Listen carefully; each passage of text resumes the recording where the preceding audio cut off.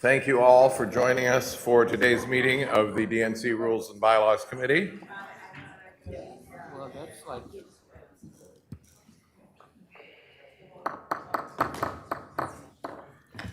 Thank you, Mignon. I'm Jim Roosevelt, and I serve as co-chair of this committee alongside my good friend and colleague, Mignon Moore. We all experienced last night's weather here in DC, and heard from our state party friends about their significant flight cancellations. States have worked very hard on their presentations, and we feel we owe it to them to do everything in our power to accommodate their flight problems. So our schedule is a bit different than anticipated, starting with our later start today. Thank you all for your forbearance on that. I think I can say we're all grateful that despite the headache this has caused, we are persevering and we will work through this. Today we will hear from 13 state parties, followed by South Carolina on Friday morning. We'll begin with Washington, Iowa, and New Jersey. We'll take a short break, then hear from Georgia before breaking for lunch. We'll then hear from Minnesota, Puerto Rico, Texas, Michigan, Connecticut. We'll hear virtually from Oklahoma, and then Delaware before taking a brief break. And we'll then end the day with Maryland and Illinois. Thank you all for your understanding with these last-minute changes. Before we begin the presentation, please join me in reciting the Pledge of Allegiance. I pledge allegiance to the flag of the United States of America and to the republic for which it stands, one nation, under God, indivisible, with liberty and justice for all.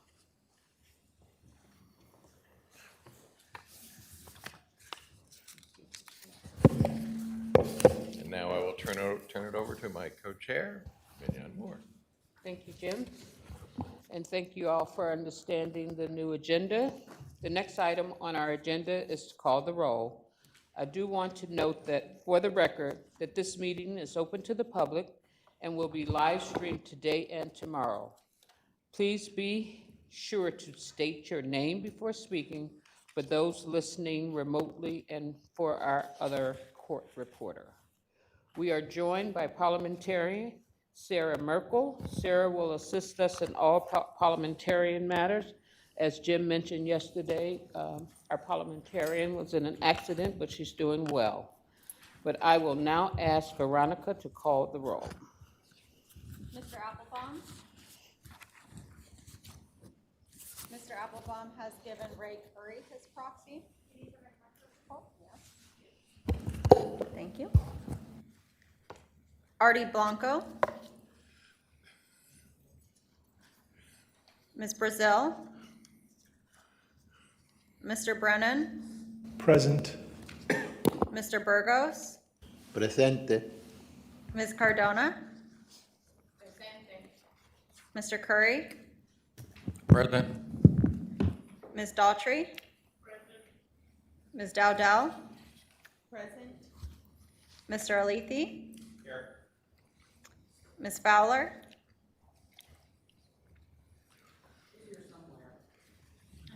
I'll do this. Thank you. Mr. Heredia? Presente. Ms. Kmark? Here. Mr. Leone? Here. Ms. Lewis? Here. Mr. Locke? Ms. McGarrick? Here. Mr. Martin? It's not even on. Ms. Martinez has given her proxy to Ms. Cardona. Mr. McDonald has given his proxy to Ms. Daughtry. Mr. McGlinchey? Here. Mr. Mitchell? Ms. Mount? Mr. Ray? Lee Saunders has given his proxy to Randy Weingarten. Mr. Spipe? Here. Ms. Swecker? Here. Mr. Thompson? Present. Ms. Weingarten? Present. Ms. Williams has given her proxy to Mr. Thompson and Ms. Fowler. Thank you. Is there anybody who is here but was not in the room when their name was called?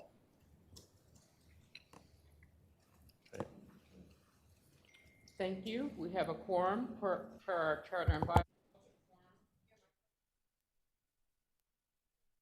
Thank you. Thank you. We have a quorum per our charter and bylaws. The quorum is 40% or 13 members present in person or by proxy. I will turn it back over to Chair Roosevelt.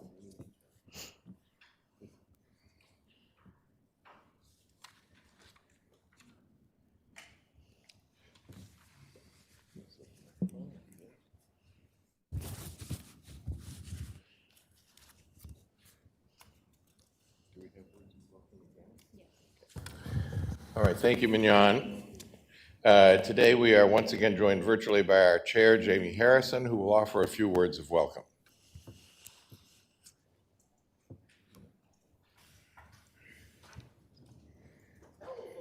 I want to welcome you to day 2 of our Rules and Bylaws Committee meetings. This week, we're going to hear presentations from each of the states and territories that have applied to be a part of our early primary schedule. Regardless of the outcome, I want to express how grateful I am that each and every one of these states and territories stepped up. As you know, you all are putting in the time and the effort to demonstrate the ways your communities can embody our shared values. On behalf of the entire Democratic Party, thank you. To our RBC members led by our co-chairs Jim Roosevelt and Mignon Moore, thank you for leading such an open, fair, transparent process. Today, you're going to hear from Iowa, Washington, South Carolina, New Jersey, Minnesota, Georgia, Puerto Rico, Texas, Michigan, Connecticut, Oklahoma, Delaware, Illinois, and Maryland. Folks, these states represent different parts of our nation, and they reflect the true diversity of our party. I know that you will give each of them a fair shot and your full attention. Together, we will make sure that our party comes out of this process stronger than ever. So with that, let's get the program underway. Thank you all for everything you do for the Democratic Party. Thank you, Chair Harrison. It is always great to hear from our chair. We will now begin the presentations. Just to recap, states will have 15 minutes to present, followed by 20 minutes of questions from members. There is a countdown clock, and it is right over there by that post. I'll be watching it to keep us on schedule, and I'm going to ask our staff director, Veronica Martinez-Roman, to watch it also, since I can't always see it, but we'll be watching it. And today, because of our heavy schedule, we will be strictly enforcing it. With that said, let's begin. We are beginning with Washington State. And I think we have a handout coming around. Thank you. And welcome, and please introduce yourself.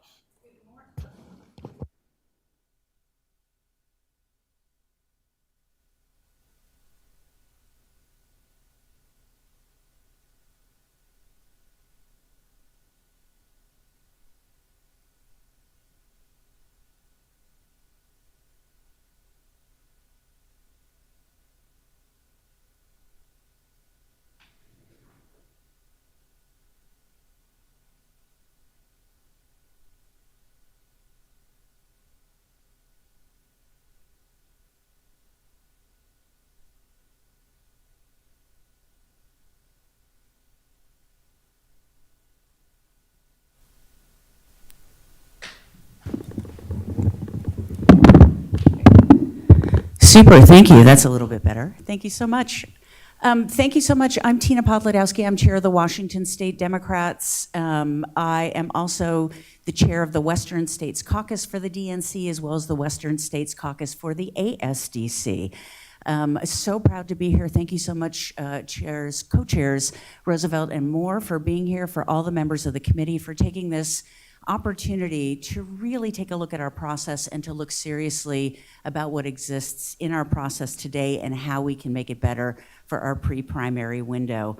I think all of us are thinking too about individuals and different groups of voters who have not had an opportunity to participate in the past, and I'm really going to speak today about why Washington State presents a unique opportunity for those communities, as well as why we don't care if we're first or fifth, and we think you should be thinking about 5 contests, not just 4. So why Washington? Let's go to the first slide if you don't mind, please. Let's talk about diversity in Washington State. Washington State has the largest AAPI community of any state that's currently under consideration. If you look around this room and if you look around our efforts as a Democratic Party, we consistently leave out our AAPI community and our AAPI voters. With over 800,000 AAPI voters in Washington State, over 21 individual ethnicities, not only do we double the number of AAPI voters that are accessible in a Western state primary, for example, than Nevada and Colorado combined, but we lead of all of the states that are under consideration and have one of the highest densities in the nation. That is incredibly important. Washington State is the only state that has ever elected an AAPI governor on the Democratic side than Gary Locke. We currently have the only AAPI Secretary of State, Steve Hobbs, of Japanese descent.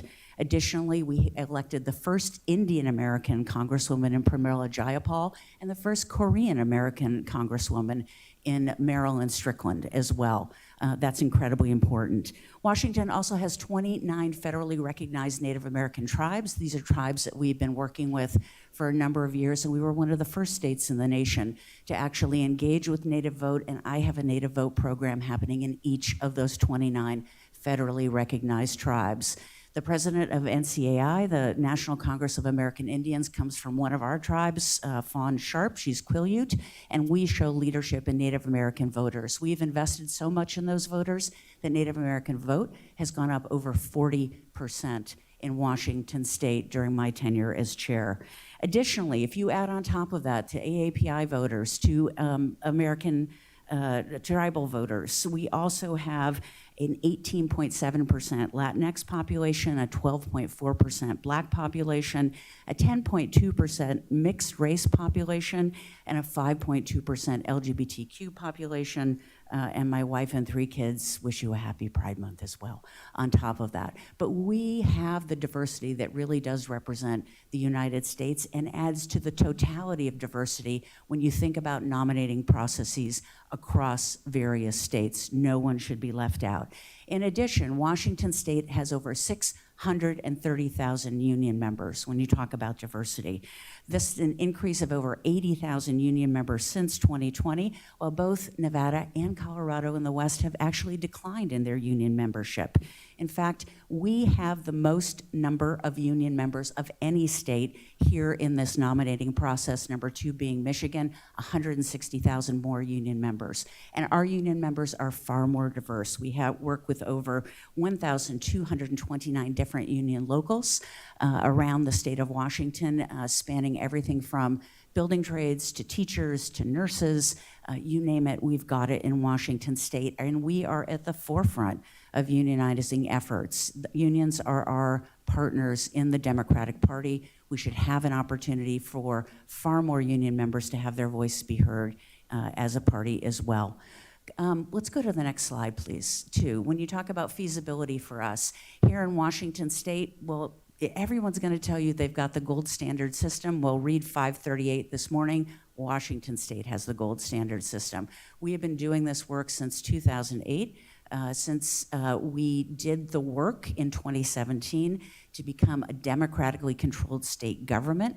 We have implemented every sort of voting innovation that you can possibly think of. And as you can see, we are rated as one of the easiest states to vote in the country. We have postage paid ballots. We have automatic voter registration, same-day registration, pre-registration for 16 and 17-year-olds, felon restoration, and unlike, for example, our neighboring state of Nevada, we have put together a successful presidential primary system. We moved from a caucus in 2020 and had a 6-fold increase in terms of the number of folks voting, and without having a first-in-the-nation state, we saw every single major presidential candidate, save one, come to Washington State during that time for our March primaries. Literally tens of thousands of folks there out and working with the different candidates in making that happen. Washington stakeholders as well, we are committed. We don't care if we're first or fifth or where we are in the process to make that happen. Let's go to the next slide as well. From a competitive standpoint, Washington State has become democratic because of the work that we have done organizing. Washington State is a state that depends upon organizing, data, and communications to do our work. Since 2017, we have gone from a 1-seat minority in our state Senate to a 7-seat majority.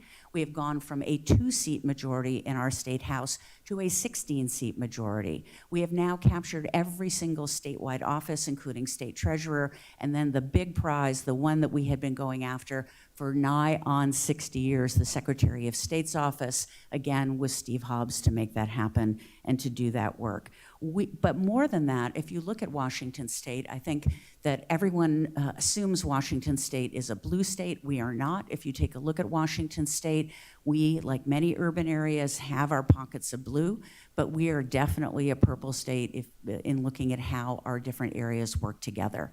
But here's something that's been different in Washington State than other states, and the move that's been very important. Since 2017, we have moved every single one of Washington State's 39 counties anywhere from 6 to 16% towards Democrats. And that's the big graph that you see there below in terms of the changes that we've made. We have done that through organizing. We have never been considered a battleground state, although I do believe there's reason to consider that. But we have done this via organizing and building a culture of organizing. For us, we get up every morning, we rise and organize, and we rise and run. And we make this happen throughout our entire state in working through this. That's one of the reasons why Washington State has a sky-high voter participation rate, over 85% in the last presidential race. And we are doing everything that we possibly can within our work to ensure that each and every one of our diverse communities also increases their rate of voting. I talked about the 40% increase in terms of Native American voting. In every single diverse category, we have seen an increase of at least 17% in terms of voter participation in those areas. Folks have talked a lot too about TV. You've talked a lot about TV in working through this stuff. I gotta say, I come from a state that's digital. I'm a former Microsoftie. You can get to folks via digital, and you can also get to folks via our diverse ethnic press and ethnic media. We work with El Sol and El Rey. We are doing a variety of things with AM Radio, Northwest Asian Weekly, all of these different places around the state, as well as our rural weeklies where you can get to a diverse set of voters. Now, everyone kind of thinks of Washington State, you think of Seattle. Maybe what you don't think about, though, is our agricultural climate and model. You cannot have a beer in this country without having Washington State hops in that beer. We are number 2 in wine, number 1 in apples, number 1 in cherries, number 2 in potatoes. Our friends in Idaho have a speed on that piece. But also, we have such a diverse economic climate and economic environment. Everything from what you see from companies like Microsoft, Amazon, Starbucks, Costco, to Boeing, the airplanes that I know many of us have had trouble with flights today, but don't blame Boeing, blame the airlines on that piece of it. We're doing that work there. But from Seattle, you can, within 45 minutes of the Space Needle, get to suburban turf. You can get to rural turf. You can get to competitive red turf. And you can reach over 3 million voters. That is why, again, we saw every single major Democratic candidate come to Washington State in 2020, even though we were not considered a battleground state, we were not considered an early primary state. Our voters matter. Our voters also run the gamut of the Democratic Party and how the Democratic Party can work together despite different ways of thinking about the efforts that we have and the ways that we get to solutions. Look, we've got the head of the Congressional Progressive Caucus in Pramila Jayapal as one of our electeds. We've got the head of the New Democrats Caucus, more centrist Democrats, in Susan Del Bene in our delegation as well. We do the work together, And while we may have very spirited family arguments behind closed doors, when we walk out of those doors, we are a family and we are together. It's one of the reasons I can be here today, because I know that I have the backing of our governor, our Secretary of State, our Speaker of the House, our Senate Majority Leader, every member of our federal delegation, and all the work that we've done for candidates throughout the state of Washington. We've taken this organizing effort and all of this effort and invested it in not just getting people elected office, but getting diverse electeds in office. If you take a look at those majorities that I mentioned, up to 7 in the state Senate, 16 in the state House, we did that by running candidates of color, women, and folks from the LGBTQ community. We've invested and worked in over 4,825 local races, from school boards all the way up to the governor's race within Washington state. That means that we have an organizing and communication network that any presidential candidate can tap into, no matter how many dollars he, she, or they have, in order to get their word out and to get to those different constituencies within that component of it. What I want to get across, I think, to this committee today, though, is just this nature of how we have left AAPI voters behind, of how we need to have representation from Native American voters in this effort, how we need to have more representation from the West. Our geography in the West is broad and it's wide. We need to be able to make certain that we are covering different turfs. I do believe that our friends in Nevada, thank you, 3 minutes, thank you. I do believe our friends in Nevada have an incredible point, particularly when it comes to Latinx voters in this country. I do believe for us, we have an incredible point for any state in this country when it comes to AAPI voters and delivering on that promise for those voters within the Democratic Party. I do believe that we deliver on that promise for our Native American voters, given the relationships and given how we built those voters within tribes and have those folks running for office. I do believe we do that for union voters. I'm a middle-class kid. My dad was a UAW shop steward. We are one of the few state parties that has been organized. We have been organized for over 4 years. We are proud members of IUPAT Local 117.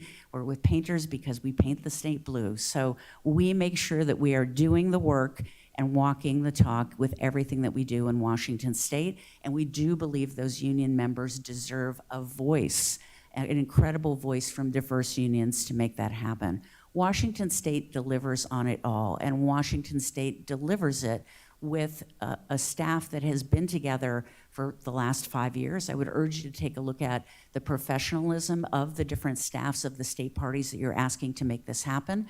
There are only 9 states in this country that have a full-time paid chair who have the professional staff to continue to do this work consistently, year after year after year after year. And we do that in Washington state. It is one of the reasons why we have seen those changes. We have seen that move in every single county to Democrats, particularly in tough rural counties where presidential candidates and Democrats of all stripes need to be able to make their case to the voters and need to be able to move those voters in different places and spaces. And on a final note, in Washington state, well, we deal with extremists every single day. We are at the epicenter in Washington and Idaho of what's happening in the white supremacy movement. We have been fighting that fight for many a year and working through that, but the one thing that we've been successful in doing is changing voters' minds about who they want to have in office, who represents that viewpoint and that set. That is something Washington state can bring to the table and help with every single presidential candidate to work through those pieces. And finally, our incredible universities and young people and the work that we do means that we are training AAPI organizers. We're training Native American organizers. We're training organizers to go out and work in different places and states in a way that no other state can deliver on this particular promise to make this happen. I'm so proud of our work in the Evergreen State, and I look forward to your questions moving forward on any of these pieces. So thank you for this opportunity. Thank you, and Chair, you are right on time, setting a good role model for the rest of the day here. Why, thank you, sir. I Between- do have to say it is slightly cruel to make the West Coaster go at 6 a.m. my time. So I'm trying to be on time, so thank you, sir. I hope you can get a nap this afternoon. All right, we're ready for Q&A. Would anyone like to pose the first question? Ms. Kmark. Yeah, thank you. That was a great presentation, and I think Washington's extremely diverse economy is really very important to us. I mean, we don't often get that in some of these early states. But let me ask about the vote by mail, which I know is a wonderful example for the rest of the country. But here's one question about it: how long does it take to count these votes? You bet. Well, if you take a look at the 2020 presidential as an example, 70% of the vote was counted that night in terms of vote by mail. So I think if you look at vote by mail, all 3 Western states are vote by mail states. And that is the innovation I think we are looking at for every single state in the nation to move to vote by mail. So we are making a move, I think, in thinking about what happens night of election and then what happens in a subsequent day or two. The difference in Washington state, though, is we've had a Republican Secretary of State who refused to put in the infrastructure in our county offices so that we can count faster and get past that 70% model. Now that we've got a Democratic Secretary of State, he has done the work and gotten the money from our legislature, even more important, to ensure that we can get those votes in the door and get them in quicker in those different areas. Does Washington allow the vote count to start before election night? Yeah, well, basically what happens is you will get a vote, yes, we start counting the votes prior to election night, and you will get, polls close at 8 o'clock, you will get an 8:45 dump of the 70% or so of votes that have already been cast, and then you'll get another update the next morning and the next afternoon on those votes. Good, thank you. Yeah, absolutely. Let's see, next question. Yes, Susan? No, Yvette? Yvette Lewis, Maryland. Good morning. Good morning, How Chair. are you? Nice to see you. Yeah. Quick question for you. When you went through all of your various diverse groups in Washington County, you listed percentages. Yes. Do you have numbers associated with those percentages? Sure, I Just do. Curiosity. Yeah, sure, I do, and I'll get those to you as well. please. Yeah. But remember, our population is about 7.2 million. Our voting population is just under 5 million. So that gives you a good sense of the density of different individuals. I guess the reason Yeah. I was asking the question is because when you talk about an increase, Yeah. I want to see from where to where, You know, bet. where we went in real numbers. You bet. Just Yeah. curiosity. You bet.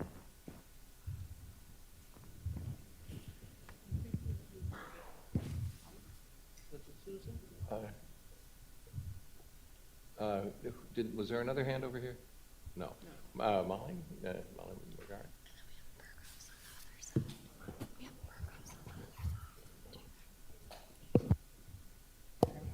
Hi, good morning. Sorry, a little tech challenges down on this end. Molly McGarrick from Delaware. A question about the voter file. Yeah. So if offered the opportunity to move into the early window, there's more flexibility for those states around higher pricing for presidential candidates. Just curious if you've contemplated what that would look like for the presidential campaigns, and then additionally, would you intend to have different or maintain the pricing structure for statewide candidates? Obviously, we're concerned more about the presidential, but I'm concerned about spillover effects for statewide candidates who could see a very large increase in voter file pricing. Right. Well, you shouldn't be concerned. We don't utilize the voter file in Washington state to raise money for our state in that way. We actually have an incredible coordinated campaign table, and each and every one of our federal and statewide elected officials sit at that table and buy into that table every cycle, whether they are up for election or not. So our goal is to make the voter file accessible to every Democrat as effectively as we possibly can to do that. So when I talk about things like the 4,825 different local races, we're essentially giving that away to different folks and making that happen. Statewide, again, it's part of their buy-in to the coordinated, so we are in a place that, again, that data and the work that we do is there for the benefit of all Democrats. It is not there to make money off Democrats. Yeah.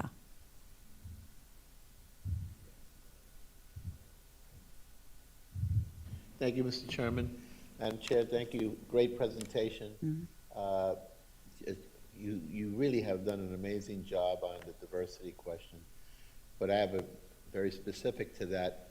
I think 2016 you were a caucus state, Yes. and then in 2020 you were a primary state. What was the turnout and the effort and the mechanism to get the Latino vote out in the state of Washington, both in the caucus process and then later in the primaries? Right. So in 2016, I wasn't chair. I became chair at the beginning of 2017. So I can't speak to that in the caucus process. What I can tell you is when we did have a caucus, we had about 250,000 people participate in our caucus. In Democrats, when we went to a primary system, we had almost 2 million people participate within that process. So, and we have now trained our voters essentially to vote in a presidential primary successfully and do that work. For us, we have specific Latinx organizers in Washington State in diverse areas. There are different pockets within the state, particularly central Washington, if you're looking at Yakima, Ellensburg, all the way up through Chelan and Douglas counties. And we have worked with community-based organizations and our own organizers to do that. I'll give you an example. When I started as state party chair in Chelan and Douglas counties, predominantly Latinx, they were voting for Democrats 32 or 33% of the time. We're not winning those counties yet because there is a strong Republican element, but we have moved to 46 and 47% of the time. So we are on the cusp of doing that. We have won every single Latinx precinct in those different counties, and we do everything we can in terms of bilingual. Washington State has one of the more diverse zip codes in the country in terms of the middle of the state, where there's actually over 120 languages spoken. But if you look at how our voting system and what's available to help people vote, we do efforts in over 40 different languages through our county auditors. For the Washington State Democrats, we do it in over 10 different languages. So everything is there in Spanish. We run Spanish language phone banks. We run Spanish language literature drops. We work Spanish language radio. I do not speak Spanish, but I do have staff members who do, and so I will go on El Rey or El Sol and talk to folks and hope that my staffer is translating appropriately. How about that? Yeah. yeah, you're welcome. Thank you. Good morning. Ray Good morning. Curry, Michigan. Yes, sir. I appreciate the information that you provided. Very great report. Yeah. And you didn't give us a percentage on the union members. You gave us the hard numbers on actually where those increases have actually taken place. Yes. My question is, with regard to the advocacy work that you're doing in the state and improvements that you made from 16 to 20, Yeah. how active was labor involved in those roles and that advocacy, knowing that the growth that's taking place across the state? You bet, incredibly active. I mean, for us, labor is our major ally. So we work hand in hand with the Washington State Labor Council, Larry Brown and April Sims there. We have main union partners in LIUNA, our teachers, sorry, it's early for me, AFSCME as well, and SEIU are the major big partners in making that happen. But again, we do work with all of the different locals in working through it. And I think part of it for us in Washington State has been that when I became chair, one of the first things we did was unionize. There was no way for me to go and say, I want you at this table, I want you participating, without us also being a labor shop to make that happen. So we get to sit at those tables at the State Labor Council, at King County Labor Council, our local labor council as well, and we do that work in making that happen. If you look at unionized states around the country, New York, absolutely number one in terms of number of members. Hawaii, percentage-wise, number two. Percentage-wise, we are over 19% in terms of labor, and we continue to climb in terms of our union and labor relationship.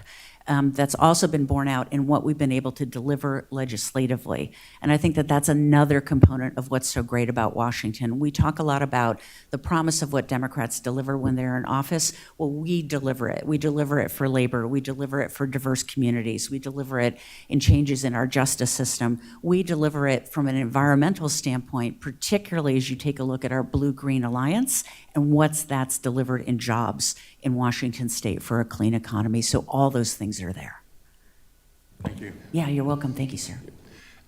Chair, who is, you mentioned a Republican Secretary of State who refused at one point to put in infrastructure on the Right. local level that was necessary. Who is the highest election official now in Washington State, and how do you work with them? Yeah, it's Steve Hobbs. He is our Secretary of State, the first Democratic Secretary of State in 60 years. We work hand in hand with Secretary Hobbs on those different efforts all the way through. So keep in mind, too, I don't know if you know Mr. Roosevelt, but I was the Democratic candidate for Secretary of State in Washington State in 2016. I lost by 2 points. All these election components are incredibly important to me, and believe me, I know every single county auditor down to their idiosyncrasy in Washington State and what we can count on to make that happen. So, Great. yeah. I see some other state chairs nodding when you, Yeah. when you say that. Yeah. Any other questions? Yes, Artie. Thank you, and good to see you, Tina. And Yes. I concur, being from the West Coast, waking up this early is a challenge. Thank you so much. But one of the things I wanted to ask was about your competitiveness. Now, remind us, the last 3 presidential elections, what has been the difference between Democrat and Republican presidential elections, as this is part of that process? You bet. Thank you. It spanned anywhere from 8 to 20%, depending upon the cycle and working through this. I think that if that's the only way you're going to judge competitiveness, then we might find us lacking in that. But I think for us, what you should take a look at is how do we represent the West as a whole, as a nation, and all of our electoral votes that we bring to the table. Look, we've got 2 states currently, New Hampshire and South Carolina, that touch the Atlantic Ocean. We don't have a single state that touches the Pacific Ocean. We don't have a single state that really represents a good portion of the big blue wall, and also the diverse communities that are a part of that big blue wall. So I think for us, and speaking, putting on my hat as a West Coast caucus chair, I think there needs to be more than one state from the West as part of the primary process. And I do believe Washington State brings the complete package in terms of diversity with different communities, but specifically leading with the AAPI community that, again, is sorely lacking in terms of our investment as a party. Any other questions for the chair? So let me just to clarify again. Washington State's process would be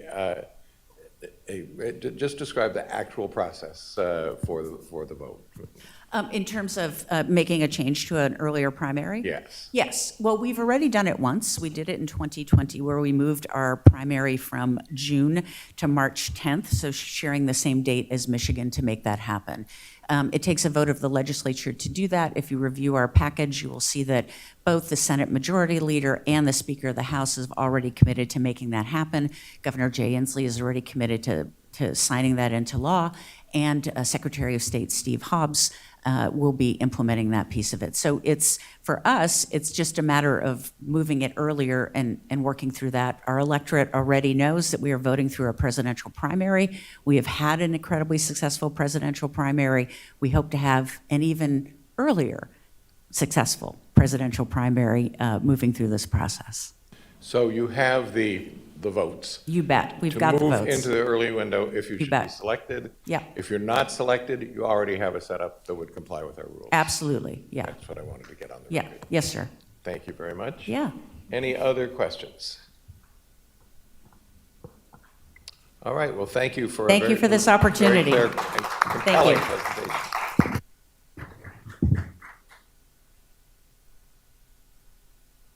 Back to you. So we will now move to Iowa. Are they ready? Yes. Okay, they're coming in.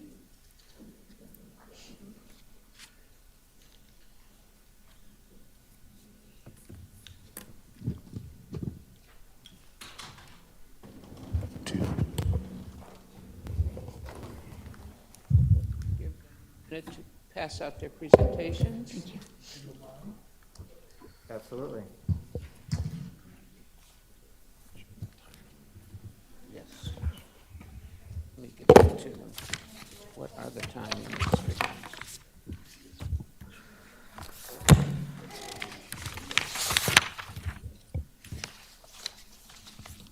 So as they prepare, we will go back over the rules.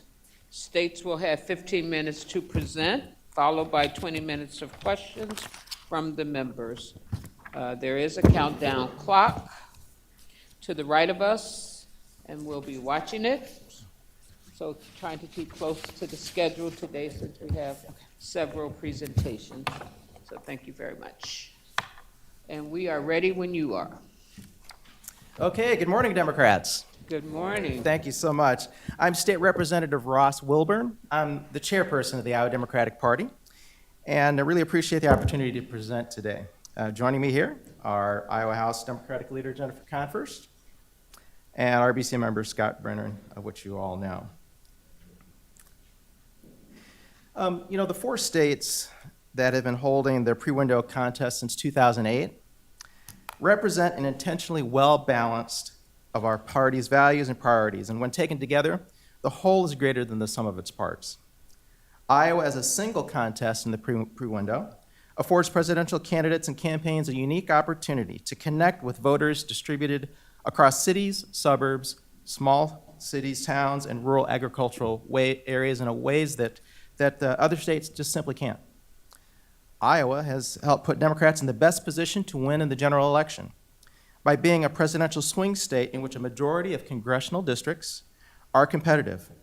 A robust Democratic nomination process in the state introduces voters to candidates and surrogates early, and the organizations they help build Iowa keep us competitive in the general election. More importantly, Iowa provides an inexpensive and accessible playing field on which lesser-known candidates have the opportunity to distinguish themselves. President Jimmy Carter in 1976 and President Barack Obama in 2008 are the most notable examples of this. In 2016, Hillary Clinton made history by becoming the first woman to win the Iowa caucus. And in 2020, Pete Buttigieg became the first openly LGBTQ+ candidate to win a presidential nominating contest. Now, we recognize that the caucuses, have they been conducted since the 1970s, are no longer aligned with a vibrant and just 21st century democracy. In order to continue growing our party, we need to make changes. And although caucuses are mandated by state law, our state law, the statute is not explicitly prescriptive about how they're conducted or administered.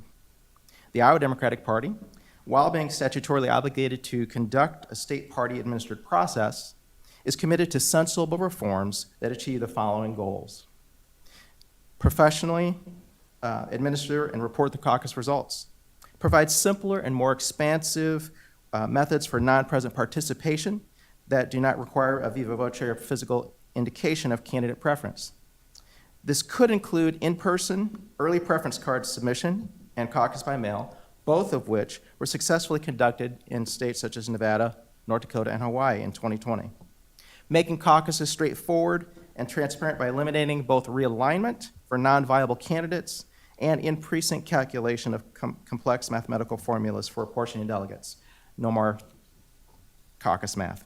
Now, before we continue, I'd like to introduce you to some of the Iowans who make up today's Iowa Democratic Party leadership and candidates with a video.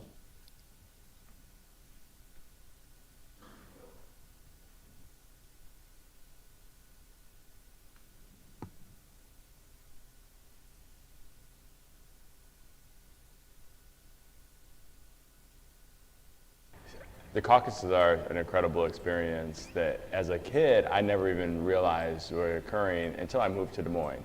And then the first time that you see a presidential candidate walking around the city of Des Moines years before the election, it's an amazing experience. And it's something that actually changed my life. It had me really start to focus on public service and the political system and how it actually worked. It was the first time I'd ever gone. I was very young, and I just remember the interpreter coming, and I remember everyone walking towards the main stage and kind of starting to get interested in politics at that point, and really just kind of dove in a bit from there. But it wasn't until the Iowa caucuses that I truly got to understand my democracy and how it worked through the lens of other people. These caucuses that were formed all over the state by the Democratic Party, it showed a level of commitment, a willingness to get our hands dirty, jump in, get the job done. And I feel like, we are better abled, for some reason, to use the power that we are given and to empower ourselves. I've tried to talk to groups of people, small groups, and even helped people become American citizens that were Spanish speaking. And every day there's some becoming citizens of this country. The new people that are coming, we have to be able to embrace them. It's about the future. And so that's what I always stress to them is that, you know, the future is in our hands. And so we need to get the right people who support the unions, who support the minorities, who support the working people of Iowa. Democrats have a lot of policies that can help make your life better. And a big part of how we build our party and how we get that message to folks who otherwise won't hear it because of the media atmosphere here is the Iowa caucus. I think one of my favorite images is when you see a big city mayor, think Los Angeles, New York City, standing behind a grill, grilling pork chops at the state fair, and knowing that that means that they're having in-depth conversations with pork producers and our farmers. The retired teacher who spends a couple days a week knocking doors and talking to her neighbors, she has a lot of power, and she can change the course of history. We are on a consistent basis being able to meet with, talk with, and have experiences with our elected officials. We had every single presidential candidate come to our office and talk to people in probably the most lowest income, diverse neighborhood in the state of Iowa, and really just come and talk about their platform and what they were going to do with people, and actually had to stay and answer questions to people in our community. You know, you need to organize, you need to know how to put together an organization that can get on the ground and get activists excited and get them to talk to their neighbors. And if you go to rural Iowa and talk to somebody down the road from me, they're going to talk to you about childcare, housing, education, mental health care, all of those things that we need. And so I think the misconception is that rural Iowa, that we aren't diverse or that we don't have a differences of opinion or anything to contribute. And I would counter that by inviting anybody to come out to my neighborhood. And we can get to know our candidates on a whole different level than a lot of other people around the United States can. It's a special thing for presidential candidates to have to come here and figure out how to make the pitch to Iowans. First time ever having a black chair over the Iowa Democratic Party, something to be proud of.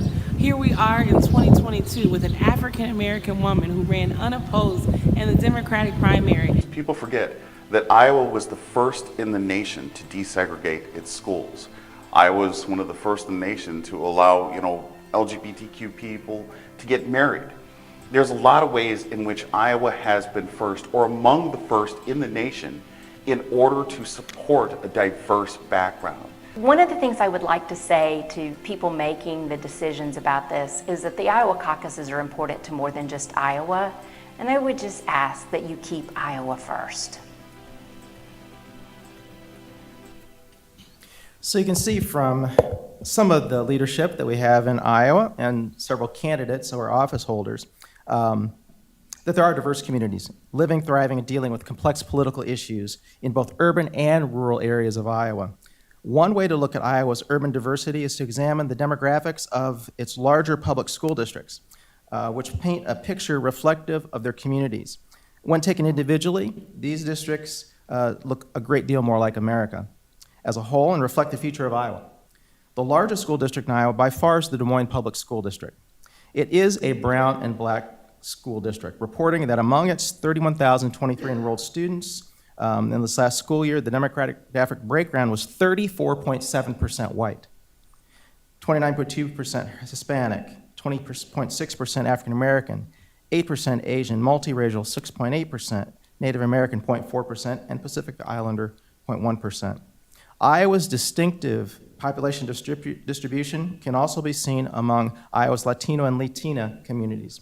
While numerically concentrated in some of Iowa's larger counties, they also represent significantly larger proportions of populations in smaller rural counties. You can see this in the guide that you've received too, giving candidates a unique opportunity among the pre-window states to engage with rural Latinx communities.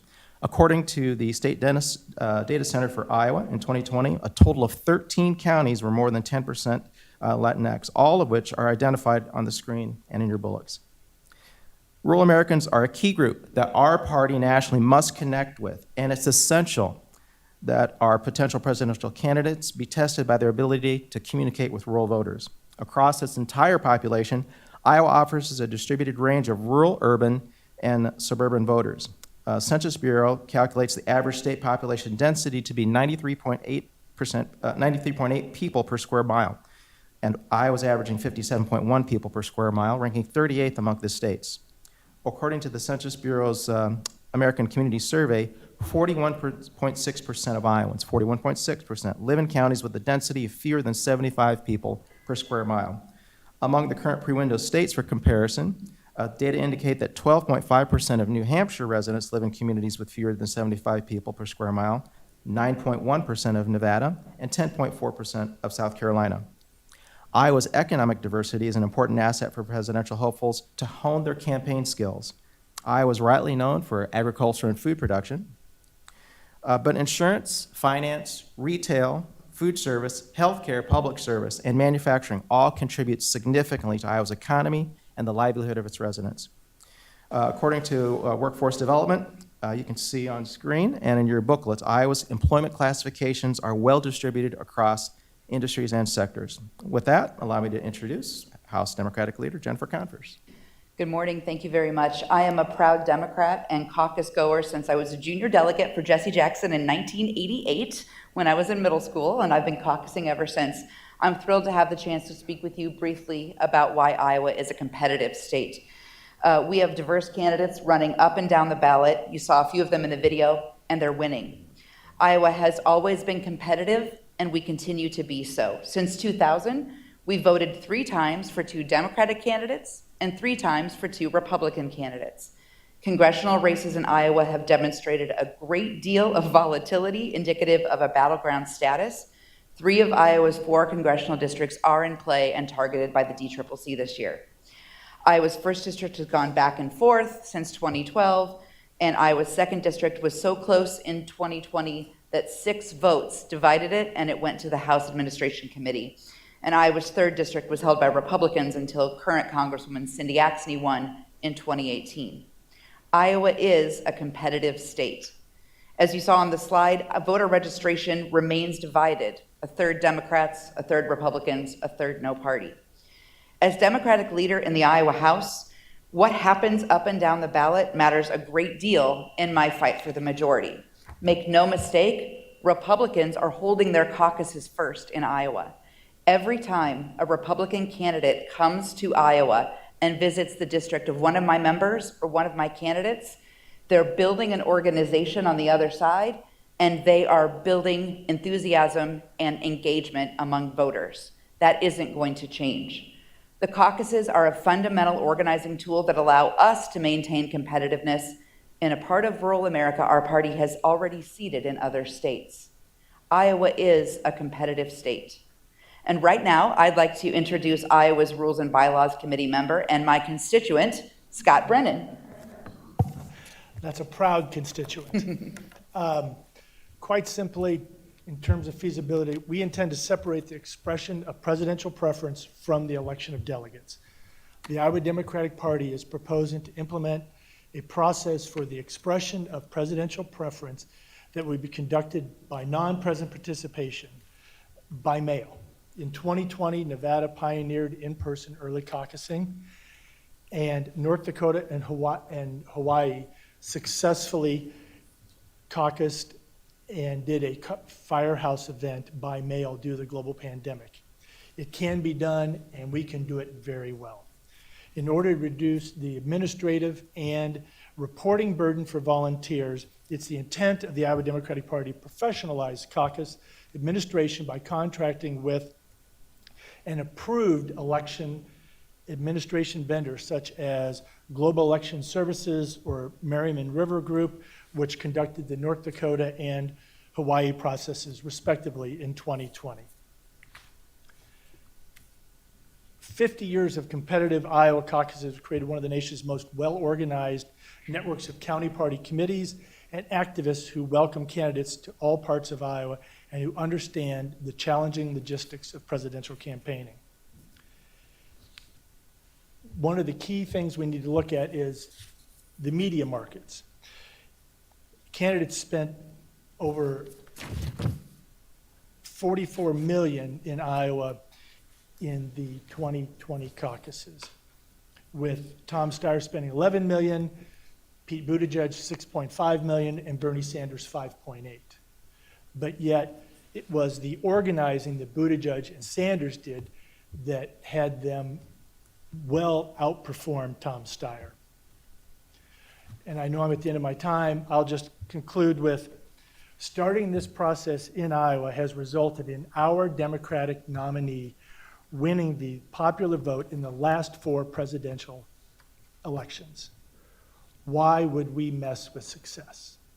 And with that, I believe our time is up and we take questions. Thank you. Thank you, Scott.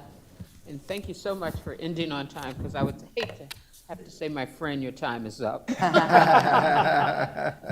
Thank you so much. Yes, Frank, go ahead. Frank Leone from DC. Thank you so much for your presentation.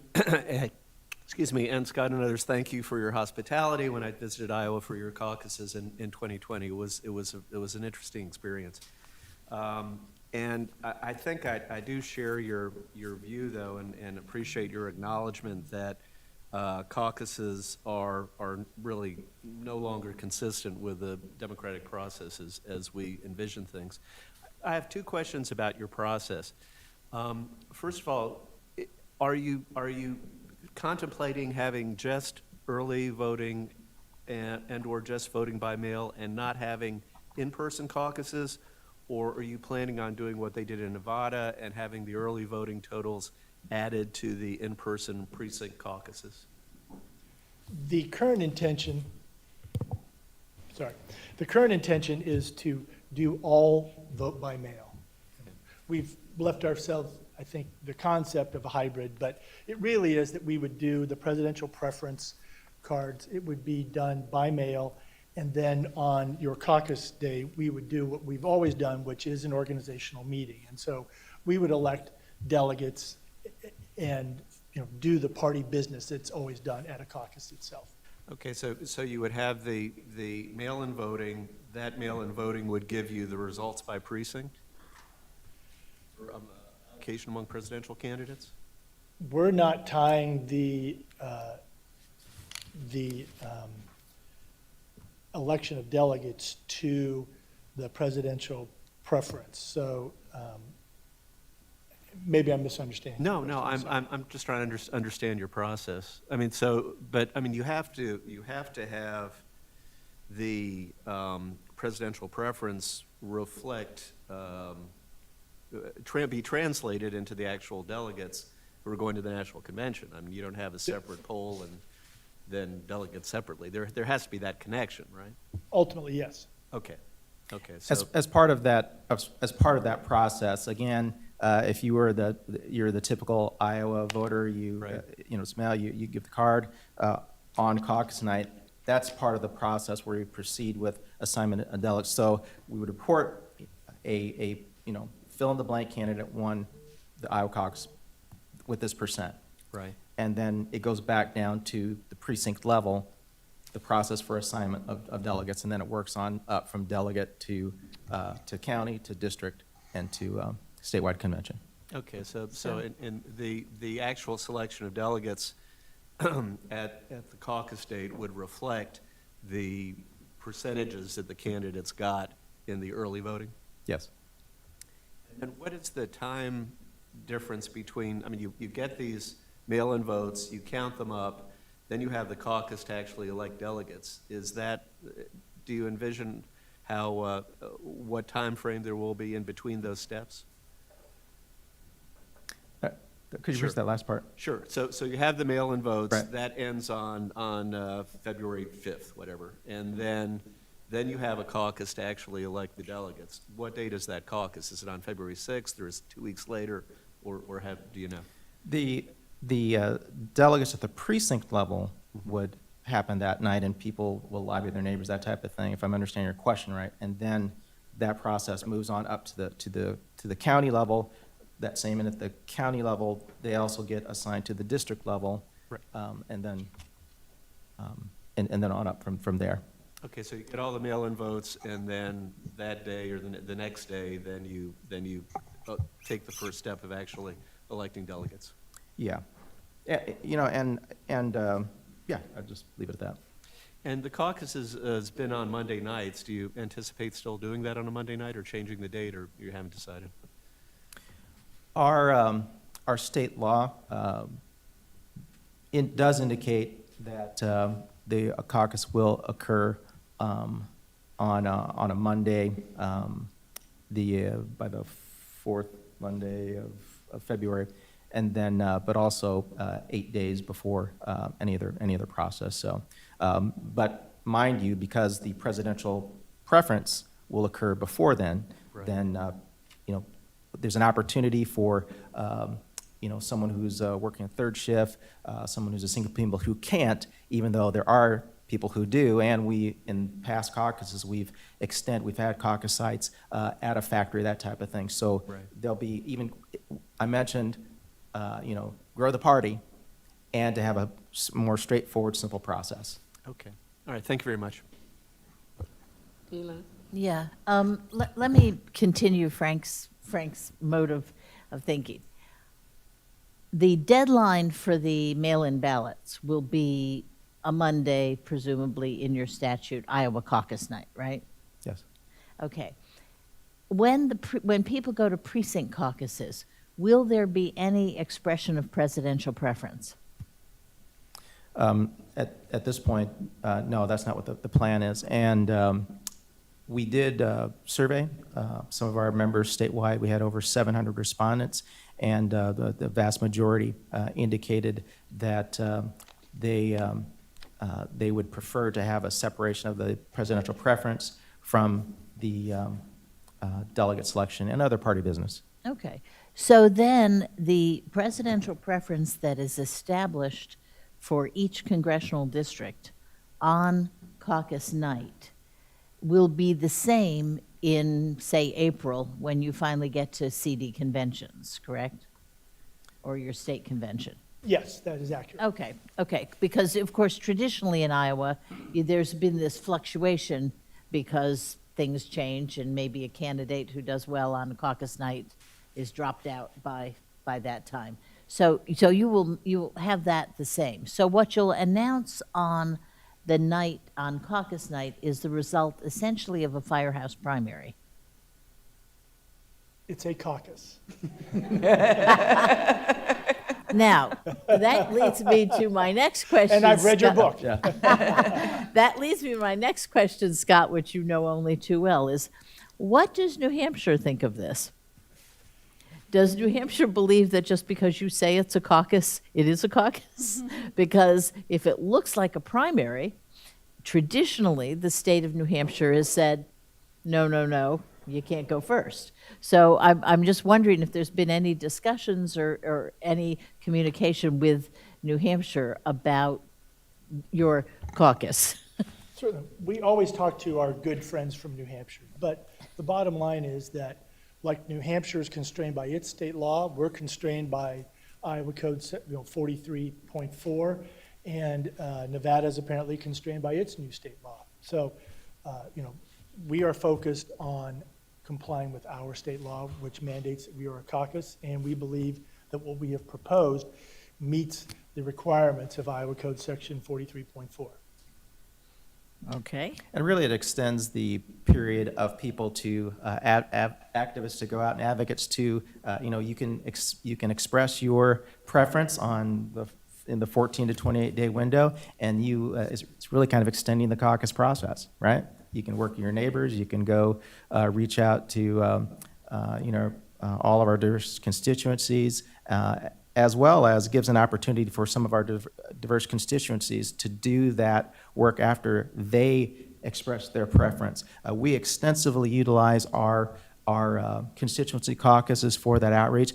And in Iowa, there are other groups, nonpartisan groups, the Iowa Unity Coalition, which used to be the Latino and AAPI Coalition.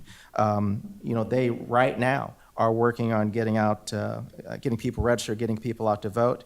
They have over 405 members in 51 counties, not including members in 10 other states. And so there are groups like that across Iowa for this purpose of getting people registered and voting rights. Yes. Wait, your 14 to 28 day window, are you talking, is that after Iowa caucus No, night? that's the before. Okay. That's before. So the voting stops. The voting does stop. Yes. It's not something that continues on. Okay. Thank goodness. So we're gonna, for the chair, then Kenny, and I can't, it's Yvette, and then Mo, and then Molly. So remember the order, because time is running short, and then Randy. I think we might be out of time. So let me just be even more direct about what Elaine was just asking.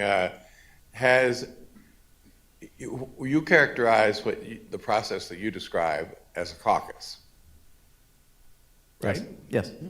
Has New Hampshire agreed to that characterization? We've not had negotiations with New Hampshire, but if you want to establish the order here today, we can go right back in the room. They're back there. No, in all seriousness, yeah. Let us know. Okay. Yeah. My second question is, who is the highest election official in the state? We at state level or we have Congresswoman Cindy Axne, our Attorney General Tom Miller, our no, not the highest Secretary of Democratic State. elected official. Secretary the of highest State. Secretary of State, supervisor of elections. Got it. Secretary Yep. of State. Got it. His name is Paul Pate. He is a Republican. And he's the Secretary of State? That is correct. Okay. And is he a 2020 election result denier? He is not. He has vehemently defended the security of Iowa's elections. He himself sent out, the voter absentee ballot request forms. Thank you very much. I've also had some conversations with his office about, assisting with us in this process. They, in particular, are interested in offering support around cybersecurity, which is something that is very near and dear to his heart. He's also a former mayor, as well as I, and there's a kind of a once a mayor, always a mayor, and a trust between mayors. Thank you. And my final question is, and I'm asking this of all of the 2020 early states, if you were not selected in the group of early states for 2024, what would happen then in Iowa? We have laid out a proposal that meets the spirit and the intent of Iowa law. And with our expanded non-present participation process, we believe it complies with the strictures that this committee has looked at, and we intend to remain first. Okay, thank you. I think you're up. Hey folks, thanks so much for your presentation. Quick question on process and I guess a new process. Would this be tested in some way or sort of practiced? I mean, people in Iowa typically know, go to caucus, that's the deal, but something new, how would we sort of prepare for that before game day? Iowa currently has a very robust absentee process. Iowans are accustomed to voting, voting by absentee. Having said that, there have been some attempts by the Republican Party to narrow that, but despite that, as well as working with all of our county chairs and our various constituencies, we were in this last election able to get people through that. So the part about the non-present participation, Iowans have had a history of that, but. We do lots and lots of trainings, and obviously this would be a different process. In a general election, Iowans are very used to voting absentee and do so by large numbers. This is not a ballot per se, but we will train folks to do it. I know that the Republican Party of Iowa is looking at interest at what we are considering doing as well.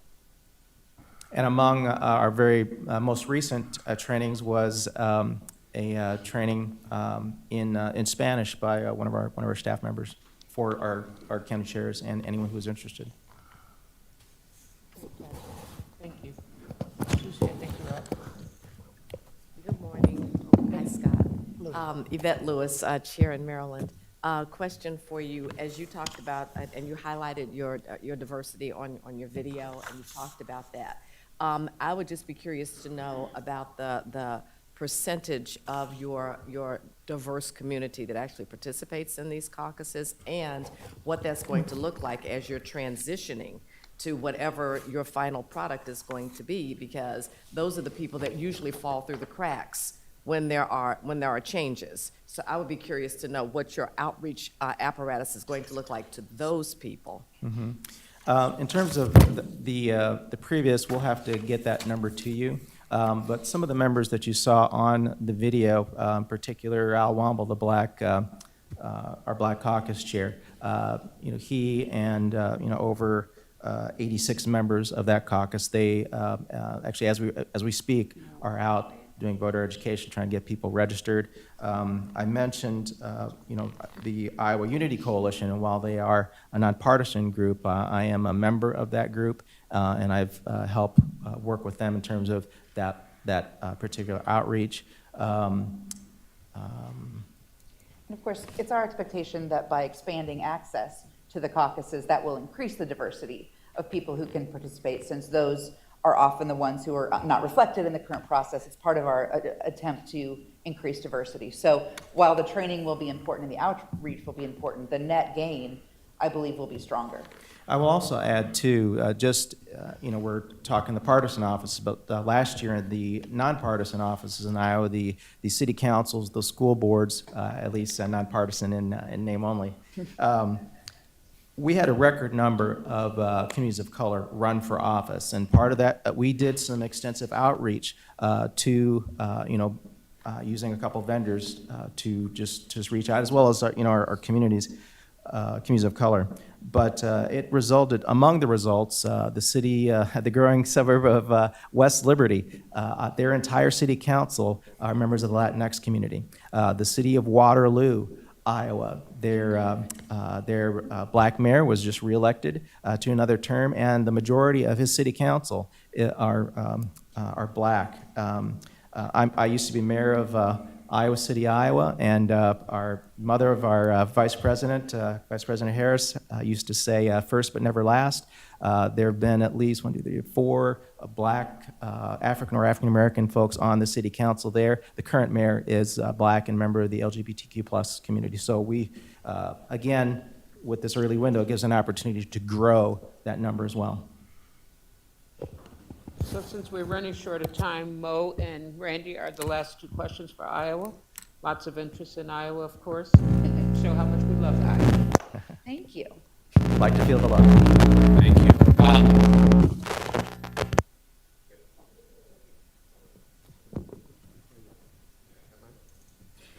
Okay, better?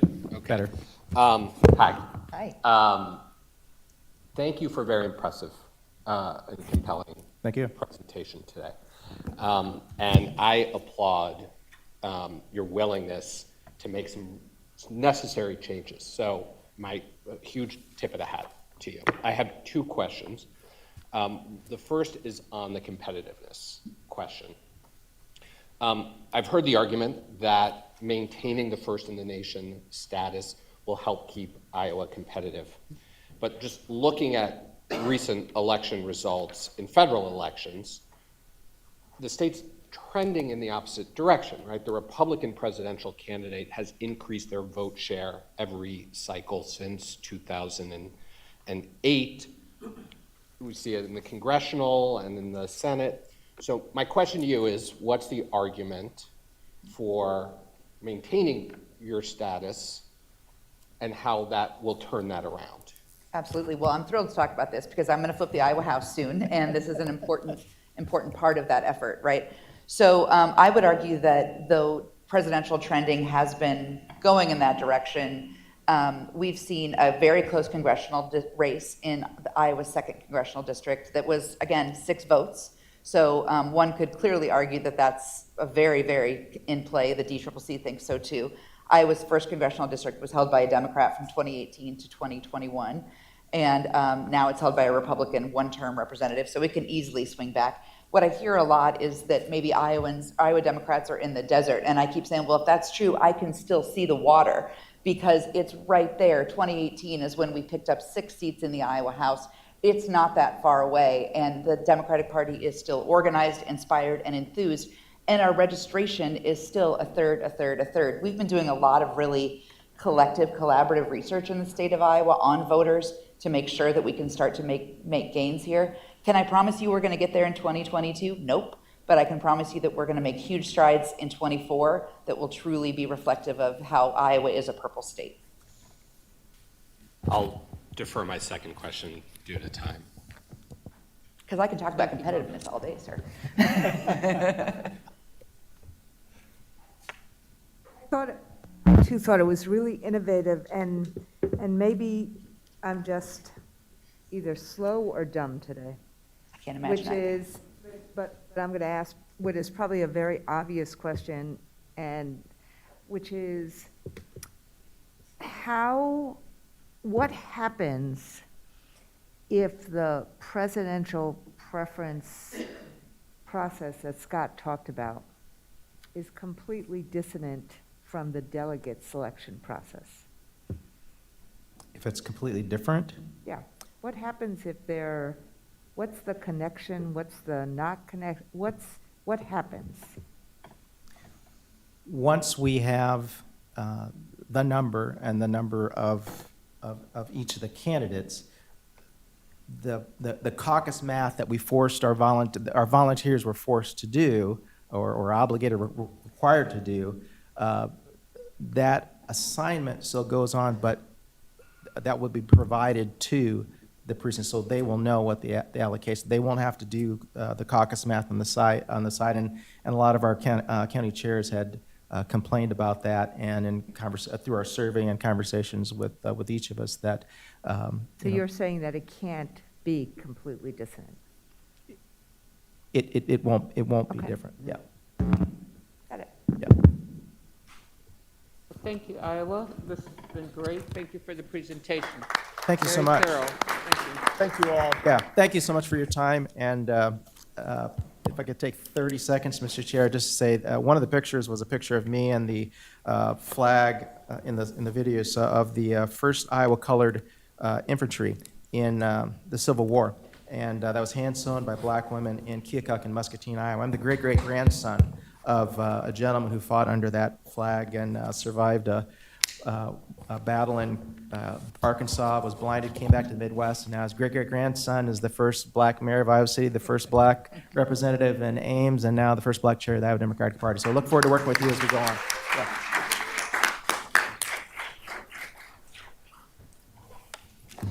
Thank you very much.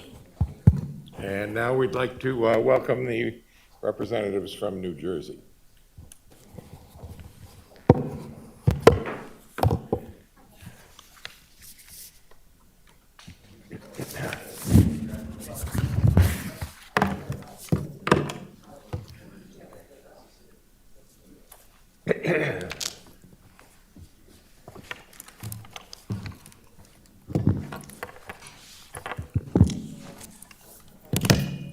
Welcome.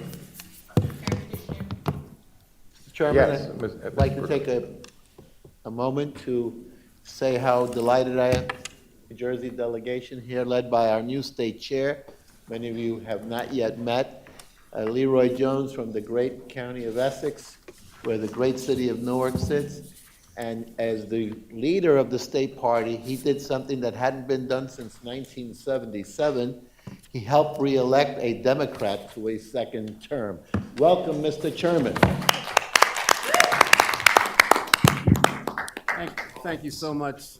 Thank you so much, Tonio. And, as, Tonio mentioned, I'm Leroy Jones. I'm the Democratic State Chairman. I also have the, dubious, responsibility as chairman of, the Essex County Democratic Committee, which is one of the largest voting Democratic counties in the state. And, I'm also a municipal chair. But I want to thank, all of the members of the Rules and Bylaws Committee for inviting us here today. Antonio, thank you so much for that wonderful introduction. And let me jump in for one moment, just on the ground rules, that you will have 15 minutes to present, followed by 20 minutes of questions from members. There is a countdown clock over there, just near Tonio over there. We will give you a warning when you're getting near the end of the time. Thank you so much, Mr. Chairman. And, as I continue, let me take this opportunity to introduce, the governor of this great state of New Jersey. Many of you know, our governor, Phil Murphy. As Tonio mentioned, this past January, Governor Murphy took the oath of office for a second term as New Jersey's 56th governor. He is the first governor, as Tonio mentioned, to be reelected to his second term in 44 years, nearly 5 decades. So to begin our presentation, we're going to start with a short video to just give you a Hey everybody, flavor of what New Jersey Governor Phil Murphy here. My deepest thanks to the DNC Rules and Bylaws Committee co-chairs Mignon Moore and Jim Roosevelt, and the entire RBC for the opportunity to share with you our incredibly unique state, New Jersey. Since the beginning of our tenure, Lieutenant Governor Sheila Oliver and I have worked hard to make our state stronger and fairer for all New Jerseyans. And the results have helped our state become the very embodiment of this great country, and in particular, of the Democratic Party. That's why we are a perfect state to hold an early presidential primary in 2024 and beyond. Our diverse people, geography, and ideologies make the Garden State a true bellwether for our nation. We are home to the most diverse city in the entire country, that's Jersey City. We boast the 3rd largest Puerto Rican population in the continental United States, the largest Cuban population outside of Florida and the island itself, and the county with the largest population of Indian Americans in the entire country. By the end of this decade, we will become one of a handful of majority-minority states in our nation. We are home to farmers in Tabernacle and PhDs in Princeton, and we proudly boast strong public and private sector unions, from laborers in the Manhattan suburb of Hackensack to Atlantic City casino workers outside of Philadelphia. We have progressive Democrats offering greetings from Asbury Park, and Reagan Democrats in Middlesex and Morris counties. New Jersey truly has it all, and is the 4th smallest state by land size. Driving the New Jersey Turnpike and Garden State Parkway can get you to all parts of our great state in just a matter of hours. But it's not just our population and geography that are diverse. Our electorate is diverse and competitive. New Jersey voters face the same issues as those who live in states that we must win to succeed in the realities of electoral college math. Presidential candidates who want to win the nation must appeal to our discerning and diverse voters here in New Jersey, just like they will have to on the national stage. And in New Jersey, candidates have the added advantage of reaching voters in the entirety of the tri-state area, including a big chunk of battleground state Pennsylvania, through our expansive media markets. Running early in our state will battle test candidates and help make them more appealing to voters nationwide. Simply put, we are a state that will help crystallize the important national conversation, will help make our candidates better, and start them on the road to hold the White House in 2024. If you can run in New Jersey, you can run anywhere.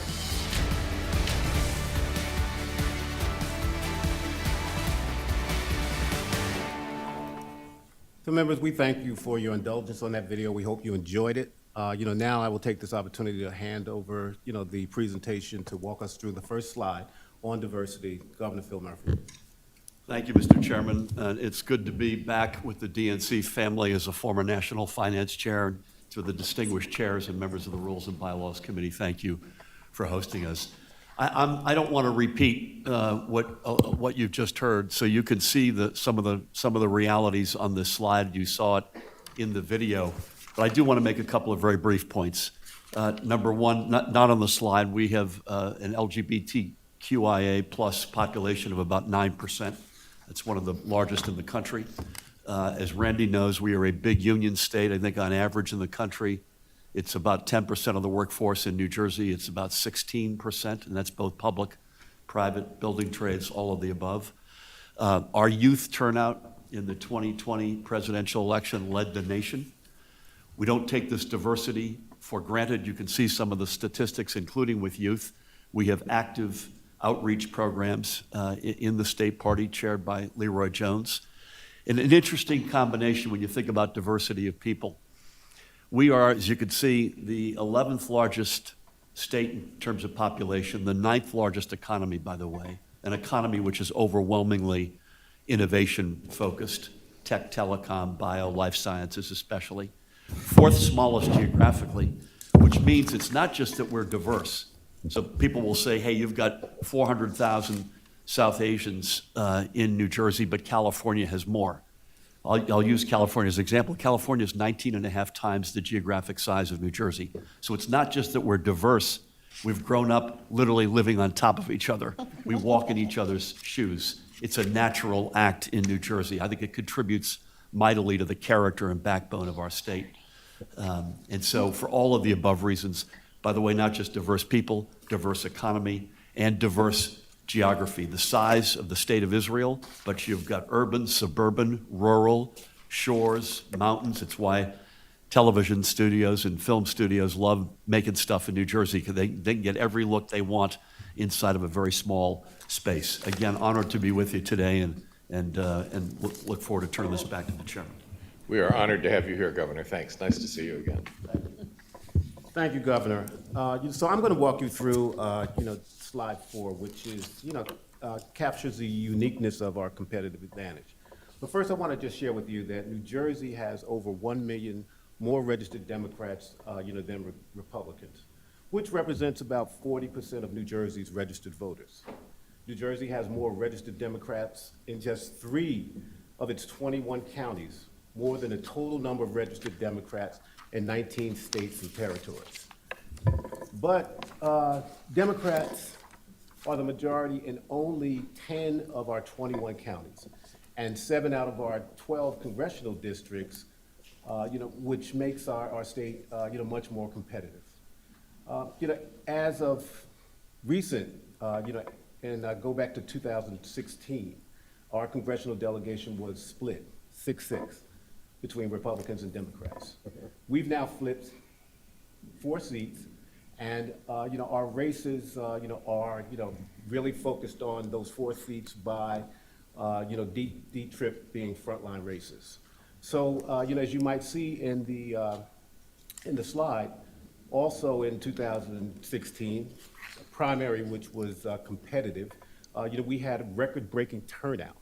Which I believe speaks to our ability to mobilize votes during the primary. Now, we've been an early primary state before.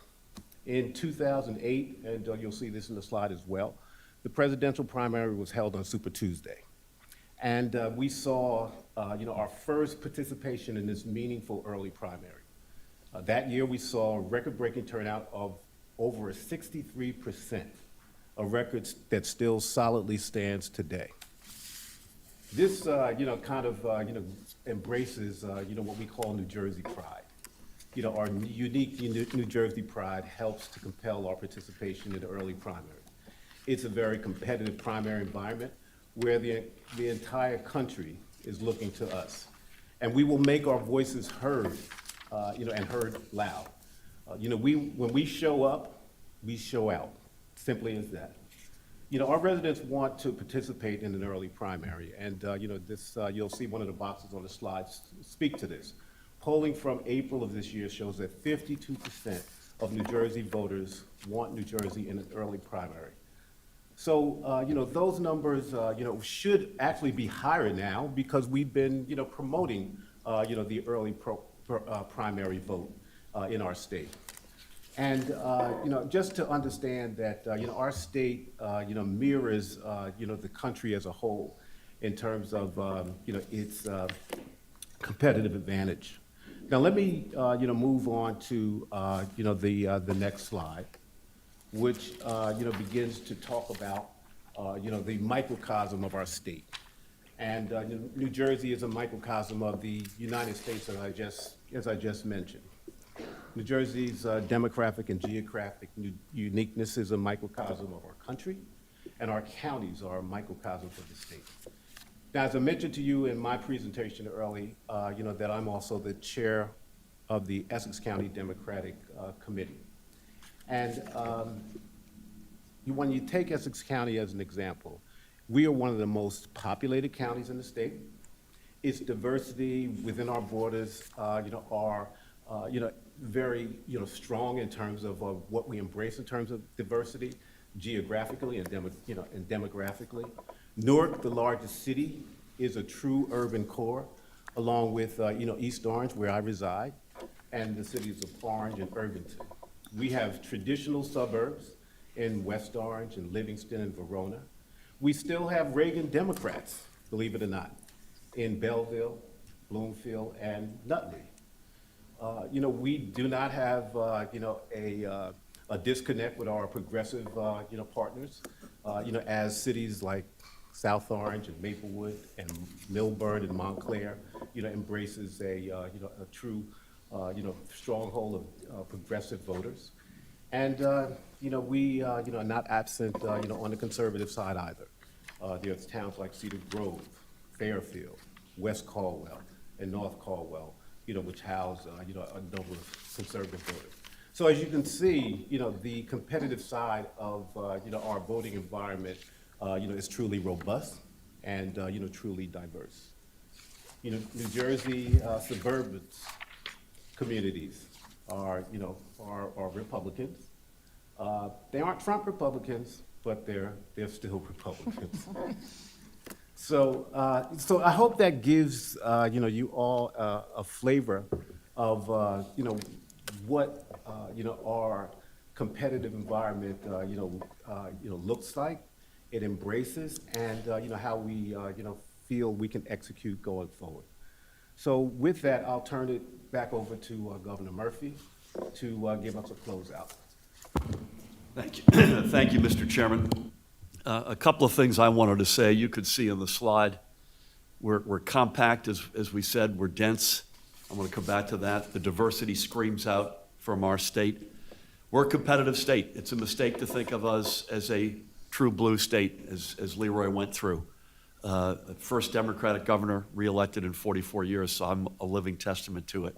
And we've got pride, we've got attitude, we want this, and if we get it, we won't let you down. We will deliver the goods. Importantly, the Lieutenant Governor, Sheila Oliver, and I are the only two statewide elected officials in our administration. We appoint the Attorney General and the Secretary of State. We were just reelected, so it'll be a Democratic Attorney General and a Democratic Secretary of State in 2024. I normally would not say that, but in these current insane days, it must be said. You just answered the question I've been asking all week. Mr. Chairman, trying to preempt that. I want to come back and give you a really tangible example as we close out on the compactness. This is a real life story lived by yours truly.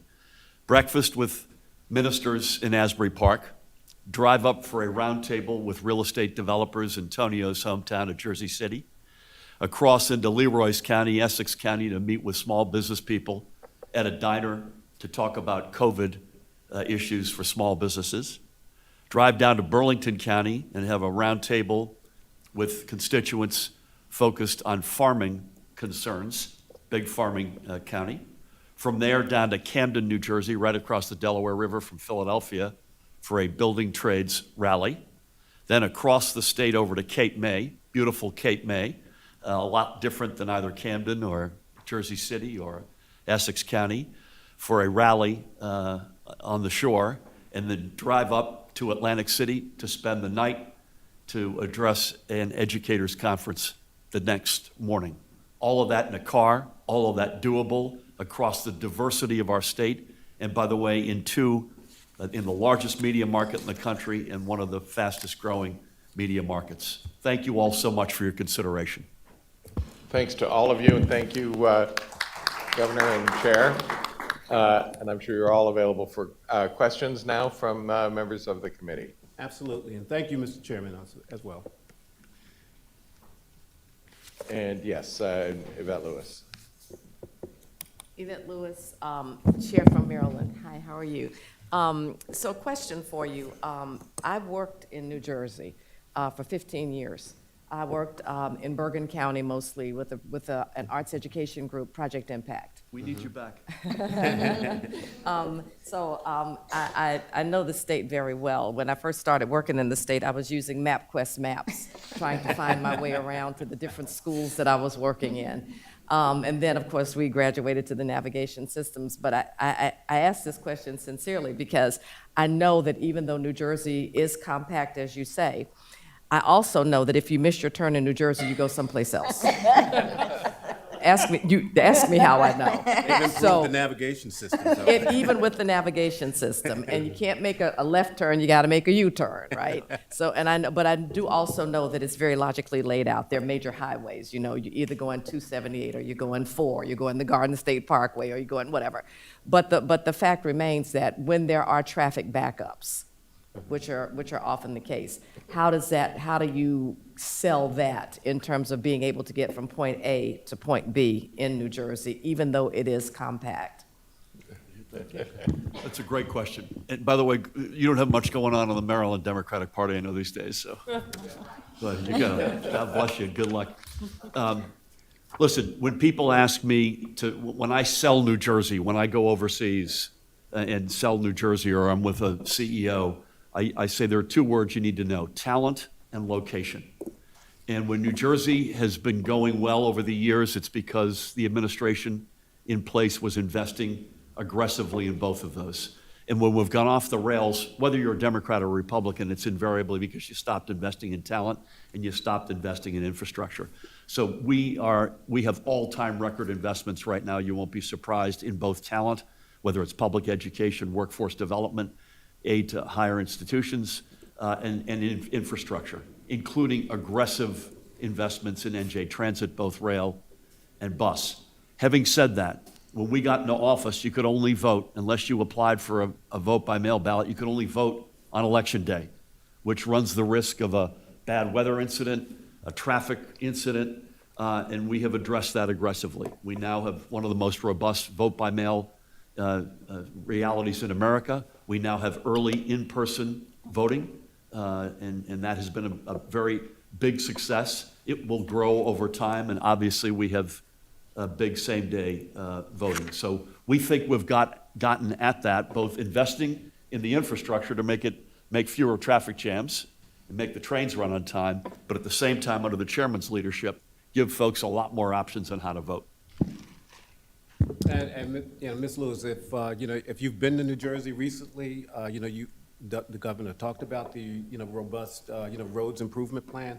You can see that it is underway. It is, as he described, very robust. And by the time of the presidential primary, I think you will see a very cleansed and smooth New Jersey roads program. Well, I do know that Exit 8 off of the New Jersey Turnpike stayed under construction forever, and the last time I was over there, it's so much better. We want to keep our brothers and sisters in labor employed. Next question. Yes, Molly.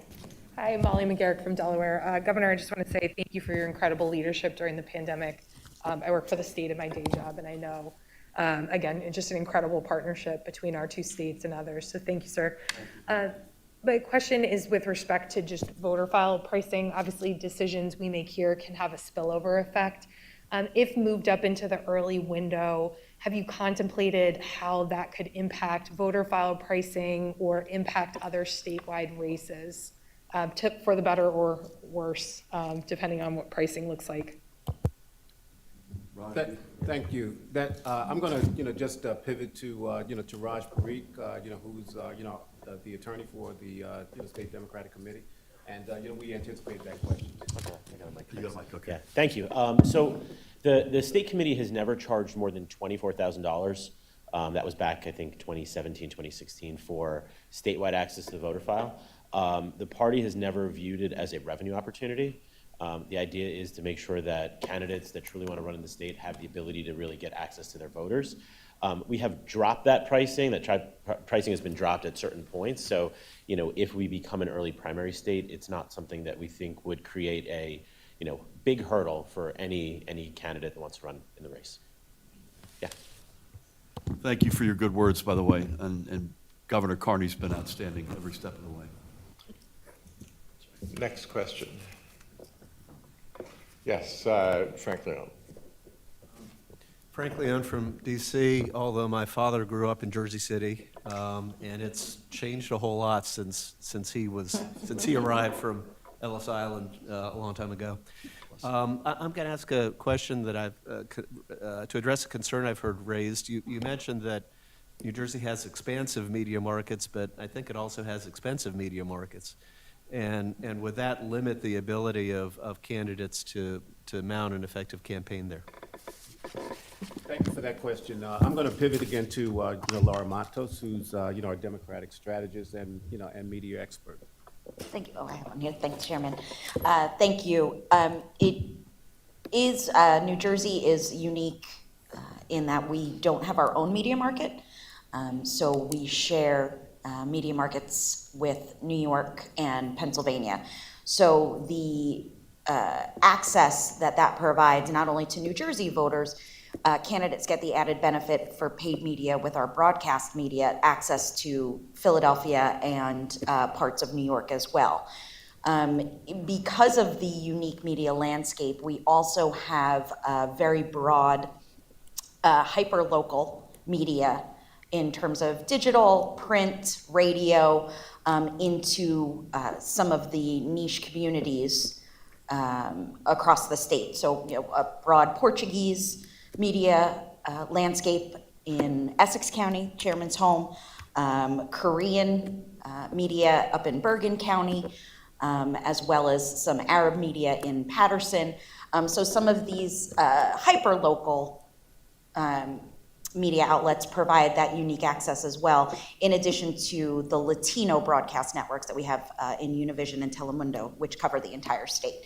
So it is, it's not cheap, but it does provide unique access to other areas for candidates that they wouldn't otherwise have for that cost as well. Maybe can I add one thing, Chairman? Yeah.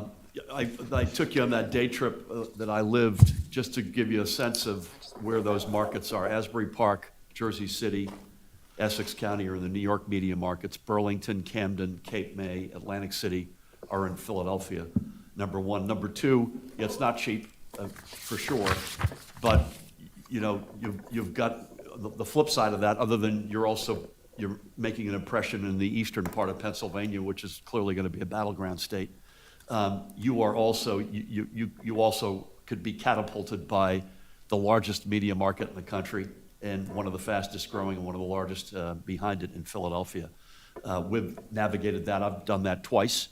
You obviously have also a very significant and increasing investment in not only the hyper-local stuff that Laura mentioned, but also digital communication, which has become sort of secondhand thanks to the chairman's leadership. Yeah, and also to mention streaming services which are more targeted to specific voters, and we see a movement in that area. That doesn't mean that we abandon the more traditional media outlets, but campaigns and presidential campaigns are going to become more direct to those specific voters, and they know who exactly they're talking to through digital, through streaming. Chairman, and if I could just add one more point to that, in terms of the donor base that you also through the media markets get access to. It's not, it's again, the expansion into Pennsylvania and New York, but New Jersey in 2020, presidential candidates raised $42.5 million from New Jerseyans. Over 30 million of that was to Democratic candidates. So the exposure in these media markets could also drive those numbers up for fundraising as well. Yes, Tonio. Mr. Chairman, may I also add that the leadership of Governor Murphy as an officer of the DNC, as an officer of the DGA, has done extensive work to ensure that the DNC and all other Democratic organizations are well-funded, and it comes out of New Jersey on a year-to-year basis. So thank you, Governor, for your efforts on that. Antonio, thank you. The fundraising side of this is near and dear, as you know, to my wife and me and the chairman. I think many of you know this because we go way back. We are big party believers. We're not, you can't unilaterally disarm on independent expenditures or 501c4s or 527s, but we are a party-first state. Everything else comes, in terms of where the resources go, where the talent resides, everything else comes later. Other questions from members of the committee? I will just say that I live in Middlesex County, Massachusetts, and at least once a night I see an ad on television for the wonders and the amenities of Middlesex County, and I get to the end of the ad and it turns out it's talking about New Jersey. So I'm confused, but anyway. Usually the closing bell at the stock exchange was sponsored by Middlesex County as well. There you go. A lot of us have ignored that lately. There are great similarities between the two. All right, anybody else with a question that you'd like to have answered? Well, I think we've heard great answers. Would you like to say something, Mr. Chair? Mr. Chairman and members of the committee, we, certainly, appreciate this opportunity to come before you. I think it's been, very informative for us. I'm sure, I hope it has been informative for you. Let me take this opportunity to bring greetings from my predecessor, who many of you know, John Curry, who was a very integral part of the DNC as his role with the New Jersey State Democratic Committee, and on behalf of the governor, our team, my executive director Sally Avalenda, we thank you for this opportunity and hope that we will hear from you soon. Thank you so much. Thank you. Thank you. Amen. Thank you, Mr. Chairman, and to the co-chairs and the entire Rules and Bylaws Committee. It's been an honor to be with you this morning. I'll just leave you with a simple thought. We will not let you down. If you choose us to go early, you will look back on that decision and say, you know what, we made the right decision. These folks are in it for the right reasons. They view the party the right way. They've got a reliable electoral system. There'll be no noise around secretaries of state or attorneys general. It'll be as diverse a rainbow of participation with really robust outreach programs. And again, I'm being presumptuous, but I say with respect, I believe you'll look back and say, you know what? That's the best call this committee ever made. Thank you all so much. Thank you all for a great presentation. Well, we're now going to take a break while you can all sort of get your thoughts together. We're going to try to be back here by 11:15. Perfect, yeah. 11:15, and we will get right underway and move forward with more presentations. Thanks, everyone.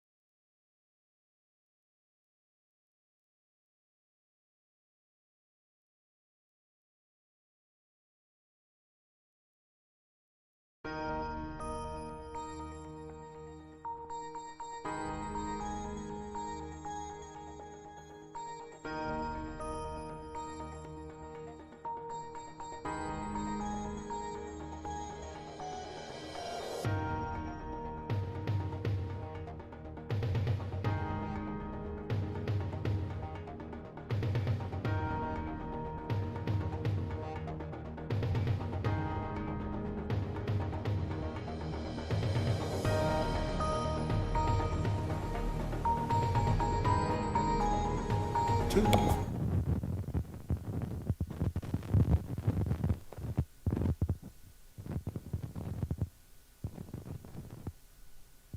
Mic check, 1, 2, 2.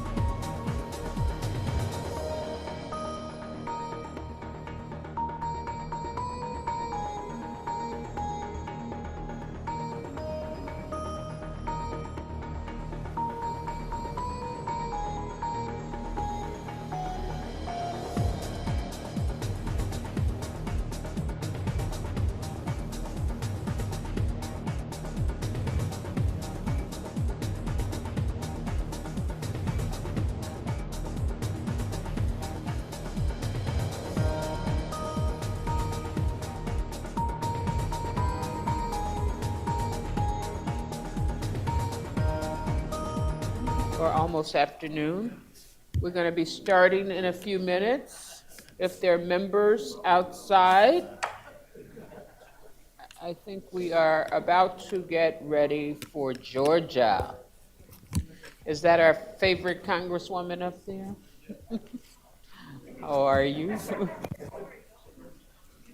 So we are going to get started. Georgia, we have they are prepared to do the presentation. We're going to go back through a few of the rules just in case while we were on break, people might have forgotten. So states will have 15 minutes to present, followed by 20 minutes of questions from members.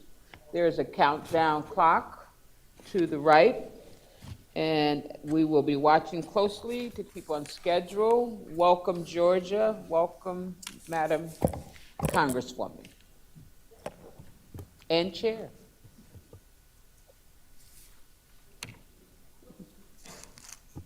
Hello. There we Yes. go. Good morning, everyone. Is this still morning? Yes, it Yes, it is. is. Good morning, everyone. Thank you for having us today, and thank you for your attention to the Peach State.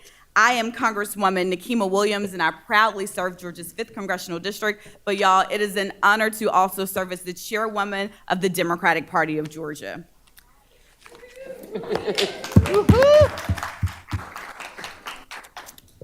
We appreciate your in-depth review of our application, which we're going to summarize in this presentation today to prove our case that no state better fits the DNC's goals of crafting a pre-window calendar than my home state of Georgia. So why is that the case, you might ask? Georgia is one of the most diverse states in the South, and y'all, really in the entire country. And particularly, it reflects the diversity that has been championed by our Democratic Party. Georgia is a true battleground state. An early primary in Georgia would ensure that Democrats are building inclusive campaigns that resonate with broad coalitions of voters. And Georgia Democrats have the foremost voter protection team in the country to support voters and help strengthen and secure the vote, which is an asset in any highly watched primary election. So let's dive into Georgia's great diversity, starting with our racial diversity. According to the most recent census, Georgia will likely be a majority-minority state soon, if it's not already. In the South, Georgia has the second highest percentage of non-white population at around 48%. And over the past decade, y'all, Georgia's population has diversified even more, and it'll only continue to grow more diverse in the coming years. Our state's Black population has increased by 12% in the past decade, and the Hispanic population has increased by almost a third. The AAPI population has increased by more than half. As our proposal shows, multiple minority groups' representation in the overall population in Georgia is the greatest in the South. Because y'all, we're building multiracial coalitions to win for Democrats up and down the ballot. Y'all, Georgia is also geographically diverse. 159 counties, only second to Texas. And 39 of those counties are urban and suburban, with 120 being rural. A fifth of our population lives in rural Georgia, making the rural vote crucial in a battleground state like Georgia. But y'all also, rural doesn't necessarily imply the tagline that you hear from other pundits or people across the country. It doesn't imply what you might think in other states. Georgia's rural population is also diverse, and in of itself, 1/4 of voters in rural Georgia are minorities and 1/5 are Black voters. Additionally, the fast-growing counties in Georgia are pretty spread out across the entire state, with the top 10 fastest-growing counties coming from 6 different regions of Georgia. This geographic diversity is important in any early primary state to make sure that we're truly representative of the entire Democratic Party. Georgia also meets the DNC's goals of economic diversity and strong union representation. We have the 3rd highest number of union-represented workers in the South, with hundreds of thousands of workers represented by dozens of local unions. Our friends in labor have long been steadfast partners to the Democratic Party of Georgia. DPG staff is actually unionized with our local Teamsters for the 2nd cycle now in a row, and our office has even been headquartered in the IBEW Local 613 building for the past 7 years. Presidential candidates and campaigns alike can even get their favorite coffee at one of our recently unionized Starbucks. Our state's economic diversity extends even further. We have a robust economy with important sectors that all candidates should be attuned to, including agriculture, manufacturing, tech, energy, and more. And we're also proud of our business community's diversity. Georgia has the 5th most women-owned businesses in the entire country, and 41% of Georgia-based businesses are minority-owned, more than double the national percentage. It's one thing to talk the talk when it comes to celebrating a state's population's diversity, but Georgia Democrats, y'all, we walk the walk. Georgia Democrats' congressional delegation, local elected officials, and state party officers, DNC members, and local party leaders all reflect the great diversity of our state. Diversity in race, age, geography, and background. Some of our state party's greatest assets are our caucuses and councils representing various interest groups throughout the state. These party leaders help ensure that our message and our outreach efforts are inclusive and resonate with the diverse groups that make up the entire state. These constituency groups were highly active in the 2020 election cycle, and y'all, we're gonna continue to make sure that they play an important role in cycles to come. The DPG is proud of our unprecedented constituency outreach over the last few election cycles to ensure that our state's diversity is reflected at the ballot box, with plans to ramp up our organizing and coalition building efforts even more than we have in the past. These efforts include increased investments in tailored community outreach, in-language voting resources, earned and paid media, and dedicated staff, all of which we're going to continue to replicate in the 2022 midterms and the 2024 presidential election cycle. For example, in 2020, our voter protection hotline was available in 7 languages, and we had in-language phone banking resources available to volunteers in 16 languages. But at the DPG, these coalition building efforts are not limited to election years. We don't take off years in Georgia, y'all.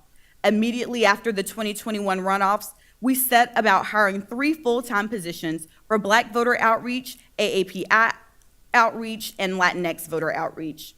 We've seen growing electoral participation among the diverse communities that the Democratic Party of Georgia has heavily engaged.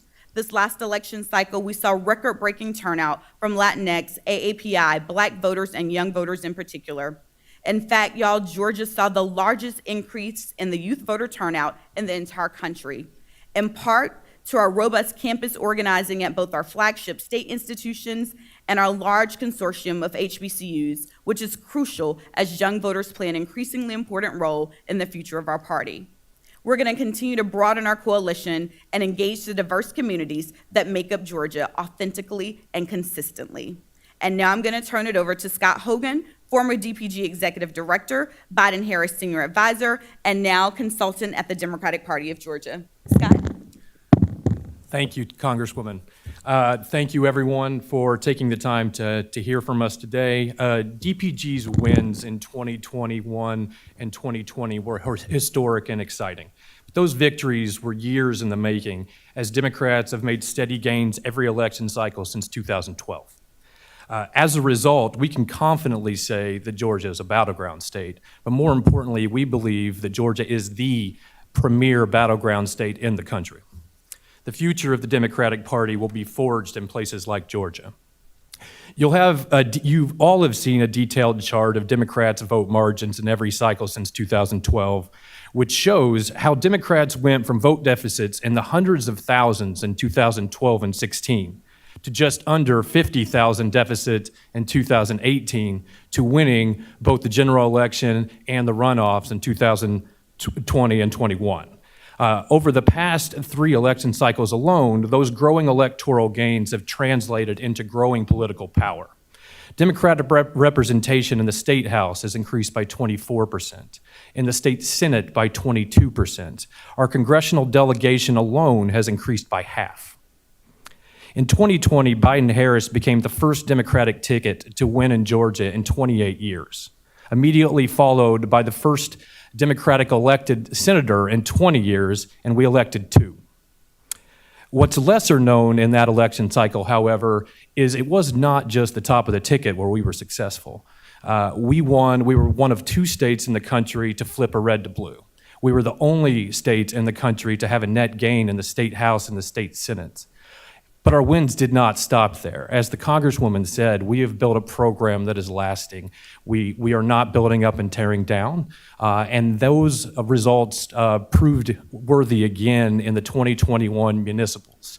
In November of 2021, Georgia Democrats flipped 48 seats with a net gain of 42 newly elected officials over 25 counties throughout the state. And if that says anything, it says, you know, we have planned, this is not a fluke. We have won now the last 3 consecutive elections in the state, 2 consecutive municipals, and every runoff attached to those. So if there is an example of a battleground state, I believe that to be Georgia. Georgia's battleground status makes it an ideal place for any candidate to begin building an inclusive, competitive campaign. The margin of victory in Georgia is slim, and as a result, many different communities' voting powers can and ultimately will decide elections. That means any primary candidate in Georgia must develop a campaign that resonates with a broad coalition of voters and ultimately with the Democratic base nationwide. Making Georgia an early primary state will ensure that any campaign builds towards those goals. It will also demonstrate that the Democratic Party's commitment to the very voters that helped deliver the White House and cement our Senate majority. And with that, I'm going to turn it over to Sarah Tyndall-Gazal, who served as DPG's and the nation's first full-time voter protection director and is now the Democratic representative for the Georgia State Board of Elections. Sarah? Thank you, Scott. One of the Democratic Party of Georgia's greatest assets is our voter protection team, which we have been consistently building since 2018. Is that better? Sorry about that. As an early state-run primary in Georgia, it would have the added benefit of being supported by the country's foremost voter protection team, a permanent infrastructure which the DPG was the first state party to invest in, and supported by a network of thousands of trained volunteers. You've seen our outline of our voter protection program, but some of the highlights include our voter protection hotline, which is offered in multiple languages, and in the 2020 election cycle fielded more than 130,000 calls from voters. Our statewide monitoring team that can resolve any issue that may arise during in-person voting, our extensive voter education program, which is a cross-departmental effort involving organizing, social media, earned media, elected officials, and local party and community leaders, and our extensive ballot cure program, which saw a successful absentee ballot cure rate much higher across the state than the standard ballot cure rate. Georgia Democrats' voter protection team has always been thinking 2 steps ahead about what we can do to help voters have the best, easiest voting experience possible. Strong voter protection with a team exclusively dedicated to the voter experience is a huge asset in running a fair, transparent, and inclusive nominating process, especially ones as highly anticipated and closely watched as early states are. Georgia Democrats' voter protection team will help strengthen the voter experience and establish confidence in the integrity of an early primary in Georgia by ensuring that all voters have what they need to cast their ballot in the way that works best for them and that every vote is counted. And now I'll turn it back over to our chairwoman, Congresswoman Nikema Williams. Y'all, as you've heard, Georgia represents the future of the Democratic Party, and making Georgia an early presidential primary state demonstrates that the Democratic Party is forward-thinking, inclusive, and committed to the voters that makes up its base and helps to win crucial elections. So thank you all for turning your attention to Georgia as we continue to be the center of the political universe. We're happy to now take any questions that you might have. Thank you so very much. Questions? Susie? Then Hey Yvette? there, Congresswoman, Madam Chair, friend. Thank you for that nice presentation. I would be interested in you just talking a little bit more about the rural Black constituency in Georgia. Because I know in Virginia, we talk rural and people a lot of times think west of Charlottesville, which is very much where we, as all white people, and it's hard, but we've got a lot of rural in Virginia too that I think often gets overlooked. And I was just curious whether, your 1/5 was, in one part of rural Georgia, or is it kind of spread all throughout?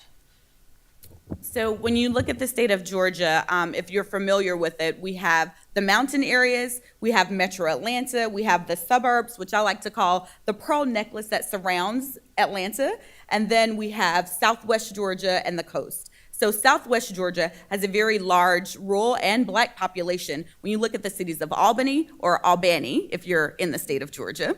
But we have and HBCUs, Fort Valley State University, so Peach County, and so Southwest Georgia, we have this area in the state, the Black Belt, that extends from Georgia across Alabama over to Mississippi, but the Black Belt area where people have lived since the days where the rich soil, which it got its name from, left people there in the communities, and so that has brought us a very rich and diverse constituency, and not just the Metro Atlanta area that you would think in an urban area, but also throughout rural Georgia.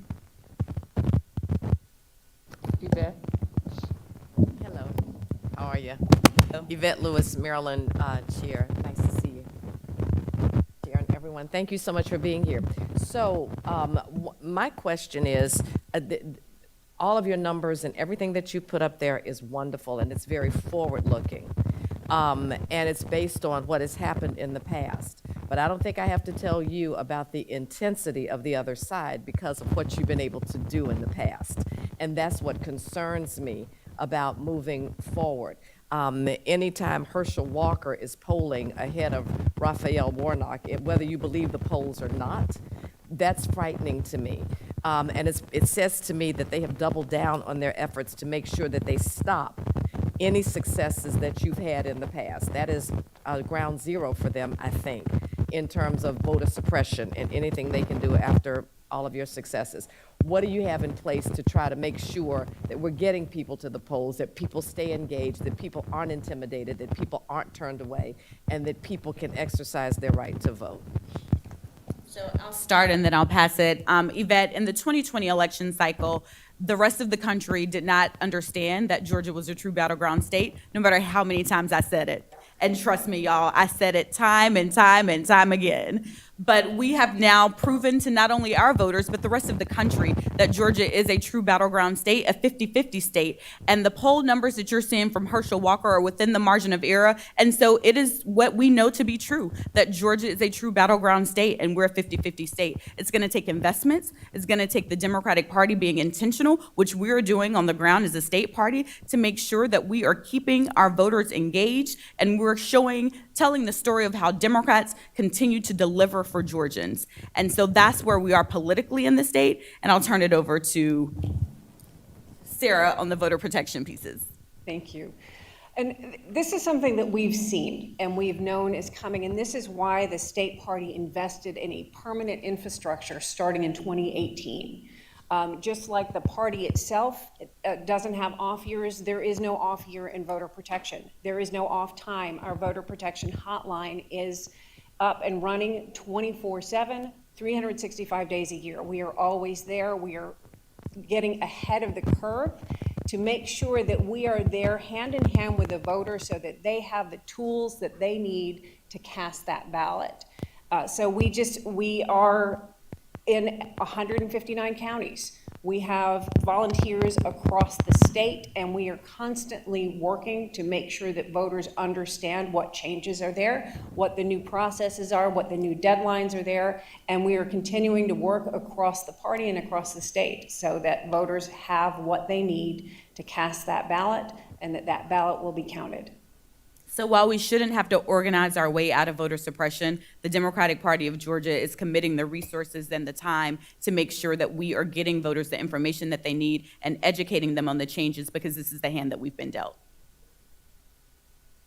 Jason, then Mo, and Tony. Thank you, Madam Chair. Just a quick technical question as I'm looking at your application. It looks like the date for the primary is set by the Secretary of State, and they can choose any date before the second Tuesday in June. I know I was talking to Carol earlier, and South Carolina has a different presidential primary date for the Democrats versus Republicans. Would the date that they set in Georgia then be also the Republican presidential primary on the same day that would take place, or would they set a partisan primary for Democrats one day and a Republican one a different date? So I'm going to turn it over to our general counsel to go over just the intricacies of the state code. Good morning. I'm Sachin Varghese, General Counsel for the Democratic Party of Georgia. So the statute that governs here allows for a primary date for each political party that has received more than 20% of the vote in the prior election. And so while the setting of that date is up to the Secretary of State, it does not necessarily have to be on the same date. Mo?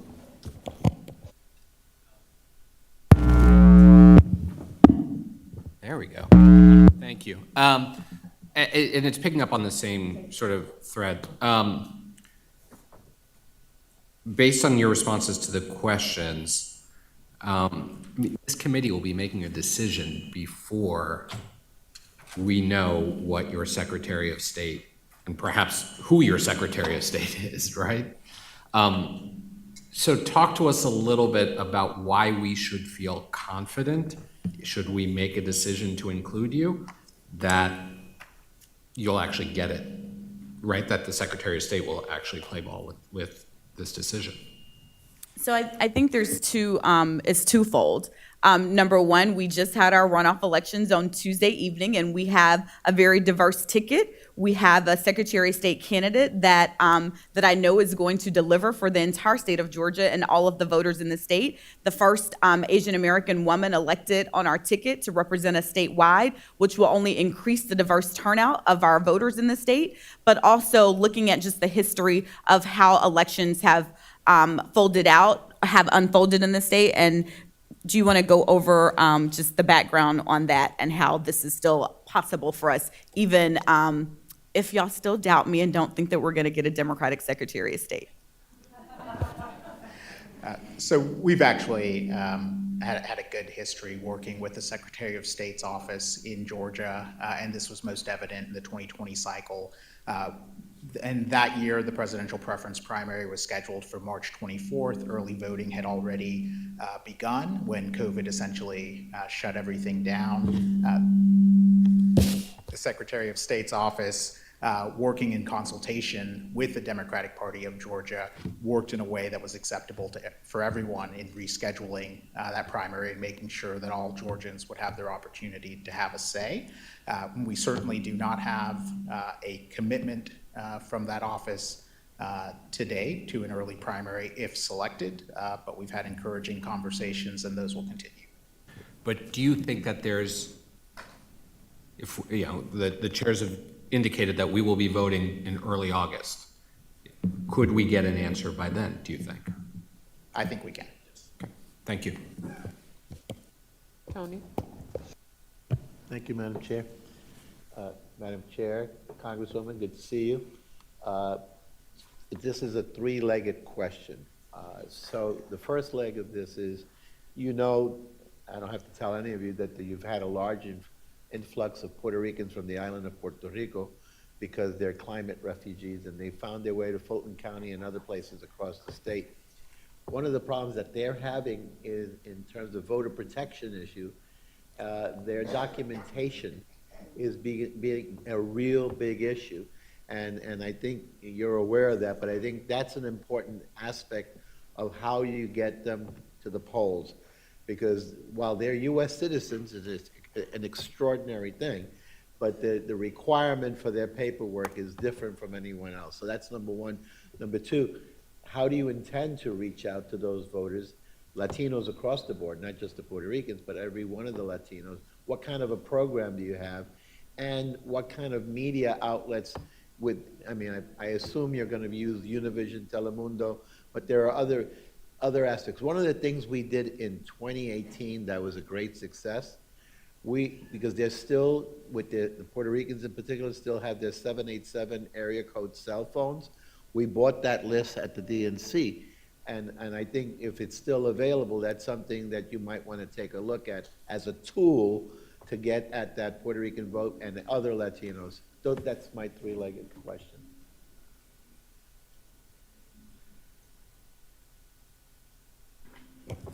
In terms of the documentation, this is an issue that we're facing across the board with increased requirements with absentee ballots. And so we have been organizing around that, bringing in external groups to help voters assemble the documentation that we need. So we have the skill set already working with that. We have consistently provided in-language voter support, both on the hotline and paid media. And we will continue to do that and to target various communities. We have phone bank in language to target various communities. And again, this is the sort of thing that while our voter protection works hand in hand with our organizing team to make sure that we are meeting the voters where they are and providing them the support that they need. And we know well enough in advance that we have the time to address this. There have been particular issues with Fulton County, but they have been addressed, and in fact, we have gone to court over that. So this is an issue that we are well aware of, and we are working very hard to address the voters' particular needs. How about the question about investing in Latino media and outreach? Yeah, I'll go ahead and take that. With respect to just general outreach, media, organizing, et cetera, over the last few years, as the Congresswoman noted, we've brought on full-time staff. And when I say full-time, I mean it. We don't tear down our organization and build it back up like happens so many times. And so, and one of those leads is specific to Latino, Latinx outreach. And so, our outreach in language over the last couple cycles covers the spectrum. It's everything from phone banks to specific mail to local ads that we can put into Latino-owned shops to get into communities. It's radio. It's anything and everything that we can do to do outreach. And I think you can see the results in the last election. The one neat part when you win an election by 11,500 votes, and I'm speaking specific to the general, is you really have to dive into the numbers and kind of figure out what actually was the difference maker. And you can directly tie our outreach to communities of color, of one of which was Latinx, Latino outreach, is the reason as to why Georgia flipped. And so it's our hope the voter outreach or the voter turnout in that election was record-breaking across the board, but specifically within communities of color. And it is our hope to just continue to build on that, continue to learn from the steps that we've taken, and to continue to expand upon. Marlon. Good morning. Thank you all for your presentation and congratulations on all the hard work and hard-fought victories up to this point. My question is around the voter file. States that are in the early window have flexibility around what they're able to charge presidential candidates. Have you contemplated how being moved into the early window would affect your voter file pricing, both for presidential candidates or other statewide candidates? Thank you. I would describe this as we're still kind of in the initial stages of having that conversation, but what I can tell you is the foremost focus would be to be fair to all of our candidates to where they can get the accessible data they need to win. As you heard me talk about briefly, it's just not top of ticket for us. We really do believe in building from the ground up, and we've had success with that model. So with that, having previously traveled to way too many states as a campaigner, I can tell you that I feel very confident that Georgia's main focus would not be to price out anybody up and down our ticket so they could do what they need to do to win.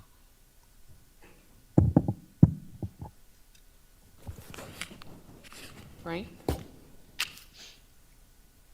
Hi, Frank Leon from DC. Thank you. Thank you for your presentation, for everything you're doing down there. I have a voter protection question. So what are the changes that have been recently made that have the worst adverse effect on voting in Georgia, and how are you responding to that?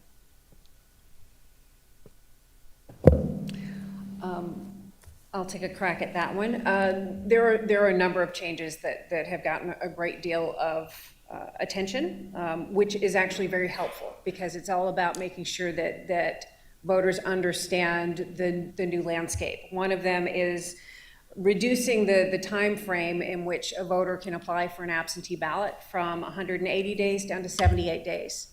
Well, if voters know what's expected of them and what the deadlines are, then they're able to navigate that. So that is something that we are working very hard to do. Another change is the way provisional ballots are treated on election day. That is, previously you could go to any polling location in your county where you're registered, and that provisional ballot would be counted for whichever races you're eligible to vote on. Under the new rules, it's only those ballots cast after 5 p.m.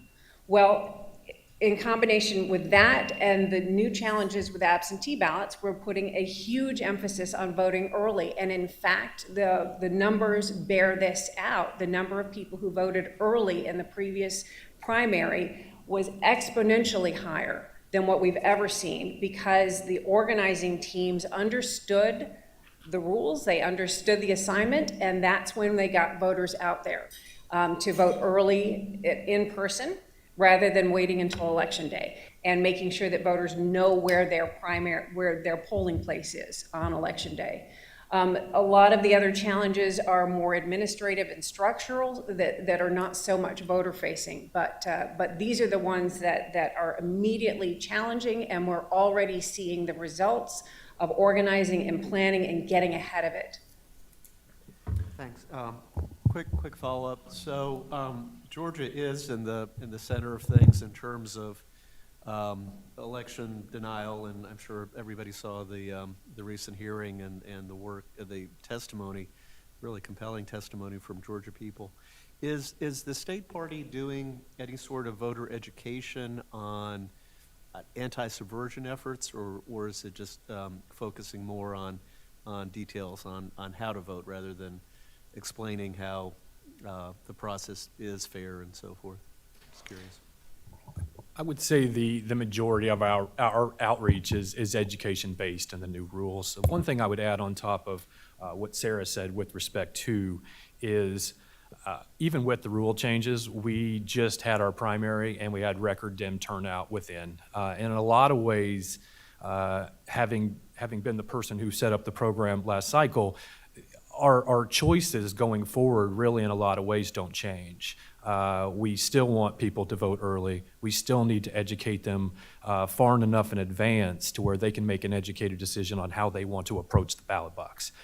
If we do that, I think you're going to continue to see record turnout. Obviously, everybody wants more days and more hours, but I think you're seeing the positive effects from vote turnout over the last couple cycles of these efforts, continuously letting everybody know that these are the rules, these are the changes, having the hotline 24 hours a day to where if they have questions on top of that with respect to registration or otherwise, they can ask those questions and we can give them the information they need. Thanks for being on the front line in that effort. Thank you so much. Artie will be our last question. Yes, thank you, Madam Chair. Hi, great presentation. Thank you for being here. One quick question I had was, what is your voting process? You have early voting, you talked about mail ballot. Can you just run through exactly what is the access that voters currently have to cast their ballots? There are three main methods of accessing a ballot.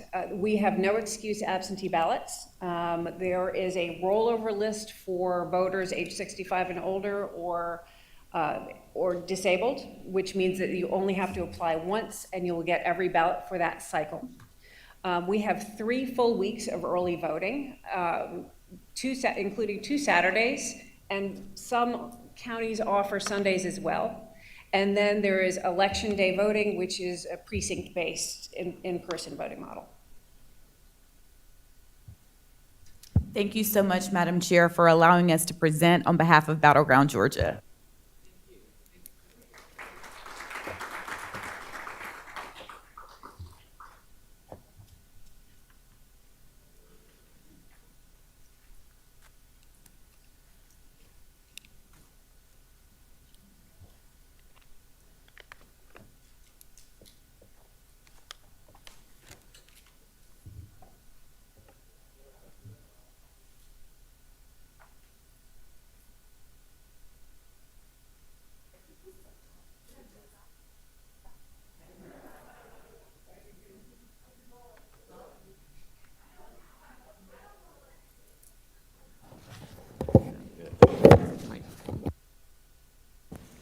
So we will go directly to our next presentation. Thank you.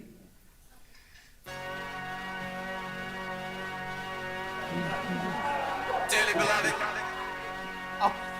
we are gathered here today to get through this thing called life. And if the elevator tries to break forever, that's a mighty long time. But I'm in a crazy, much higher floor.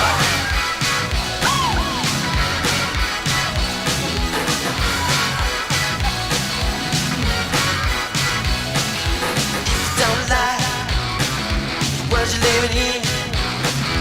Take a look around, at least you got friends. I call my old lady for a friendly word.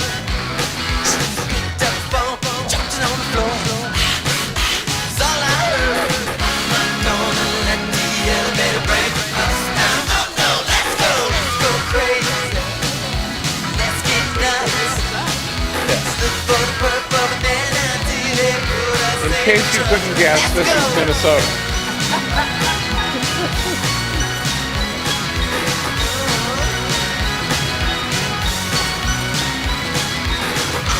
excited. Don't know why. Maybe it's 'cause all gonna die. When we do, what's it all for? So just to clarify, we don't want to use up any more of your time here.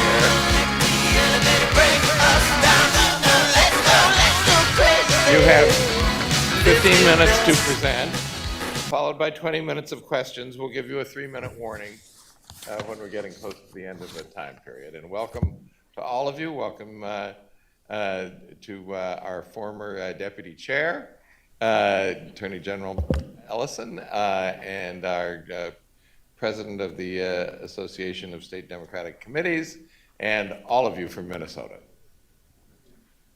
So we're going to start with the video and then we'll go into our presentation. Thank you, Chairman.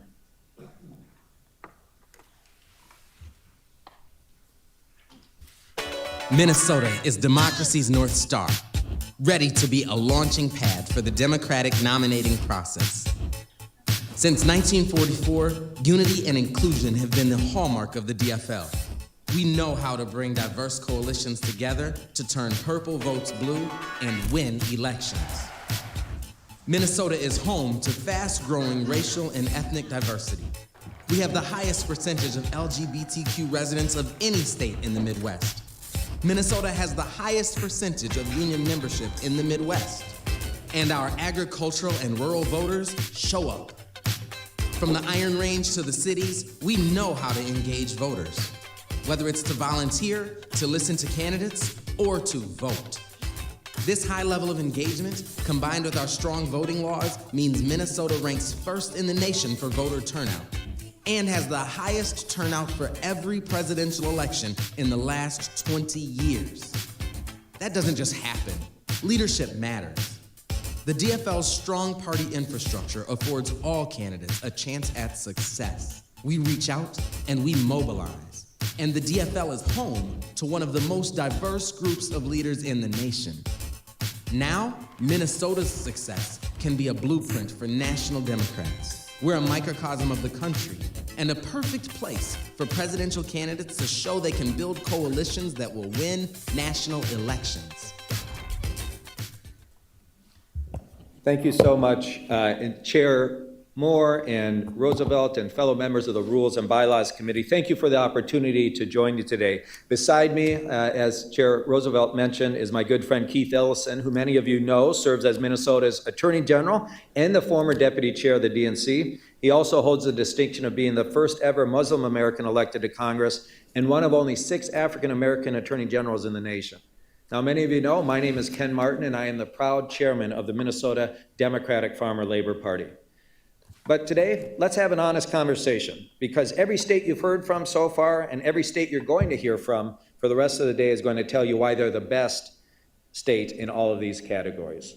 We're not just going to do that, we're going to go deeper in our conversation today. So through our presentation, as well as the extensive information that we provided in the packets you have before you, we're going to disabuse you of 2 things. 1, that we're just a bunch of Scandinavians with no diversity. And 2, that we're not a competitive state. And so we're going to show you today why neither of these notions could be further from the truth. Yeah, and We welcome. gotta press the button there. And welcome to everyone. Really good to see you, chairs, everybody. I'm so glad to be back with you. But if we could just get to the heart of the matter. The heart of the matter is that being selected as an early state means that we've got to accomplish a few things, 4 things I want to mention. 1 is to create an environment that allows the field most diverse range of candidates possible. We can provide that. An environment that doesn't change, an environment that doesn't limit the field only to those who are well-financed, well-known, well-connected. 2, we need to educate the candidates and allow them to be able to listen and learn about a diverse range of issues from what really represents all of America, which can be found in Minnesota. It'll help them sharpen their messages and get better. And then the 3rd thing is we need to train our candidates and campaigns to become well-oiled machines, which as leading the nation in terms of voter turnout, I think Minnesota's well poised to do. And finally, for the DNC in particular, we need to showcase democratic values at work, create differentiation between our vision and that of our opponents, and show how democratic values create successful and vibrant communities, and show how Democrats can win the Midwest and connect with voters all over the United States.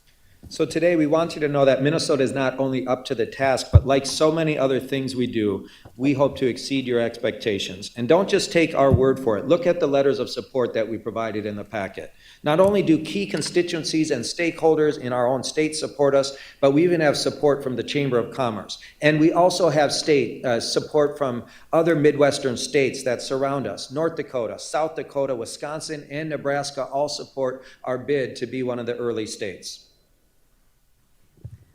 Well, Buju, good morning. Peggy Flanagan, Indishnakaz, Guababa, Ganikagnan Dunjaba, Mangan Dodame. My name is Peggy Flanagan. I'm a member of the White Earth Band of Ojibwe, and my family is the Wolf Clan. I'm from the largest tribe in the state of Minnesota, and I also happen to be the Lieutenant Governor of the state of Minnesota. I'm honored and humbled to be the highest ranking Native woman to serve an elective office in the country, and I hope you fall in love with Minnesota. As we outlined in our proposal, we will discuss how we have 3 distinct advantages over our competitors. The first is unity. We know how to bring diverse interests together to build coalitions to win elections. Engagement. More than any other state in the nation, Minnesotans show up for their democracy. We tend to it, we care for it. We vote, we volunteer, we produce results in the face of fierce competition. And finally, leadership. Leadership in election efficiency. Leadership in the feasibility to deliver on this important mission to the DNC and also to the American people as a whole. So let's start with unity and diversity. When managed well, they are 2 sides of the same coin. Minnesota is one of the fastest growing states in the Midwest and becoming more diverse every day. Between 2010 and 2018, the state added 5 times as many people of color as non-Hispanic white residents. Notably, Minnesota has welcomed immigrants and refugees with open arms for a very long time, which has created a unique diversity of diversity.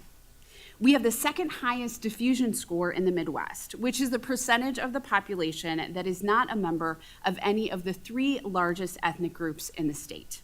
We are proud that Minnesota is home to the world's largest Somali diaspora, the nation's largest Liberian and Karen populations, and the 2nd largest Hmong population in the country, as well as 11 federally recognized tribal nations, which represent some of the largest Native populations in the Midwest. This open arm approach to diversity is nothing new for our state. My name is Congresswoman Angie Craig, and I am the first openly LGBTQ member of Congress from the state of Minnesota. I'm also the first lesbian mother to ever serve our country, as well as recently the first grandmother. But I stand on the shoulders of a long line of Minnesotans who have fought for civil rights. In addition to electing the first openly gay legislators in the 1970s, and the first openly gay party chair, Minnesota has the highest percentage of LGBTQ residents in the Midwest region. 2 years ahead of federal marriage equality, Minnesota in 2013 legalized same-sex marriage and made my wife and our 4 sons a family. When it comes to women in leadership, Minnesota leads the nation in female representation. Some 67% of our state's congressional delegation belong to women. Finally, I stand here as a member of Congress from a frontline district, a slightly Republican district when I ran, and I managed to flip it from red to blue in 2018. Minnesota is one of the few states left in this former blue wall of the Midwest, partly because we continue to win in the suburbs, the exurbs, and in rural Minnesota, rural America. In fact, more than 15% of the vote for DFL candidates comes from rural communities, compared to only 9% nationally.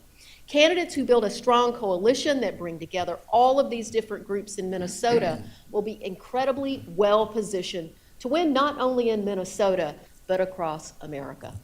And building candidate strength is hopefully what an early Midwest primary is all about. My name is Steve Simon, and I serve as Minnesota's Secretary of State. I should point out, we've led the nation in voter turnout for the last 20 years in each and every presidential election. And I want to talk with you a little bit about our spirit of engagement and the competitiveness of our state. Now in Minnesota, we lean in and we turn out. Minnesota is often thought of as a blue state, but the reality is that it is a purple state. Over the last 20 years, the margins for Minnesota's elections for president and the U.S. Senate have been comparable to other so-called blue wall states. As you can see from these charts, Minnesota stands squarely among the featured states behind Pennsylvania and Wisconsin and just ahead of Michigan. In 2016, Donald Trump was able to flip 19 Obama counties, the 3rd highest in the nation behind Wisconsin and Iowa. Every state adjacent to Minnesota saw a similar trend and was carried by Donald Trump. It's only through incredible turnout that Minnesota was able to narrowly secure a different outcome. So, candidates in Minnesota harness Minnesota's unique level of engagement to make our races competitive. We proudly have the highest percentage of union membership in the Midwest, the 6th largest in the country. Labor is part of our party's name, and we are proud to have held back draconian worker laws and are not a right-to-work state. Minnesotans show up, whether it's to vote, to volunteer, to listen to candidates, or to fight for causes. Minnesota ranks second in the nation for volunteerism, meaning we can supply campaigns with a wealth of people who want to power the engine of democracy.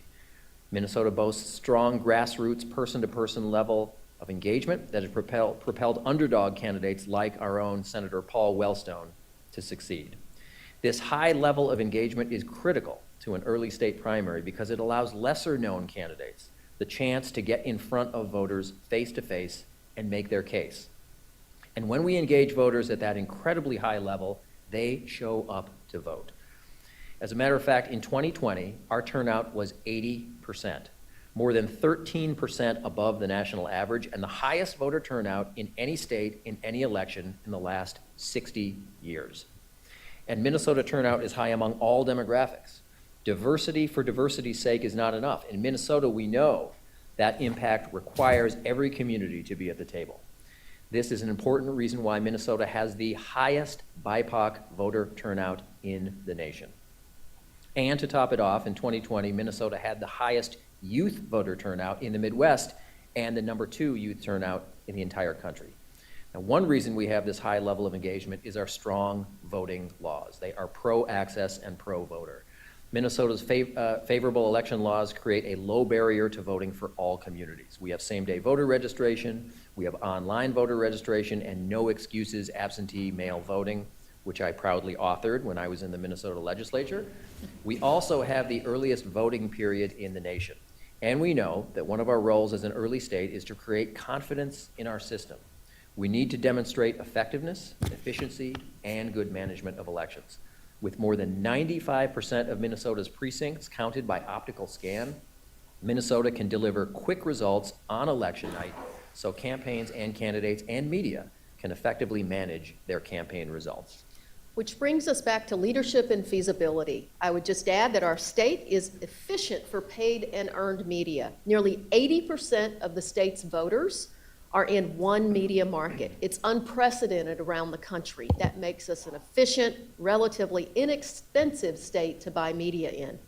Minnesota also boasts 4 rural media markets that not only hit Minnesotans, but large populations of surrounding states, including key battleground states like Wisconsin. Minnesota has had a long tradition of being innovative when it comes to campaigns and elections. We are prepared to think differently and outside the box in how to engage voters and connect with them in new ways. We have proposed a concept to provide subject matter experts from across the spectrum to help candidates learn issues and policy proposals. Imagine a resource that can provide candidates with subject matter experts on shipping and farming, rural broadband, affordable housing, and school meal nutrition. This is a type of leadership that you can expect from Minnesota.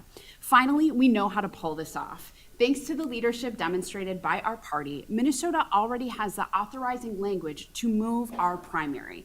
Instead of needing to go back to the legislature, we simply need to secure the agreement with the Republican Party state chair to move our dates, a process which we've already begun. And we've received support from Minnesota Republican leaders, including former Governor Tim Pawlenty and former Congressman Vin Weber. If you're seeking to lock in a calendar that reflects the principle that our party's diversity is its strength, our Democrats our DFL, it puts the Democrats in a position to win across the ballot in November and contributes to a fair and sound electoral process, then Minnesota is your state. Minnesota can serve as a rallying point for building back the Democratic base in the middle of the country and provide a blueprint to rebuild the blue wall, reignite the prairie progressive spirit, and bring forth a new generation of Democratic leadership for the nation. Minnesota is ready, and we would be honored to represent the Midwest in the early state window, and we are happy to now take your questions. Thank you.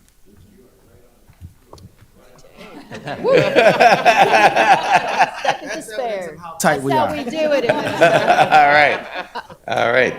Thank you for that excellent presentation, as well as the music. Do we have some questions from the committee? Okay, Carol Fowler. Thank you. This is just a curiosity question. You said that you had the earliest early vote in the country. Suppose you were given a date to hold your primary of February 15th, 2020, whatever that year is, 2024. When would early votes start? Well, our period is tied with South Dakota for the longest in the country. It's 46 days, so I'm not doing that in my head very well, but 46 days before. But I think the key thing to emphasize is that unlike other places in the country, there's no running tally during that period. Nobody knows how anyone voted until election night. So all of that, the processing is done behind closed doors. There's no numbers that are out there. So it's like any other election night, but people can start participating 46 days before.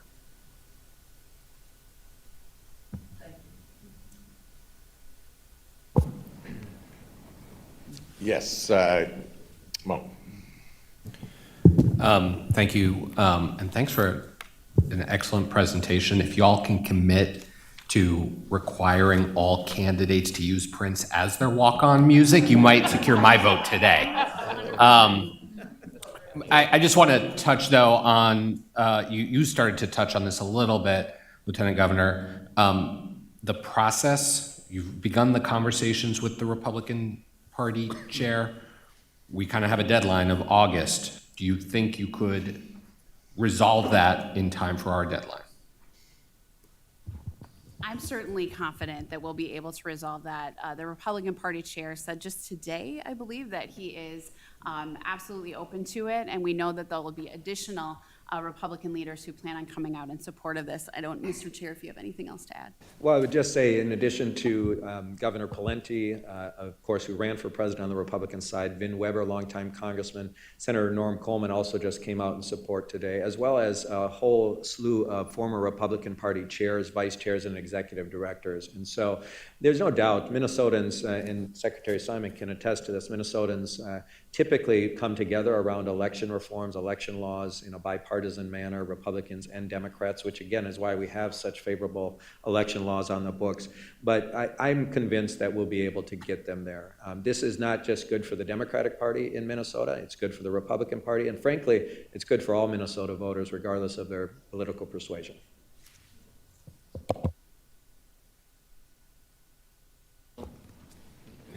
Elaine Kmark? Yeah, Carol's question prompted a thought, which is that we've never encountered because we've never really had so many states doing early voting. But we do have a rule, and I believe it's even in the charter, that the delegate selection process cannot begin before the calendar year of the convention. So I just did a quick count, and 46 days for an early February primary would put you in December. Yeah. So, I mean, it's a small point, but I do think we're gonna have to watch this as the plans come in, because that was a pretty big rule. It came directly out of the 1968 convention, and it was pretty important that we sort of have a universal starting date. I suspect it won't just affect a state like Minnesota. It might affect a lot of states that go early. So, just to put a marker there. Elaine, I appreciate that question, and I will tell you that Minnesota had the earliest early vote in the last presidential election, and in fact, we were, by extension, the first state to start casting votes in the presidential contest. I reached out to Chairman Roosevelt before that to make sure that we wouldn't be in violation of the rules, and what Chairman Roosevelt said at the time was, as long as none of those votes are being reported in any way, then it does not actually violate our rules. And so I would assume, because you're correct, most states are moving up earlier vote, more people are voting by mail and by absentee ballot, that this will become an issue that this committee will have to address in the future. But again, assuming we're not releasing those, because we don't tally them throughout, until the primary night, I'm not sure, again, per past precedent, that we would be breaking or violating any of our rules. Molly? Hi, everyone. Good afternoon. Thank you for a great presentation. Just a question about the voter file, as Ken has heard me ask every other state. Just have you contemplated how moving up in the window would affect your voter file pricing for both presidential and other statewide candidates?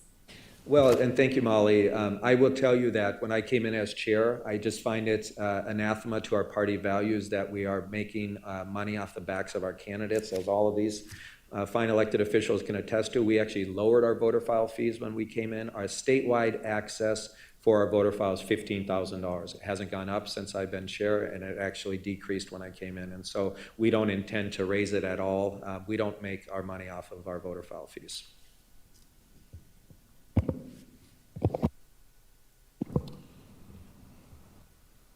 Other questions?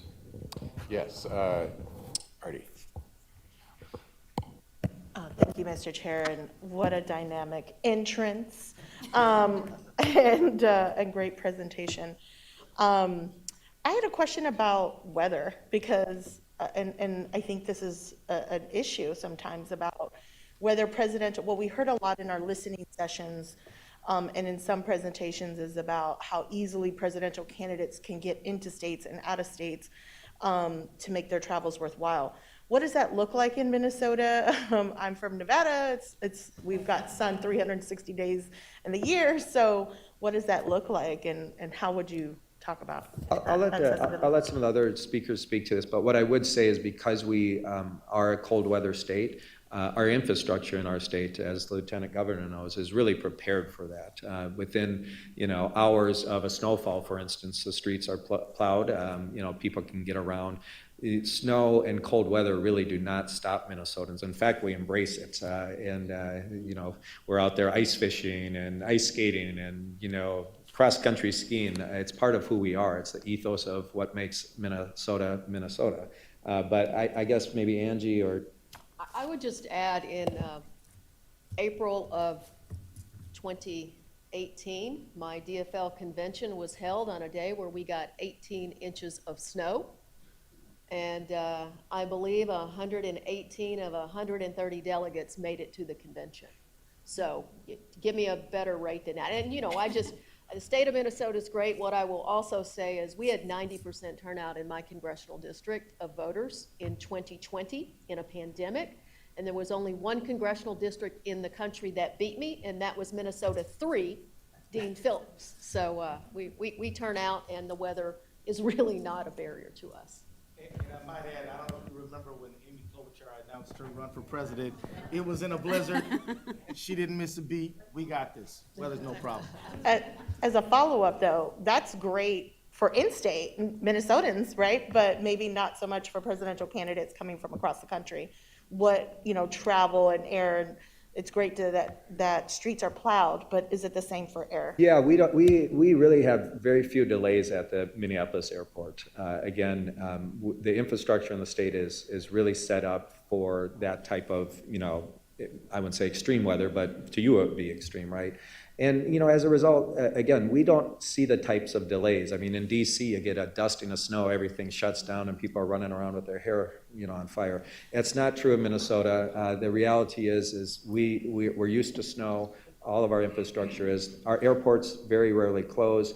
Our schools very rarely close. There's no such thing really as a snow day. It just doesn't happen very often. People are accustomed to dealing with snow. Candidates are. And I will tell you, we've been a presidential battleground for the last 20 years. It hasn't stopped any presidential candidate from coming in the winter and campaigning in Minnesota. So, and by the way, March 1st, which is when our primary is now, there's still a lot of snow on the ground and it's still cold. So it's not much different if you move it up a month or two. Ken, let me just add, I represent a congressional district with the second highest number of pilots in the country from the Old Northwest. So, we got a lot of pilots to get people out too if we need to.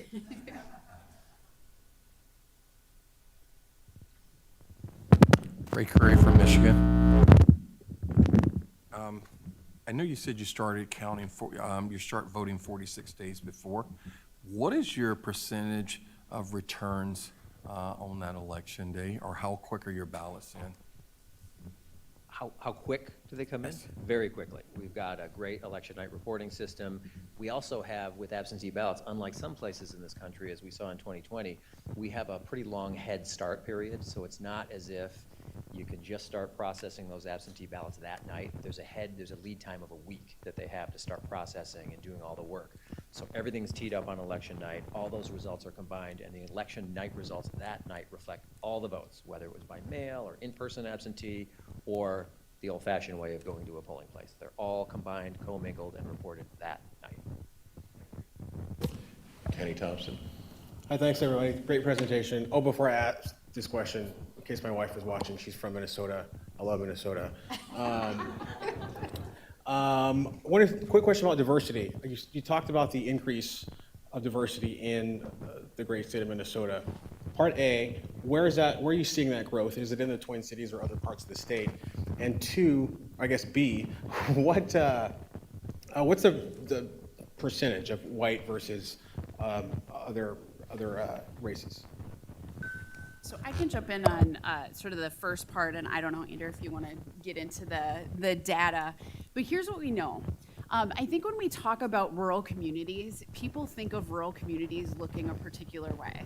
As a member of the White Earth Band of Ojibwe, and knowing we have 11 tribal nations across the state of Minnesota with which we share our geography, our rural communities can also be very diverse. We have a significant emerging farmer population made up of immigrants and refugees all over the state of Minnesota. So I think that's important when we talk about who we are. There's diversity across the state. And I don't know if you want to break down some of the numbers for us as well.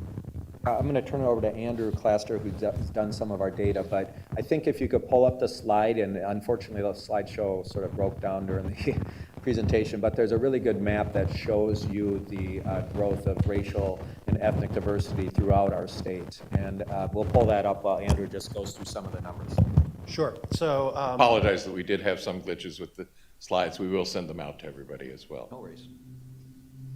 So the population at the moment is 7% Black, 5.6% Hispanic, 5.2% Asian, 1.4% American Indian. As was mentioned during the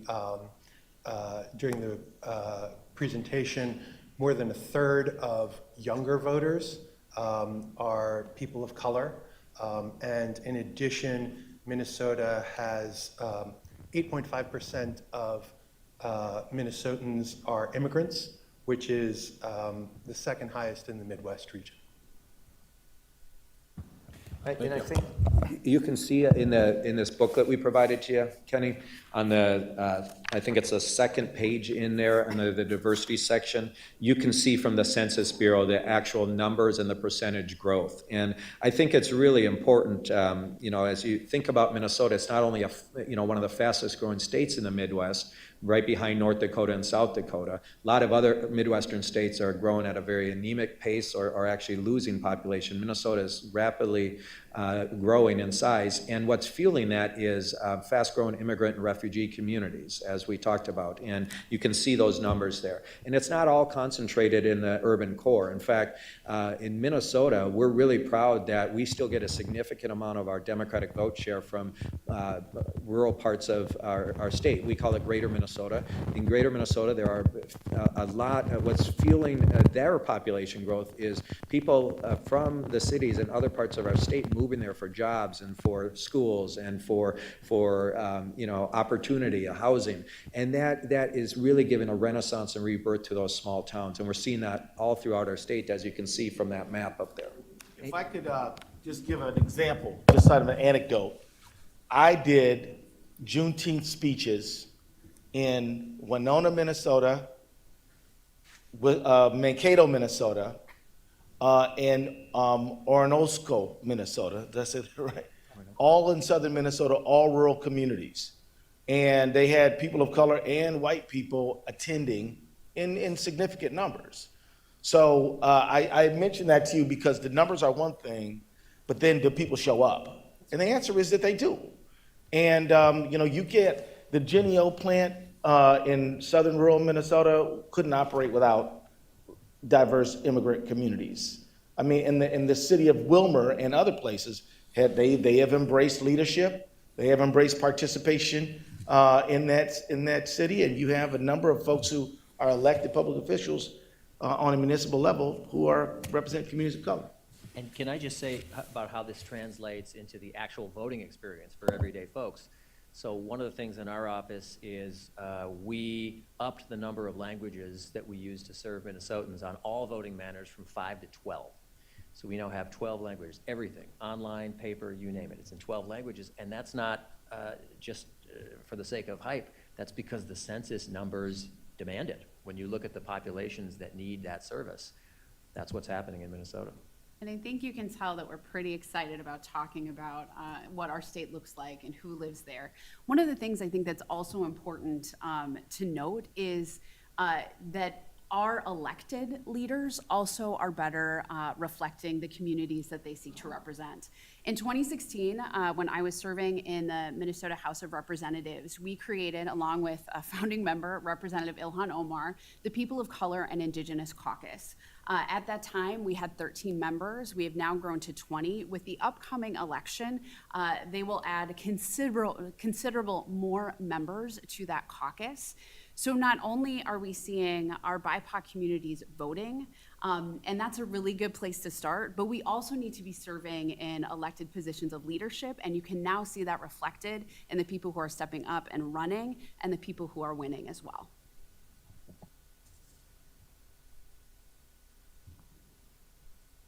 I think we have time for one more question, but we may have asked all our questions, so.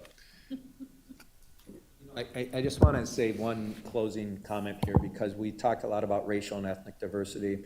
I think it's notable again to reflect the fact that we have the largest LGBTQ community in the Midwest, and we have really been a leader on those issues. As you heard Angie Craig say, we recognized marriage equality 2 years before this country did. We're the first state in the nation to actually defeat a constitutional amendment trying to define marriage between a man and a woman. Right. I also think there's other types of diversity, including rural versus urban diversity. And this is really important because our state actually sits right in the middle on the urbanization index, meaning that about half of our population is in the sort of metro area. The other half is in greater Minnesota, which means that Keith can't be elected just by campaigning, or Peggy, since they're statewide, just campaigning in the metro area.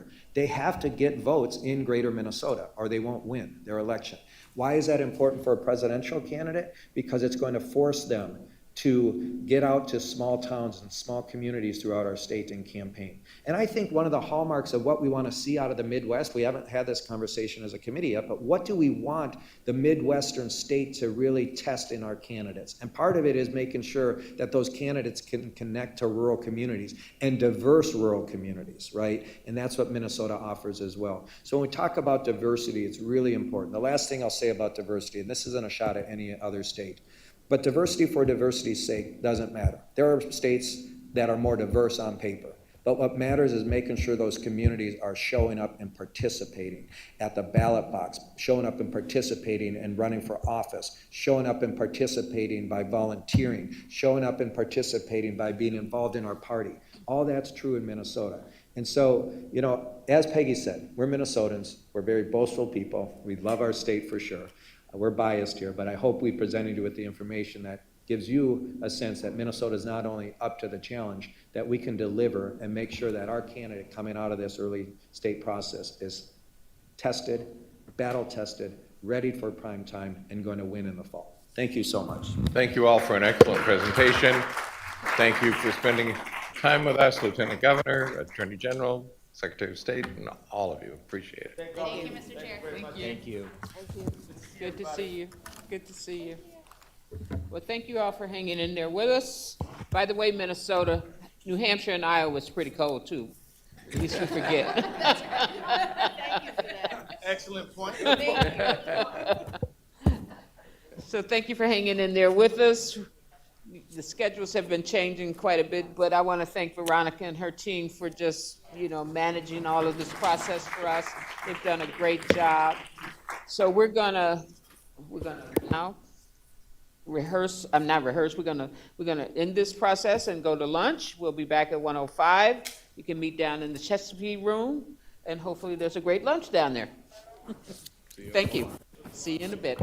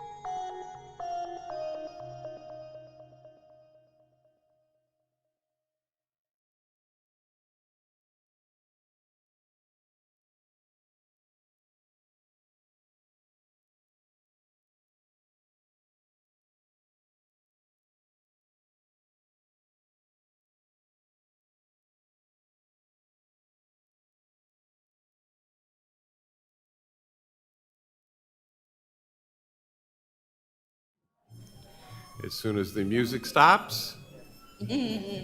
And we invite our applicants from Puerto Rico to join us in the room.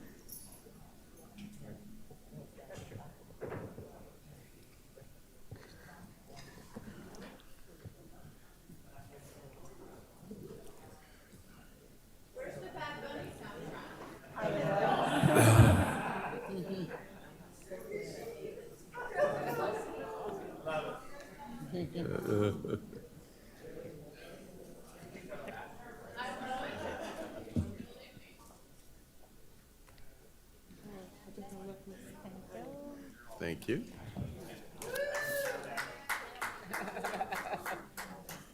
Thank you. Welcome, Mr. Chair. Just for the record, to remind you that states have 15 minutes to present, followed by 20 minutes of questions from members. There is a countdown clock over there in case you want to see how much time you have remaining. And with that said, let's begin. Buenas tardes. Good afternoon. My name is Charles Rodriguez. I am the chairman of the Democratic Party of Puerto Rico. I would have wanted to have my 2 U.S. senators and my 4 to 5 U.S. members of Congress here, but unfortunately, we're still a territory. But I can assure you that if we had them, they would all be Democrats. The governor of Puerto Rico, although elected under the local statehood party, he is a member of the Democratic Party at the national level. He sends his regards, and he couldn't make it today, but he has always been willing to help the Democratic Party. He's been very active within the Democratic Party as governor. It may come as a surprise to many that Puerto Rico is applying for a pre-window primary in the 2024 presidential nomination process. After all, it remains an unincorporated U.S. territory with no voting representation in the Electoral College or the United States Congress, nor was it included in the 23rd Amendment adopted in 1961 that granted 3 Electoral College votes to the District of Columbia. Puerto Ricans are U.S. citizens by birth, but if they remain in the island, they do not have equal rights as the rest of Americans living in the 50 states, D.C., or abroad. However, if they move to any state or D.C., they can almost immediately register and vote for president and vice president and elect members to the U.S. Senate and to the U.S. House of Representatives. Even though voters in Puerto Rico are disenfranchised and denied the right to vote in national elections, the Democratic and Republican parties allow residents of Puerto Rico to select delegates to represent them in their respective nominating conventions. The Democratic Party's charter states that Puerto Rico, and I quote, shall be treated as a state containing the appropriate number of congressional districts, end of quote. In the 2020 Democratic presidential primary, Puerto Rico was allocated 51 delegates based on its population, and that represented more delegates than 22 other states and territories in the National Convention. Puerto Rico's current population is almost 3.3 million. Puerto Rico has the highest Hispanic Latino population in the nation with 98.7%, followed by New Mexico with 49.3%. More Americans live in Puerto Rico than in 19 states and the District of Columbia. Women in Puerto Rico represent 53.3% of the total population, as well as 54.12% of all registered voters.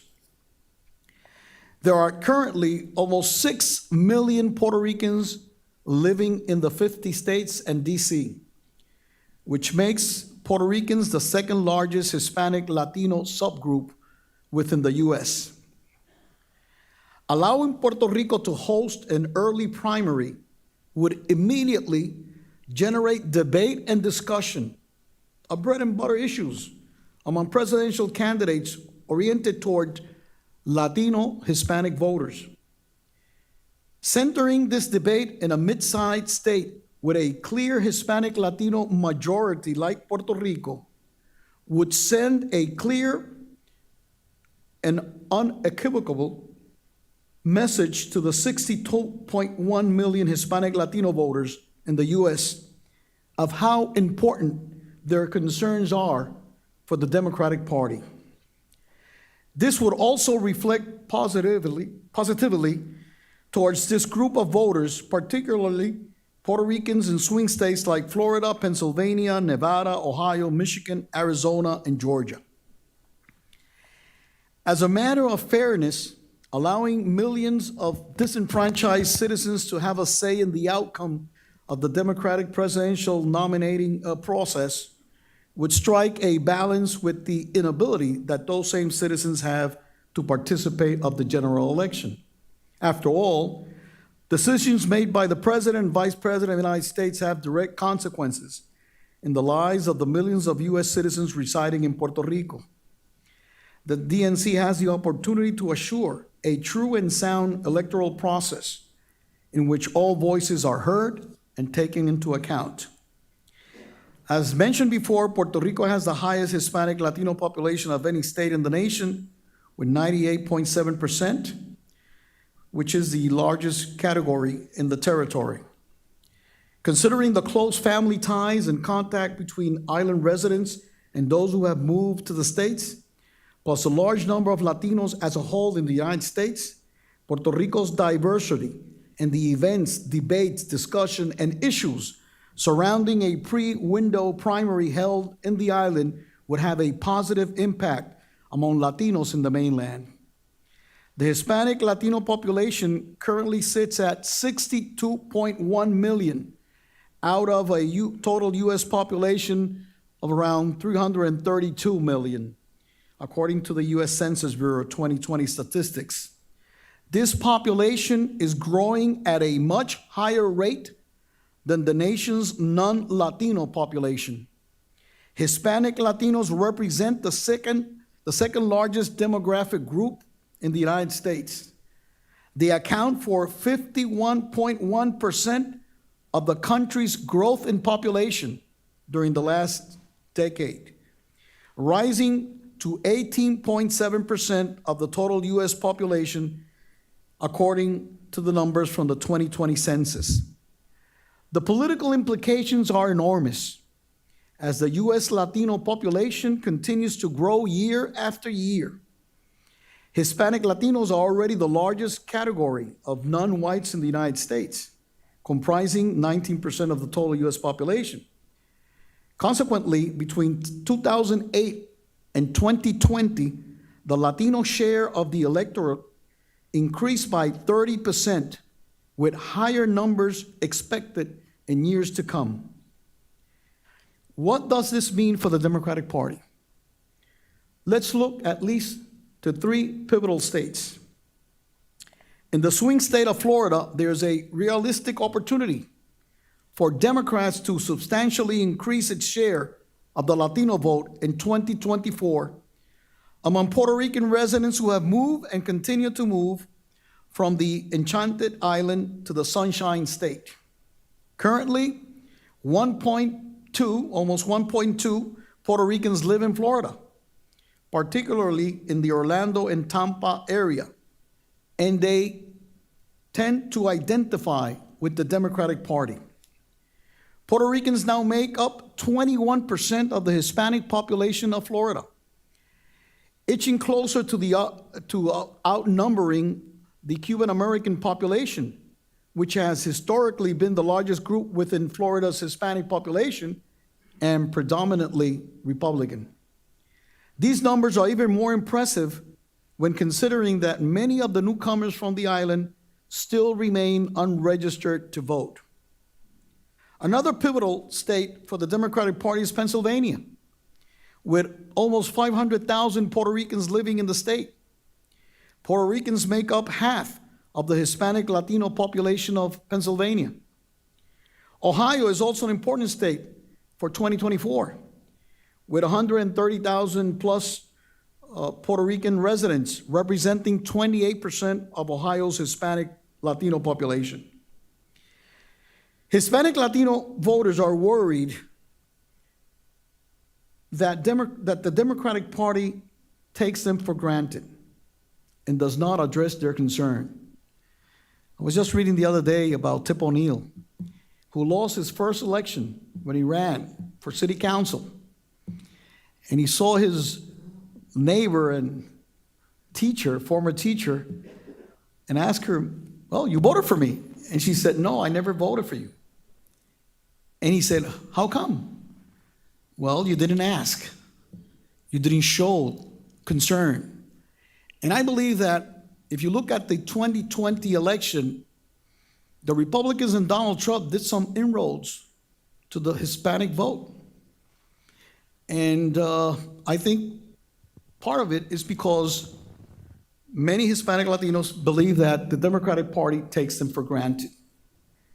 And I believe that a pre-window primary in Puerto Rico would show a true commitment and concern of the Democratic Party with Puerto Ricans and Latinos in general who live in Florida, Pennsylvania, Texas, Wisconsin, Michigan, Georgia, and Ohio. And that would motivate them to identify as and vote for Democrats in the 2024 election. Concerning our local statute on presidential primaries, the Puerto Rico Electoral Code of 2020 provides for a state-run presidential primary if more than one candidate in the Democratic Party seeks the 2024 presidential nomination. The Electoral Code authorizes the chair of the Democratic Party of Puerto Rico to notify in writing the president of the Puerto Rico State Elections Commission by December 1st of 2023, the specific date for the Democratic presidential primary in 2024. Therefore, the Democratic Party chair only has to notify in writing the specific date for that primary, so there will be no problem in terms of adjusting if the DNC decides that we should, and this committee, that we should have our pre-window primary. Now, the territorial status deprives Puerto Rico from electing U.S. senators and congresspersons, but we do have primaries at the local level among the local parties. And these primaries are separated from the presidential primary. Actually, the law in Puerto Rico states that the local primaries take place on the first Sunday of June of the year of the general election. In 2024, that would be on June 2nd. So it would have no interference in terms of having a pre-window presidential primary. No statutory changes are needed in order to establish a state-run primary during the pre-window period. 3-minute warning. Okay. Let me just go then and more or less come to a conclusion. The cost of TV advertising has been included in our presentation and also in our document, so I won't go into it. But I think I should add that it's very easy and safe to engage in retail politics in Puerto Rico. The people of Puerto Rico are very friendly and prefer meeting and talking in person with political candidates. The main island of Puerto Rico is about 110 miles long, west to east, 35 miles wide north to south. Puerto Rico is 5.1 times greater than Rhode Island, 2.7 times larger than the state of Delaware. Most people live in the metropolitan area of San Juan. Should the Democratic Party include Puerto Rico in its pre-window primary, it would send a strong message of inclusion. The debates and discussion of issues in Spanish and English concerning Latinos in Puerto Rico's pre-window primary would be prominently reported by the news and social media as something new and different from the usual primary campaigns. All of this would send a clear message to Latinos that the party that cares for them and their families is the Democratic Party. It will provide motivation for Latinos in the states to register and turn out to vote. In conclusion, I would like to thank you for this opportunity to present our case before the committee. And I also invite you to join us in Puerto Rico as we celebrate San Juan's 500th anniversary of its foundation, and I must add, the oldest city under the U.S. flag. Thank you, Mr. Chairman, and thank you all. Thank you, Mr. Chairman. Do we have some questions for Chairman Rodriguez? Mr. Leon. Frank Leon from DC. Thank you so much for your presentation and for your hospitality when we visited Puerto Rico with Rules and Bylaws a few years ago. It was a great trip. If someone from Puerto Rico goes to Florida, establishes residence in Florida to be allowed to vote there, do they lose their residence in Puerto Rico, or is there some sort of Well, they would not be able to vote in Puerto Rico because they would not be then residents of Puerto Rico. It would say same thing as when someone moves from one state to another. Yes. Yes. Mr. Burgos. Thank you, Mr. Chairman. Welcome, Chairman Rodriguez. Thank you, Tom. For those who do not know, he was president of the Senate of Puerto Rico, and through his efforts, the public employees of Puerto Rico got the right to collective bargaining. So Puerto Rico also, thank you for your effort on behalf of labor over your decades of service. Question, if you recall, Charlie, we had a successful effort in 18 and in 20, getting Puerto Ricans to vote in the places in the state because we had the communications, cell numbers, and interconnection of the hometown societies. That's a very important component to what you do as a political party, but that brings a great opportunity, like you said, in Florida. Would you talk a little bit about that, please? Yeah, truly. In Florida, if you look at the 2020 senatorial race, we lost that seat by around 10 or 12,000 votes. I was insisting with those in charge of the campaign in Florida that they should try to engage the Puerto Rican community there. Get them motivated to register because we are U.S. citizens by birth. When we move to one state or another, we can almost immediately register and even run for office. Rick Scott, who was governor then of Florida, he did such a wonderful work in terms of reaching out to the Puerto Rican community. He went to Puerto Rico about 8 times. He was even there when the governor of Puerto Rico was giving his state of the state or of the territory message to the legislature in Puerto Rico. And people were saying, what is the governor of Florida doing here? Well, he was running. He was running to become senator, and he knew that he needed to have the support of the Puerto Rican community. He did not win the majority vote of the Puerto Rican community, but statistics indicate that he got around 45% of the vote, and that was enough to help him carry that state. He only won by 8,000, 10,000, or 12,000 votes. So definitely, that is a community that has strong ties with their families in Puerto Rico. The presence of the governor of Florida running to the Senate, being in Puerto Rico 8 times, going to different places, getting his photographs, talking about the issues, and then coming back to Florida. The people in the state of Florida who were voters and residents, Puerto Ricans, could relate to him. And they ended up at least 45% voting for him, when usually it is around 75 to 80% Puerto Ricans vote Democratic in the state of Florida. So that gives you an idea of how the importance this can have in terms of places where the election could be pretty close. That could make a difference. Mr. Chairman, may I have a follow-up, please?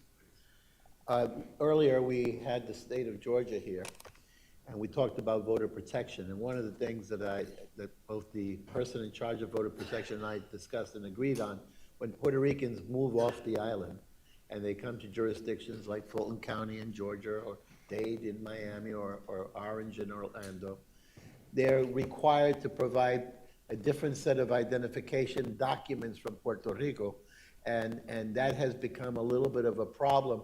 There's got to be some kind of a streamlining so that people, especially in states, in battleground states, where the Republicans have made such a big effort in terms of denying people the opportunity to vote because they don't have the right papers.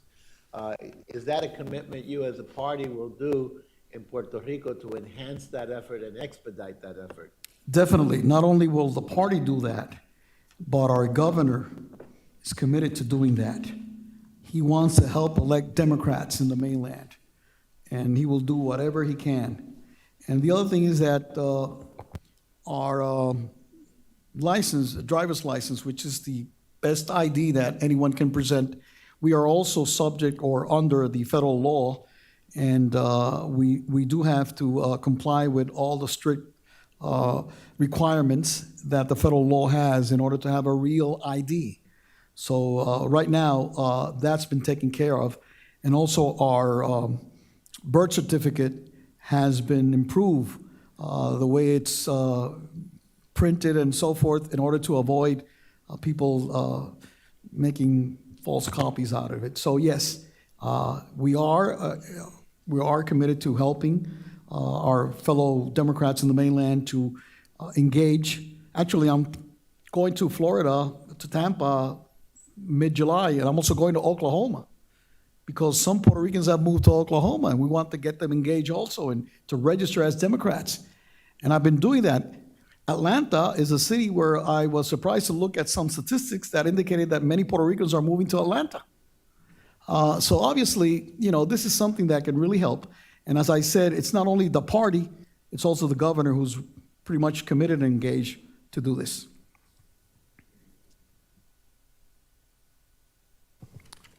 Other questions? Yes, Maria Cardona. Charlie, gracias. Thank you for being here. I grew up in Puerto Rico, so I love this, and I love the idea of Puerto Rico going early, and I think all of the reasons that you stated are valid ones.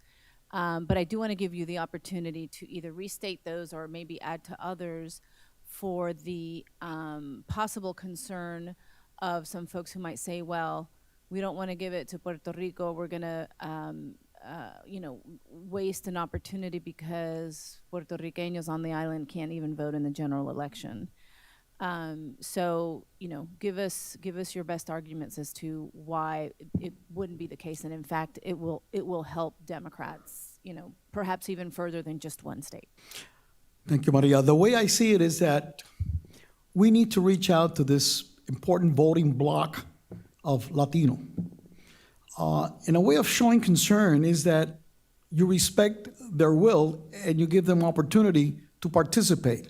Obviously, by doing that in Puerto Rico early, you are bringing to the upfront the discussion of the issues that concern every American, but definitely concern Latinos. And because the issues will be discussed not only in English in Puerto Rico, but certainly in Spanish, that would be probably the same campaign we can bring to the different jurisdictions here in the mainland where many Hispanics, Latinos live. And we can show them we care and that we're concerned with their families, and that, the things that we are proposing in Puerto Rico, or the candidates would be proposing in Puerto Rico, would be probably more or less the same that we'll be proposing in Latino, but you would have them very early in the discussion. And I think that would help, because the Republicans want to continue their efforts in winning Hispanic voters. And what I'm saying is Puerto Rico could help in that sense.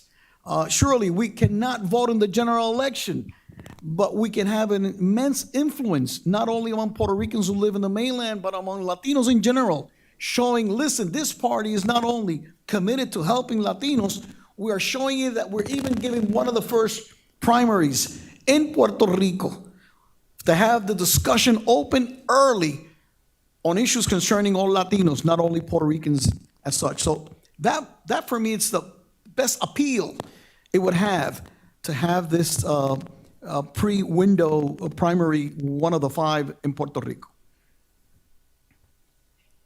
Sure. Any other questions from members of the committee? Yes, Artie. Thank you, Mr. Chair. And thank you for being here. Great presentation. I'm asking about access to the ballot. What is the voting process in Puerto Rico for the primary? How are ballots cast? Mail, vote by mail, voter registration? What are those processes? Yes. We now have vote by mail. We do have early voting established for the primary, for the presidential primary. And obviously, we have the day when we have the election formally. Many people in Puerto Rico like to go to the voting place and vote. It's like kind of a fiesta, you know. It's kind of like, hey, let's go all. And so it's, yes, but we have a voting process that is similar to many here in the States with the early voting and with the vote by mail. That actually, we started it in the last primary. But our primary was held so late, it was already everything decided that, you know, when everything is decided, people don't tend to turn out to vote in huge numbers. But I can assure you that if Puerto Rico would have one of these pre-window primaries, a lot of people would turn out to vote. And also, as I say, would have these discussions. So we do have that. We do have something different. In Puerto Rico, the territorial or state government issues a ID card for the voters. Just recently, the law was amended to also allow people to use their driver's license or their U.S. passport. So it's pretty much easy to turn out to vote there.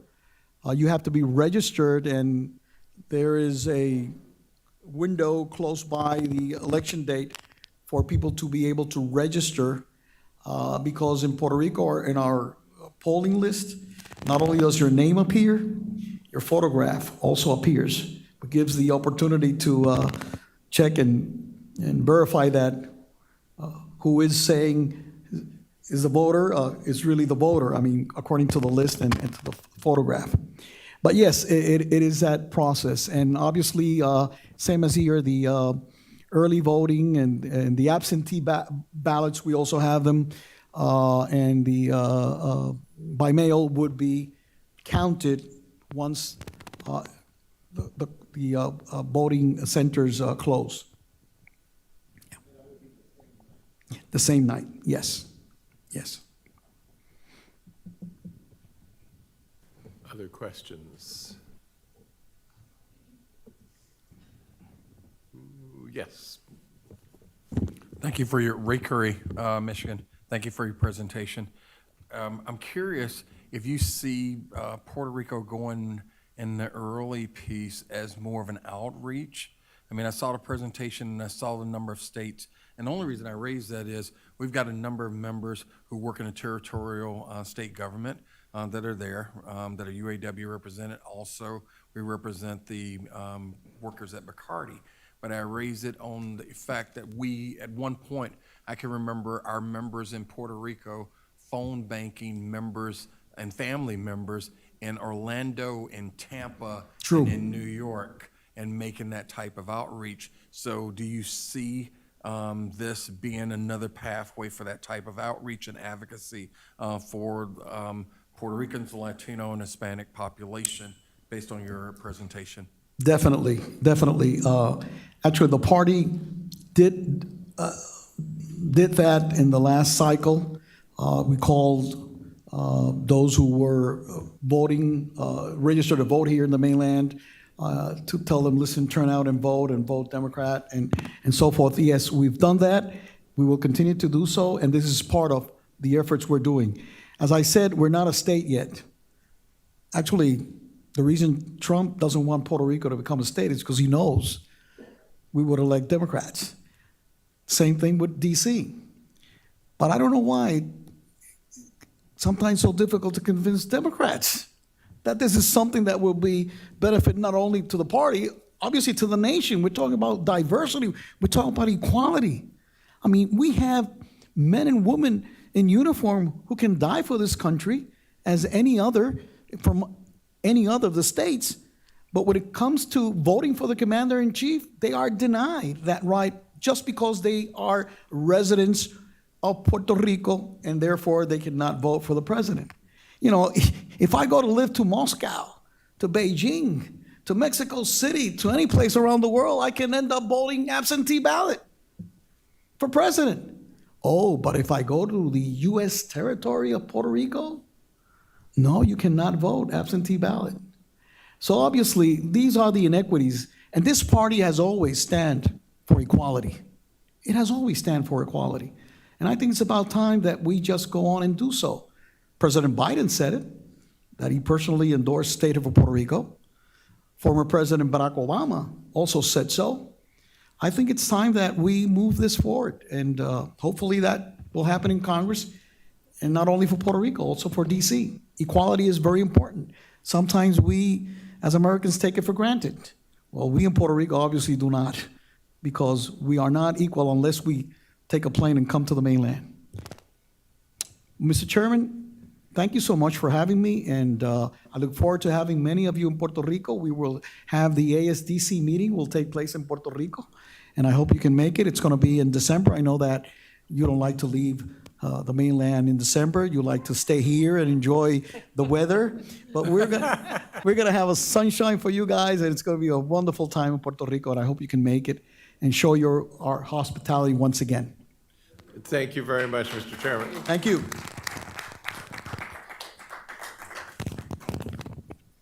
Back to you.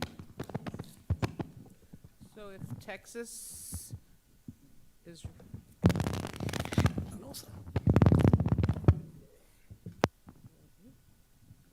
can you hear me? Yep.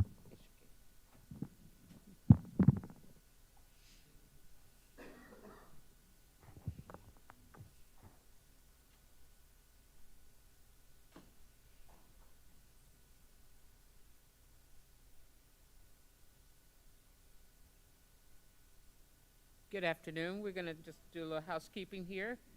States will have 15 minutes to present, followed by 20 minutes of questions. There's the time clock. We'll be looking at it.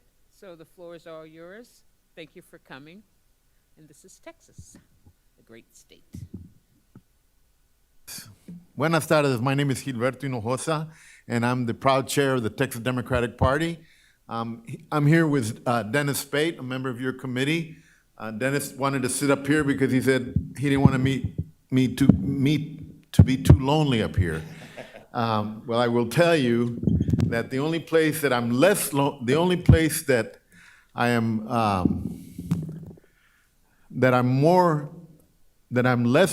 than being here is when I'm with my family of also of Democrats here. I can always feel loved, right? So it's a good place to be. Thank you for letting me make this presentation on behalf of the Texas Democratic Party. I have been the chair of the Texas Democratic Party since July of 2012. I'm the first Hispanic chair in the history of the Texas Democratic Party, and the first chair, the person of color to be the chair of the Texas Democratic Party.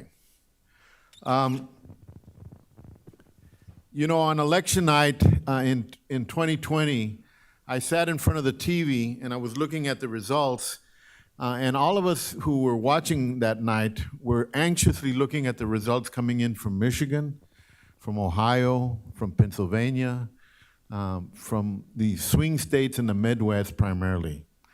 And when they were coming in very, very close and the numbers weren't showing exactly what we wanted to see early on, we were very, very worried. We were concerned that we might not be able to make it in this presidential election and get rid of this individual who had been president and had a disastrous 4 years of a presidency. And that's something that we go through every 4 years. Every 4 years, we do the exact same thing. We sit in front of the TV and we look at all those swing states to see whether or not they're going to come through. Because we know the only way our candidate's going to win is with those electoral votes. Well, I'm here to tell you there's an easy way to get around that concern that you have on election night, and that's to turn Texas blue. Because we have 40 electoral votes, and everyone knows that the day that Texas turns blue, it is mathematically impossible for the Republicans to elect a president of the United States. All right, so that is the beginning of my presentation. Texas needs to turn blue. We know that it needs to turn blue. Every single person in this room knows that it needs to turn blue. I will tell you that it is closer to turning blue than it ever has been, even since the time that Ann Richards was the governor of this state. When I became chair of the Texas Democratic Party, we were in a bad situation. The Republicans could meet in the legislature without a single Democrat and still have a quorum. Barack Obama, during the 2012 election, had a margin of 16 points against Mitt Romney. That has changed dramatically in the years since 2012. In 2016, Hillary Clinton dropped it to 9.5 points. And in 2020, Joe Biden dropped it to 5.5 points. We are almost exactly where Georgia was in 2016 today in the state of Texas. That is the margin that we have. In fact, at the time that this election was going on in 2020, if you were looking at the polls being run in the state of Texas, in the last 30 days, Joe Biden was 1 or 2 points under or above Donald Trump. And that freaked out the Republicans. We had targeted 9 seats in the legislature because from 48 seats, we had gone up to 9 short of taking back the House and electing a speaker.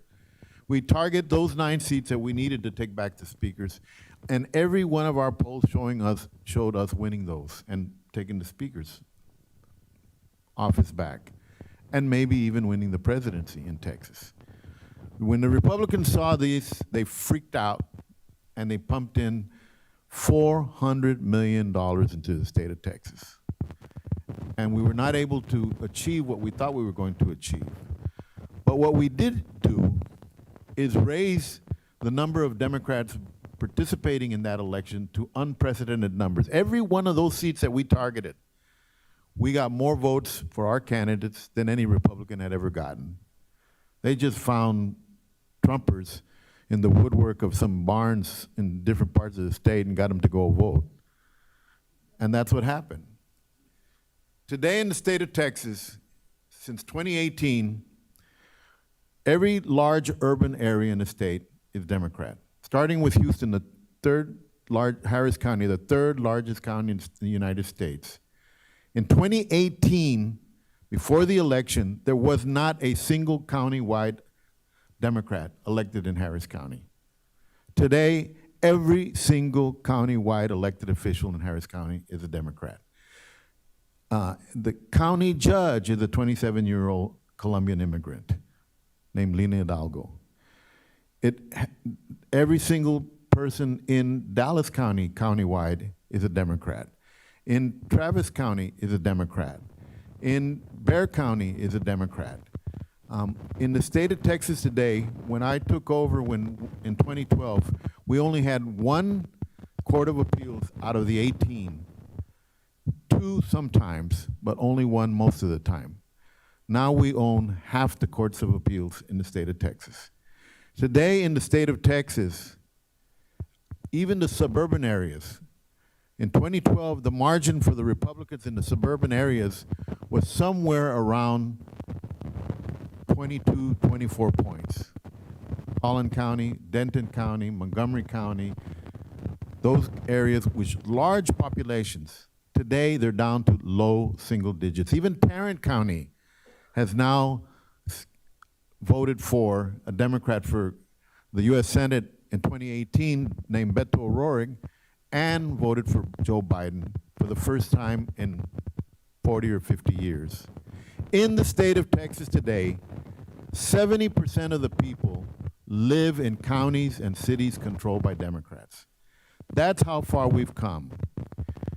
And the reason I tell you is this, is for the longest period of time, the National Democratic Party didn't pay much attention to Texas. It was too big. It was too much of a challenge. It was too big territorial, as far as territory was concerned, too many media markets, and too many people, and too red. And you stayed away from it, and we on our own had to get us to where we're at today. And so today, we're right on the cusp of flipping this state.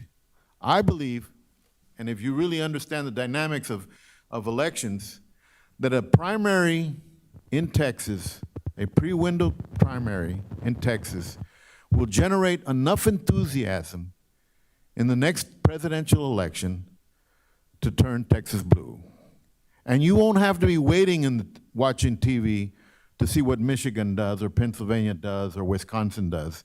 Because the moment you get the news from Sean Hannity freaked out that Texas turned blue, it's all over but the crying, right? And that's what we're looking at. Now, I understand there are challenges to that.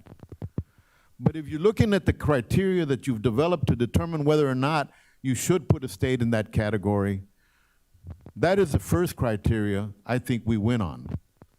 If you look at diversity, we have probably, if not the most diverse population in the United States, but certainly we have the most diverse population in the South. We have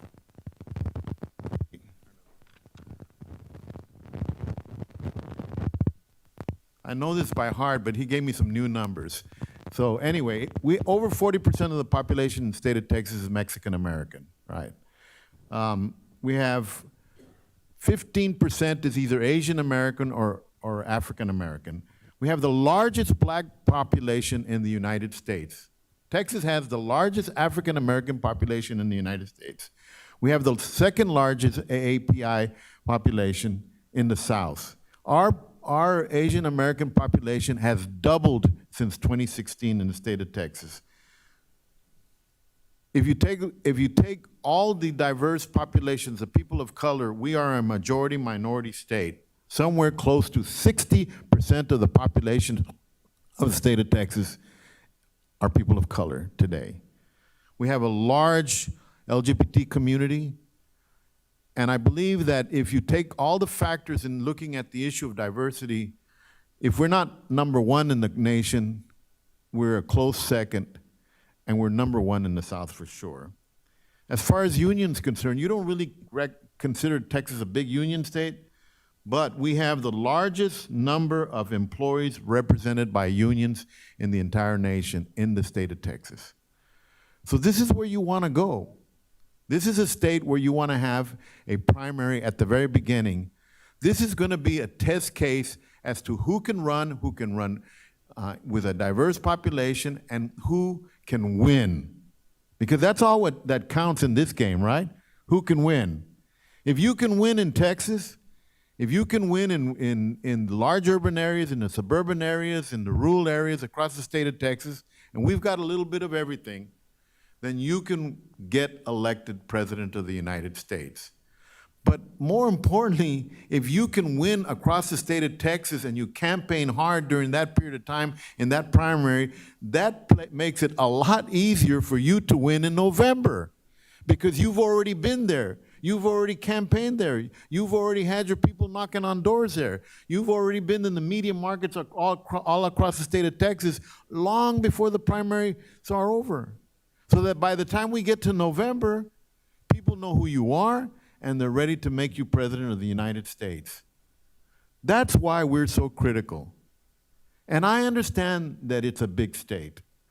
But if you can't make it in Texas, then you probably can't make it at the end of the day as the President of the United States in this country. That's the bottom line. That's why I believe Texas should be the state that begins this whole primary process. Because as Texas goes, the United States of America goes. Thank you, Mr. Chairman. Thank you. Thank you for a compelling presentation, so we'll see. And by the way, I did not bring my hearing aid today, so Okay. when you ask me a question, make it loud. Those of y'all that are in my age category understand. Surely we do. Are there any questions? We'll start with Elaine, then we'll move over to Mo. Yeah, it's great to hear from you. I have been following these trends in Texas for a long time now, and I do believe Texas will be blue. The problem is that this change is usually pretty gradual.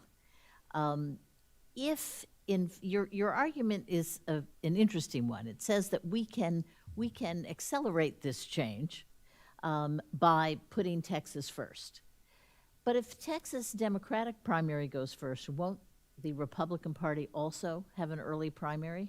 And wouldn't they have the same sort of attention and mobilization? I mean, in other words, I can't see, I mean, and this goes to all the states, right? I mean, all the states that are first, the RNC is going to say, hey, that's a great idea. Let's put this state first too. So wouldn't that sort of cancel out the effect of mobilizing and moving Texas? No, and by the way, it has been gradual, but it has been gradually going up in this way. It's a steep climb from 2012 to the present. I mean, Beto O'Rourke in 2018 came within 3 percentage points of beating Ted Cruz. That's how close we are. In fact, out of the top candidates for statewide office, whether when Beto ran, Beto, the candidate for lieutenant governor, came within 4.5 points, and the candidate for attorney general came within 4.5 points as well. The number of Republican voters in the state of Texas has been pretty static in the last 10 years. It has not increased dramatically. The only time that we had a big jump was in the 2020 election. And I think it's pretty clear that what happened in that election was the Donald Trump factor pulled Republican voters that were not even Republican voters, that were non-voters, out to go and vote for Mr. Trump. Had it not been for that factor, and the other factor that occurred, and I've had a conversation with folks in the Biden campaign after the election, we were not permitted to campaign in person in Texas. Now, I have been an elected official for 20 years. I was a school board member, county court of law judge, district judge, court of appeals judge, county judge, and I'd never have campaigned and won an election by just doing things virtually. We always knock on doors. And especially if you're dealing with Hispanic voters, which is the key to victory in the state of Texas. And by the way, we have increased Hispanic participation significantly. One of the reasons why you've seen us rise so sharply in our share of the vote in the state of Texas has been the increase of the Hispanic voters. And Texas, as I mentioned, has the second largest number in the nation, by far the largest number in the South of Hispanic voters. But when you cannot campaign in person, you cannot reach those voters, because you cannot reach Hispanic voters, Mexican-American voters, by phone. So I believe that had we not had that restriction in 2020, that we probably would have flipped the House, and we probably would have gotten much closer even than the presidential election. So your analysis of what happened in terms of the gradual change is not entirely correct, but what you are correct is a concern about what it does with the Republican vote. And I will tell you that they've kind of reached to the bottom of the barrel on the Republican vote. There just isn't that many white folks in Texas left anymore. I mean, that's the bottom line.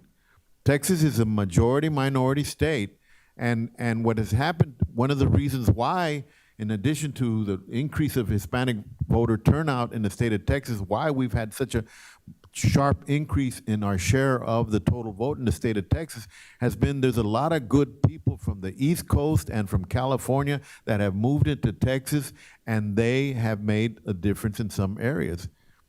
The Texas Democratic Party, for example, identified that this was a potential group of voters that we could use to increase Democratic performance in 2018. So we came to y'all and you gave us the names of a bunch of folks, somewhere around 180,000 people who had become Texans from parts of the country that were Democrat that came into Texas, primarily in the suburban counties. We sent all those people voter registration cards and got them registered. In 2018, when we flipped 12 House seats, 4 of those House seats were flipped with the margin of the people that we registered in those particular districts. So what you're seeing in Texas today is not just the increase of minority population, you have new voters, a lot of them white voters, coming into Texas from the East Coast and from California that don't have the Republican mentality that some of the white voters in Texas have, and they're voting consistently for Democrat. In fact, in 2012, in 2018, those 12 seats that we picked up in the legislature, I believe 8 of them were white Democrats. So the dynamics have changed significantly in the last 10 years in Texas, and I don't believe that the fact that you're going to have Republicans have an early primary also will cause them to vote more, because they're maxed out. There ain't no more of them to take out to vote. Thank you, Mr. Chairman. If enthusiasm alone could deliver a state, I mean, your enthusiasm is palpable. My question is more on the logistics, and it goes to the timeline up on the screen. Yeah, that's the big what's the matter. Yeah, right? I mean, we have an internal deadline of early August of this year to make the decision. But given that it requires legislative action, which would more or less not happen until next year, how can we be confident that the Republicans in the legislature and the governor will go along with this? Well, Greg Abbott ain't going to be the governor after January 1, 2023, okay?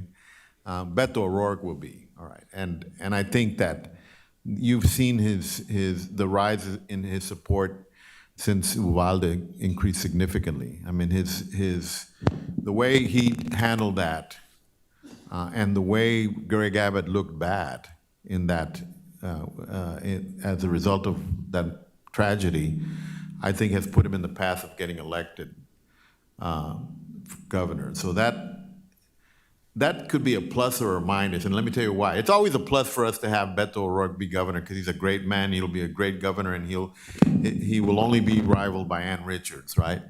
Who was a good friend of me and my family. But if it wasn't the case that he wasn't governor, Greg Abbott would continue, and Greg Abbott wants to be president of the United States too.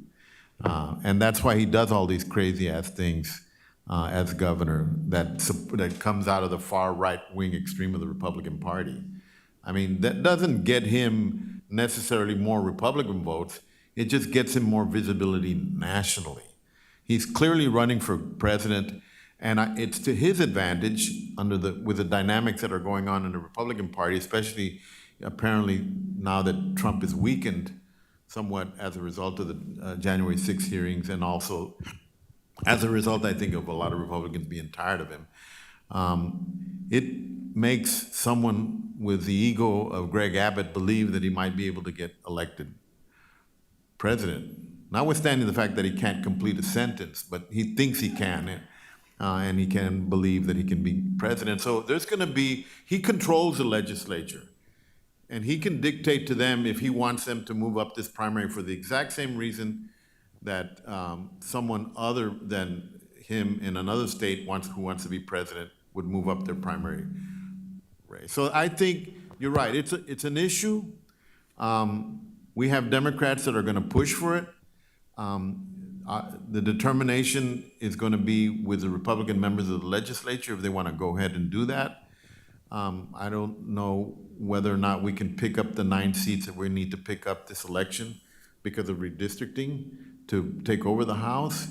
but we're hopeful that we will, and we will continue to work in that end. But at the end of the day, if we are able to do this with them, and I think there's a chance for those two reasons that I gave you. One, Beto may be the governor, and as a governor, he has the ability to be able to influence the legislature on things that are important, to trade off things with them and to get I believe this thing changed. But even if he's not, Mr. Abbott has all the incentive in the world.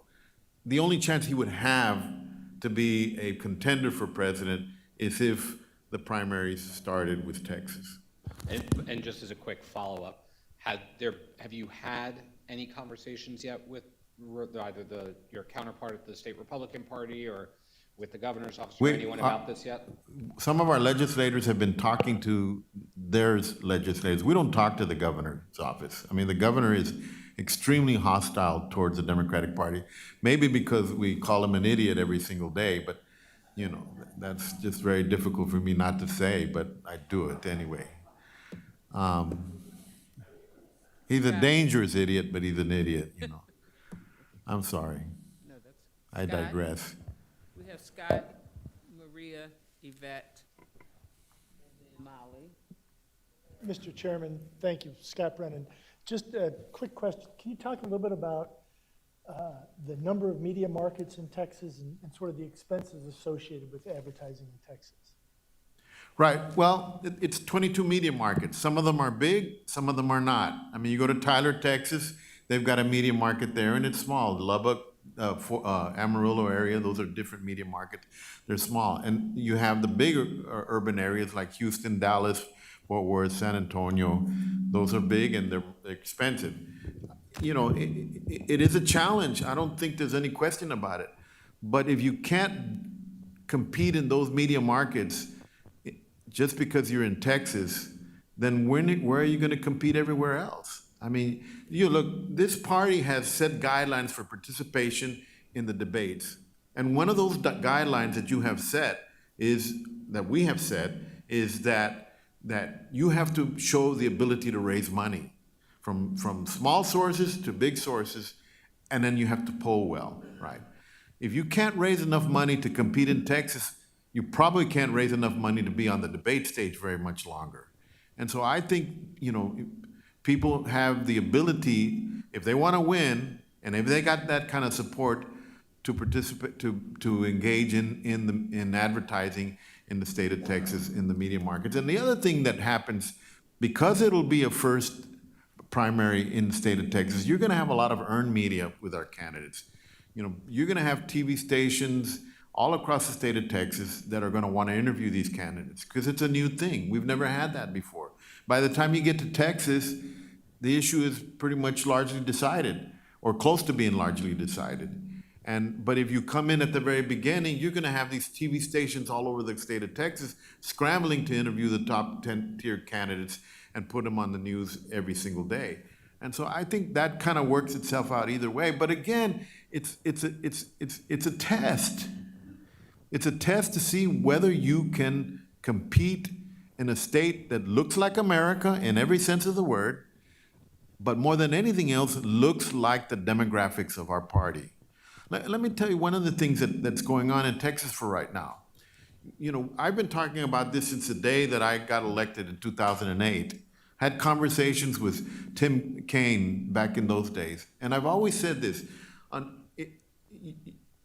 we concern ourselves with generating enough support within our party to win elections all the time, but we've never really done what we needed to do to engage and increase participation of the Latino vote.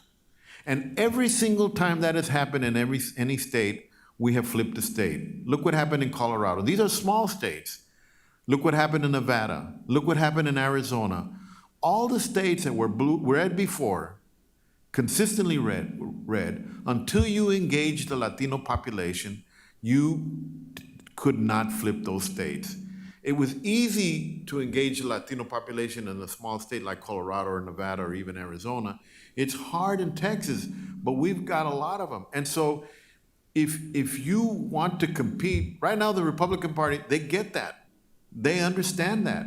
They just ran a special election in the Rio Grande Valley for a congressional seat on behalf of a woman who was running for Congress, who had been running for 2 years and had spent about $1 million in that 2-year campaign against a sitting United States congressman who was in another district that moved over. And in a special election that was 2 months old, they spent over $3 million just to make a statement. So they're competing in our state because they know that's where it's at. If you get the Latino vote, then you win. And if you engage them, then you win. And so if you're wanting to get the Latino vote, you're going to put some money into Univision or Telemundo or all these Spanish networks down there that are expensive but are the key to winning the Mexican-American vote. I'm not saying it's easy, but that's how you win. Maria? We only have time for the 3 questions that callers that had already raised their hand, and then we're going to be moving on to the next state.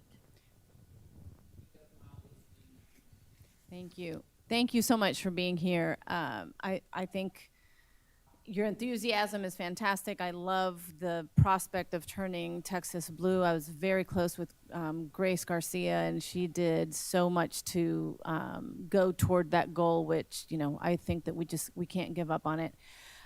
My question is similar to Scott's in terms of media markets, but more about the vastness of the state and how challenging it would be if it is in an early window.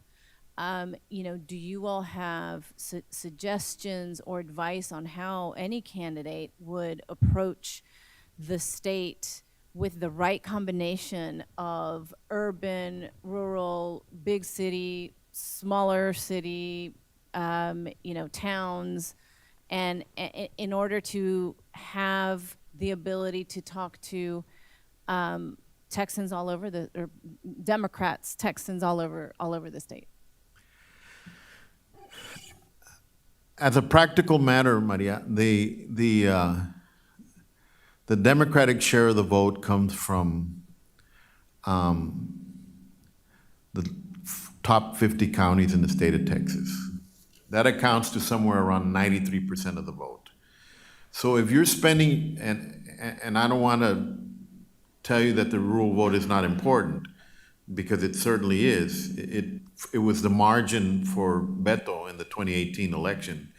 Beto won all the urban areas in the state. He won the suburban areas, all the suburban areas in the state. He got killed in the rural areas, right? But that's an issue for November, right? In terms of a primary, you can focus your resources in the metropolitan areas of Dallas-Fort Worth, Harris County, in the suburbs there, the metropolitan areas of Austin and the surrounding counties, San Antonio, the Rio Grande Valley, and El Paso. That basically makes up most of the population of the state of Texas. That's where you're going to be spending your time, and that's what's going to decide whether or not you win this primary or not, or how you perform. If you get support in the rural areas, that's great, but it's a small fraction of the total vote. And if you're looking at how it works, and again, the rural areas are important, and the Texas Democratic Party has to work on those rural areas more because we're losing by large margins there, and we need to change what's going on there. But in terms of a primary candidate, if they cover that in the amount of time that they've got, that'll determine whether they're going to do well or not. Maria asked my question, so Randy, do you want to take my spot? Because Maria We'll just. go to Molly and then And then she Randy, can take my okay. spot. Thank you, Mr. Chairman. Molly McGarrick from Delaware.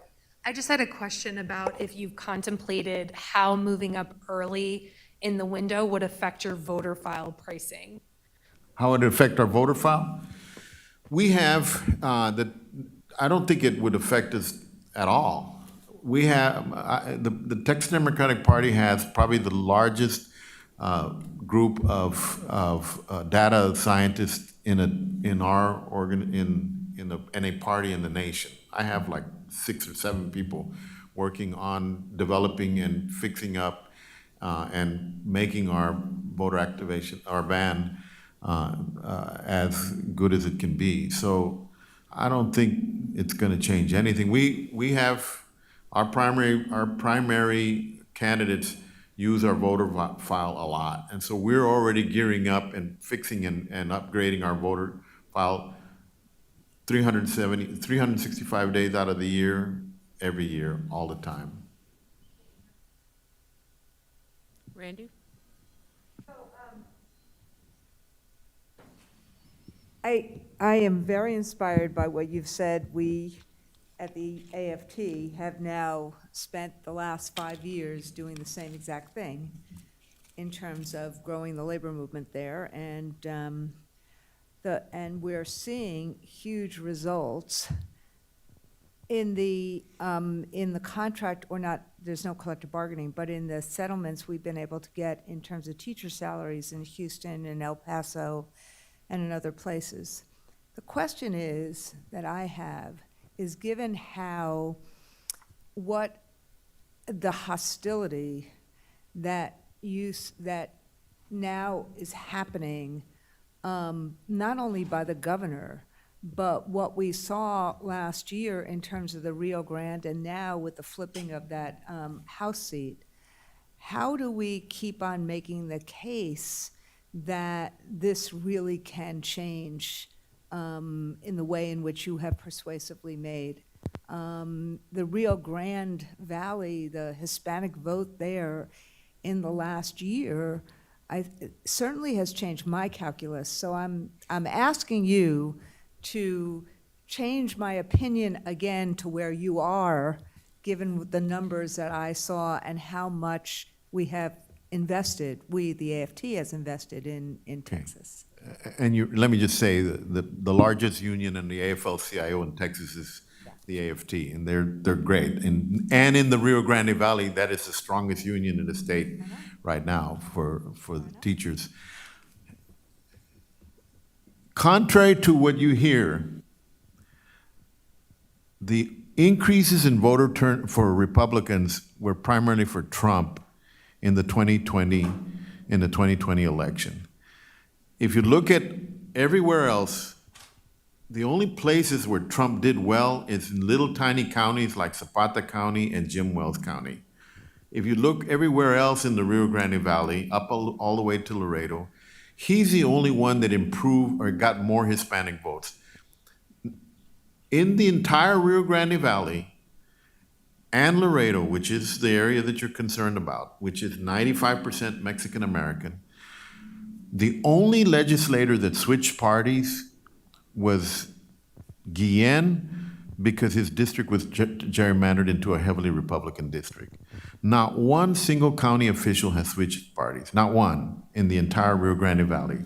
What happened in this election, this special election, it's a district of 800,000 people. Less than 20,000 people voted. The only people that voted were the Republican diehards. My wife ran for Justice of the Peace. Her election was on June the 7th. This special election was the following Tuesday. Voters in the district didn't know that there was another election 1 week after the runoff election in the Democratic primary. Nobody went to vote. And then they pumped $3 million. The DCCC spent $100,000. I don't blame them for that. That was a waste of money, even the $100,000, because it was not going to mean anything. Vicente Gonzalez is going to win that district. It's been gerrymandered to make it more Democrat in November. So contrary to what people believe is happening with respect to the Hispanic vote, that's not correct. There is no reason to believe that the upward trend in Democratic performance in the state of Texas will change. In 2016, Hillary lost the presidential election. In Texas, it was the best year that we had had in 40 years. We increased performance up and down the ballot all across the state of Texas, she came in within single digits. So there hasn't been, since 2016, a single year where the increase in Democratic performance hasn't been significant. There's no reason to believe that it's going to change in 2022 or 2024. So I think that's the response I can tell you. There's been more hype in the news than the reality of what's going on in South Texas. And I was an elected official in South Texas for 23 years. Well, Chairman Hinojosa, it is clear you know the state of Texas. And now we understand where Sochi gets all her smarts from. So thank you for giving her to us as well. Thank you so much for your presentation, sir. It's been excellent. Thank you so much, and I want to thank the vision of this Rules Committee for looking at this process again. A lot of us who were out there had thought that it was long overdue. I know it took a lot of courage on your part to take a look at this thing, but that's how we win. Thank you so much. Thank you, Mr. Chairman.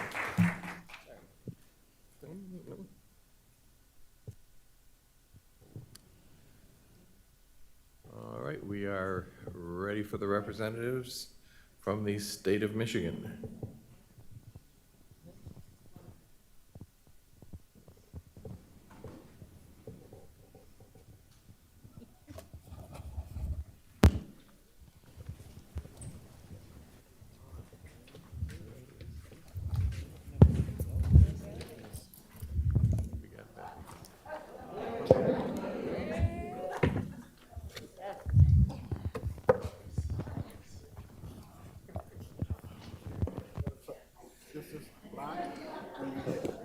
They always throw us off with the bags, the goodie bags.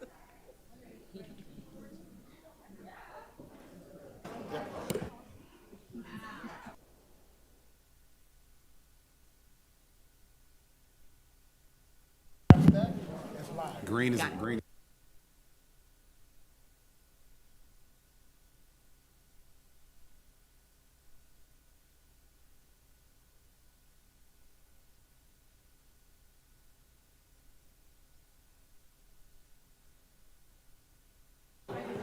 All right, well.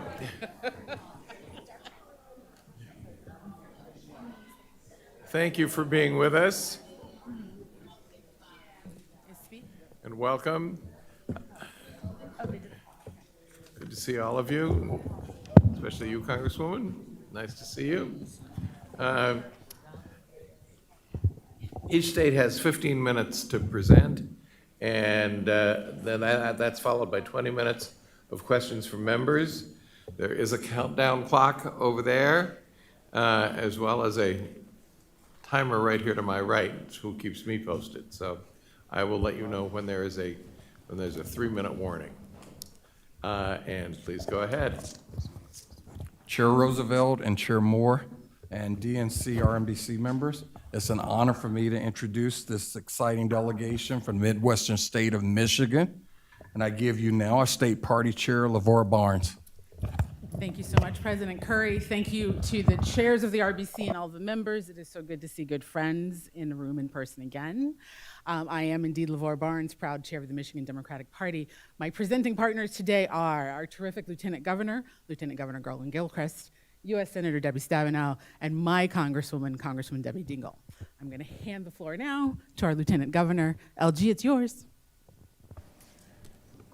All right, thank you, Madam Chairwoman, and good afternoon, committee, and everyone who's joined us here today to hear our case about why the state of Michigan is the best place to pick a president. Now, we've made a video that we think will set the table for this conversation, and I'd like to play it for you now.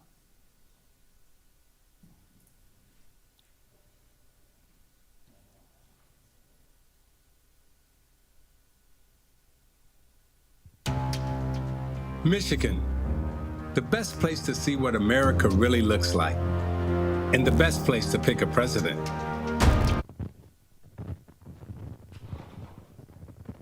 Uh-oh. We don't want to lose seconds. Right, stop the clock. Michigan. Michigan, the best place to see what America really looks like, and the best place to pick a president. No wonder Michigan's diverse, a battleground, and crucial to winning the White House. With all of Michigan's diversity of places and faces, of cultures and communities, Michigan looks like America. America at her very best. Farmers tending diverse crops, making agriculture Michigan's second largest economic engine. Union workers revolutionizing the next chapter of America's auto industry with electric vehicles. Doctors, nurses, researchers in our medical centers heroically saving lives and innovating healthcare. Brewmasters in our revitalized city centers converting Michigan's entrepreneurial spirit into a point of state pride. World-class state universities. It's as far as the eye can see. Michigan is America, and the best place to pick a president.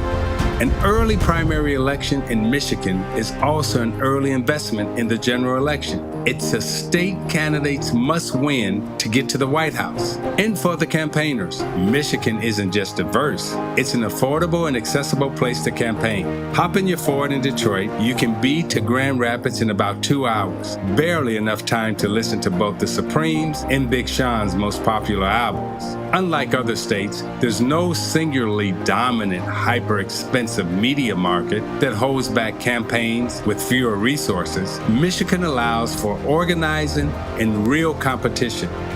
Michigan, the most diverse battleground state in America. The racial, political, cultural, economic, and geographic diversity that represents the best of America and makes Michigan the best place for an early primary.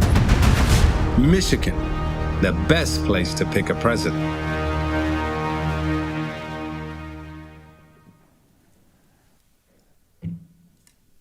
I mean, I think Isaiah Thomas said that pretty well. But look, this is a real opportunity for the DNC with this particular process that we're going through to demonstrate our values and make sure that our early elections and our early election states truly look like America. And so what do we want from an early primary state in order for this to be successful? We want that state to be truly representative of America. That means racially diverse and looking like the American people. It means economically and geographically diverse. Michigan has large manufacturing and agricultural sectors.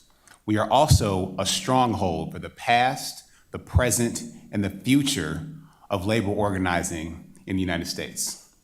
We are also an actual battleground state in presidential elections. We're decisive. We're crucial to winning the White House. And if campaigns that must spend so much time and energy in early states, shouldn't that investment make a meaningful return in the general election? The answer is clearly and obviously yes. Early states need to be a down payment on the general election. And Michigan is the right state for that because it is crucial to winning the White House. With that, I'll pass it to my Senator, Debbie Stabenow. Well, thank you, Galen. It's so wonderful to be here. And let me just continue by saying Michigan's economy and workers reflect the experience of the whole country. We're home to over 900,000 small businesses, and one of the exciting things for me is that Metro Detroit is #1 in women-owned businesses that are growing, and we like to say we make things and we grow things in Michigan, and we have it all. Our home, of course, is a home to the most auto production of any other state. We know that, but we're more than just cars, and we are engineers, and we are #1 in emerging startups, and we have the world's largest tech companies in Michigan. We're a national leader in medicine and biological sciences, and Michigan's 46,000 farms grow more crops than any other state but California, and as I like to say, who cares about California? No. Just a joke for anybody that's here, just a joke. And it's great to have Jim Byron here with us today from Michigan Agribusiness Association supporting us, and you have some great Michigan-made products right in front of you in your bag. The future also of the Democratic coalition is in Michigan as well. Large Black, Latino, Asian American, Pacific Islander, Native American, Arab American, and Muslim communities, Michigan looks like America. More than 1 million Michigan voters are represented by unions at work or are union retirees. retirees. Michigan will help our candidates build campaigns that are strong enough and diverse enough to win the White House. Now back to our Lieutenant Governor. So up and down the ticket, the state of Michigan is competitive every year. When I say we're an actual battleground state, that means that we have to work and put in the effort to win and run smart campaigns. And that is because of the rich diversity of voters that we have present in the Michigan electorate that Senator Stabenow just described. But Democrats, organizing strong and standing tall, will allow us to win, just like Governor Gretchen Whitmer and I did in 2018. Now, I know that y'all are hearing from, I think, 13 other states today, a few states yesterday, and one state tomorrow. And they're gonna tell you about their diversity and how their state is a microcosm of America. But let me tell you, they don't have anything on Michigan in this regard. And that's especially true of my hometown, the city of Detroit. I have my partner and friend, Reverend Wendell Anthony, here from the city of Detroit as well, representing, of course, the Detroit NAACP, the largest, biggest, and baddest chapter in that amazing and historic organization. And that's important because Detroit is a diverse city. We actually are the blackest large city in America. And this city has delivered decisive margins for victory for every presidential candidate that was a Democrat in the last 100 years. This is a city that, as the senator said, makes things, and we make things happen, and we make things move. Detroit has an amazing metropolitan area, and our region has been a magnet for talented people and those seeking opportunity for decades. We have long attracted Arab American immigrants, and Metro Detroit is actually home to the second largest population of Muslim and Arab Americans in the world, the only outside of the Middle East. And this diversity is not just found really close to Detroit either. Within a short drive in our growing and diversifying Democratic suburbs, we are home to more than 4 million people in the metro area. I want to say a little bit about campaigning in Detroit that matters. When I first ran for office, I ran to be an election administrator. I care about making sure that people are able to fully participate in the democratic process and walk through the doorway that's open wide to democracy. Now, Detroit, Michigan has about 700,000 residents. And about 10% of people, though, when undercounted in the last census that our former president botched, that means there is potential to grow beyond the numbers that we can already see. This is an organizing opportunity to build a broader and stronger coalition. And the work that it takes to do that in Michigan will translate across the country. There is so much potential here, and my experience says it all. I'd like to pass it now to Congresswoman Dinkle to talk a little bit more about our region. Michigan picks presidents. For the last 4 decades, nearly every candidate who wins Michigan becomes president. 6 years ago, and I warned many of you, Donald Trump could win, and you all thought that I was crazy. Well, unfortunately, I wasn't. But in 2020, we flipped it back from red to blue. And that did not happen without hard early work from the Michigan Democratic Party, DNC, and Biden-Harris campaign. It's undeniable that the earlier the Democratic Party can get started here, the better. We're an affordable place to campaign. We have 7 media markets, but that reflect the diversity of the people and the economy, not only of our state, but our country. And we have a sampling of different areas that are reflected from around the country. And the cost per point for television ad space is significantly less than in states like Illinois, Minnesota, and Colorado, where one expensive media market prices out too many candidates. Most of the state's voters live inside a geographical triangle between Saginaw-Flint, Grand Rapids-Kalamazoo, and Southeast Michigan, all within a 2.5-hour drive. That area is also home to many of Michigan's Democratic primary voters. It's a vast majority of the state's very diverse communities, and it's also driving the state's growth. And we don't just have a state fair, we have county fairs every place. We have farmers markets, labor halls, which we need to go into more, cherry festivals, apple festivals, ice carving festivals, winter festivals, dog sledding. We have retail politics wherever you want it, an abundance of it. Candidates will be able to campaign in rural, suburban, and urban communities all in one day. I do it myself every weekend. So we do know this, that to move our primary up, we need to bring Republicans in the state legislature with us. I want to make this really clear, and our lieutenant governor is one of the reasons. Michigan Democrats and Republicans have a proven track record of working together when it matters. And in Michigan, everybody knows that this matters. Governor Whitmer and Lieutenant Governor Gilchrist have signed and enacted nearly 900 bipartisan bills. And we are having the appropriate discussions that when the right time is there, that will keep moving forward. We've already secured the public support of two former Michigan Republican Party chairs, Saul Anunzis and Rusty Hills. And these last few days, people are clamoring to join us. We have the Michigan Chamber of Commerce, Northern Michigan Chamber, the Michigan Manufacturers Association, the Restaurant and Lodging Association, the Detroit Chamber of Commerce, and the list goes on. And they've all said, we're committed to working with you to get this through the legislature. With that, I'll turn it back to the Lieutenant Governor. Thank you, Congresswoman. And I'd like to now ask Senator Stabenow to share a little bit more about some of the other diverse regions of the state of Michigan. And Thank you. Well, Senator, let me just take 2 minutes. 2 minutes, all right. Let me just stress that Michigan's suburban voters are really up for grabs in the election. We saw Donald Trump win Macomb County, we saw President Biden win Oakland County, and on the west side of the state, which we've been stressing, in Kent County, he won by nearly 6 points, which just is a big deal in Michigan because West Michigan's no longer a red wall. In fact, Kent County's black population has grown more than 10%. Our Hispanic population is now grown more than 29%. And I love that Kent County, home of the DeVos family, voted for Joe Biden in 2020. So we're pretty happy about that. And let me just close with this. 25% of our population is rural. It's really important that rural voters know we care about them. And this is an important constituency for all of us.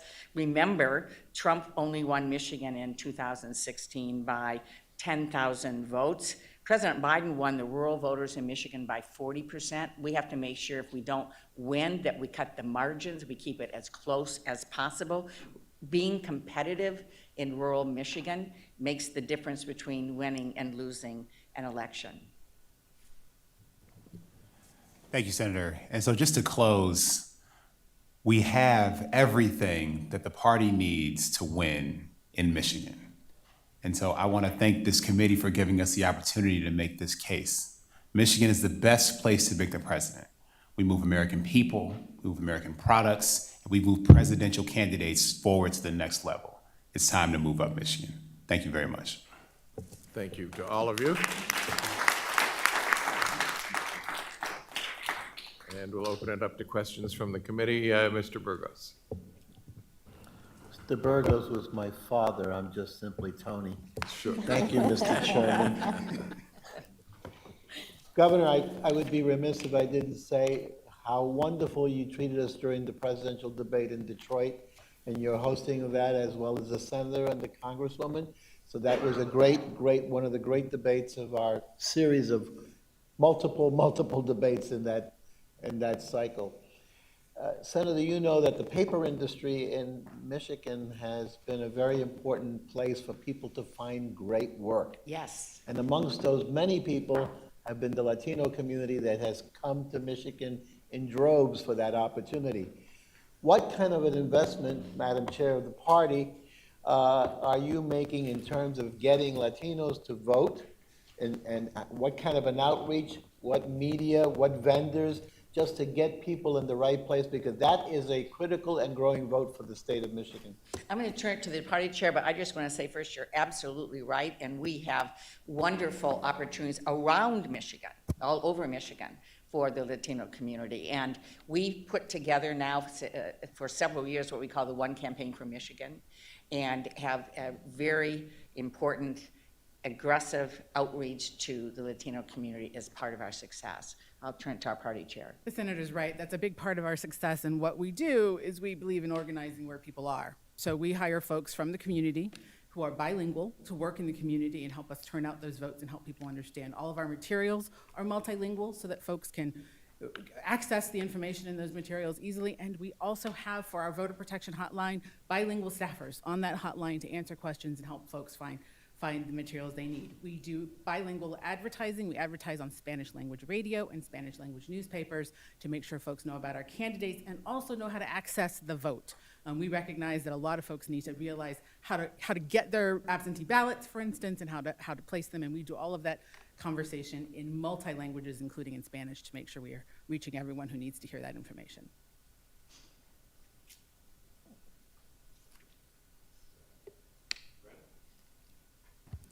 Thank you. Very impressive presentation, and as someone who is a huge Isaiah Thomas fan, good call. Hey, okay.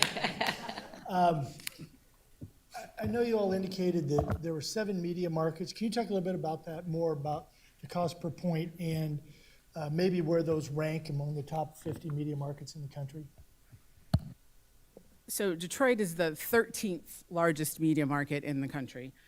So yes, ranks up there. The prices are competitive, I would say. And because we have those 7 media markets, you can reach Detroit voters in a very, Detroit voters with the Detroit market, but also you can reach other voters in a targeted way because of those 7 media markets. We do touch Indiana and Ohio, of course, because of our borders, and a little bit of Wisconsin. We don't talk about Wisconsin.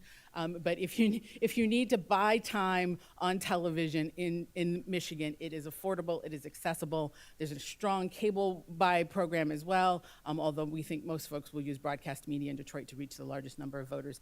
Accessible and affordable, I think. I would just jump in on one thing, in that we also have a lot of radio options. So we've got a strong black radio presence. We've got other ethnic radio up north in the UP and northern Michigan. Rural radio is something that we use extensively in campaigns. It's very, very affordable. Yes. Mo. Thank you all for a very compelling presentation. Congresswoman, I appreciate you mentioning sort of the need to work with Republicans on this. My question is about the time frame for that. There's a line in the responses that you all submitted that you would not begin lobbying the legislature in earnest until we make our decision in August. So I guess my question is, when we go to make that decision, how confident can we be that should we select you, that the Republicans that you need in the legislature will be on board? We've been having appropriate conversations, and we have told them exactly where we are. The Lieutenant Governor has talked about his ability to deliver.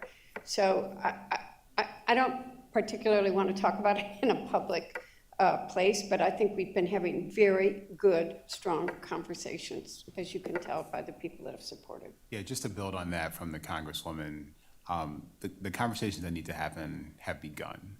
And we want to make sure that we move them along precipitously and responsibly and appropriately. And as she indicated, and as our record indicates, that we have been able to work with Republicans on things that are important to the state of Michigan. And this is an important opportunity for the party and for the state. It's an opportunity for leverage to recognize, again, how compelling Michigan is as a place to campaign, to govern, and to win. By the way, it's an important place for both parties. One party may know it better than the other from a few years ago. Ms. Lewis. Thank you. Congresswoman Dingell, nice to see you. How are you? Great to see you. Yvette Lewis, Chair from Maryland. One of the things I'd like you to speak to is your infrastructure in terms of getting around. I'm not going to make a big deal out of the fact that you didn't bring me anything from Zingerman's. It's all good. I was going to.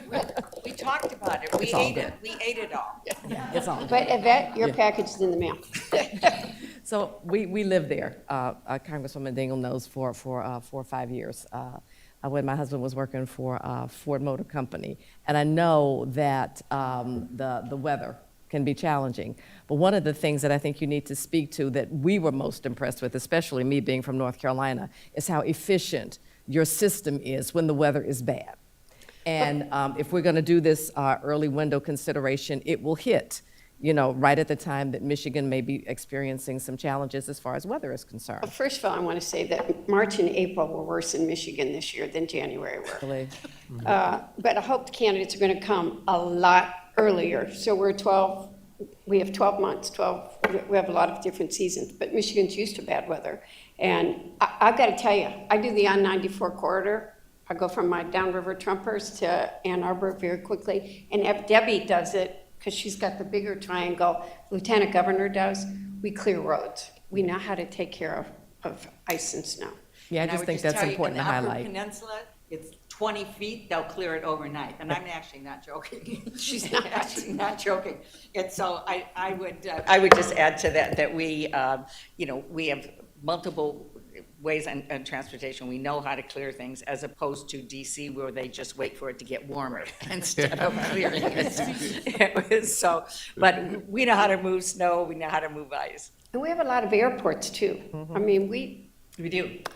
We're the transportation state. We deliver. Let's see. Hi, everyone. Good afternoon. Molly McGarrick from Delaware. A question for the state party chairwoman. In terms of voter file access, have you contemplated how being moved into the early window would affect your pricing for the file for both presidential candidates as well as statewide candidates? I'll start by saying we give access to the voter file in Michigan to every Democrat who's running, and prices vary depending on what size the size of the file you need is. If you're running in a small locale, you may pay as little as $50. Our statewide file is $30,000. I don't anticipate any of those prices changing, and I don't anticipate the presidential candidates needing to pay much more than that. This is not how we raise our money in Michigan. It's just how we fund our voter file work.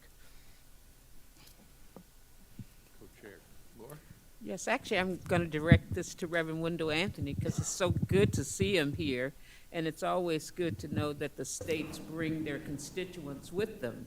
And so I'd like to just ask you your experience working with the party officials in terms of presidential elections, and how do you find it helpful? And maybe you can give some advice to some of the other people that have been before us today.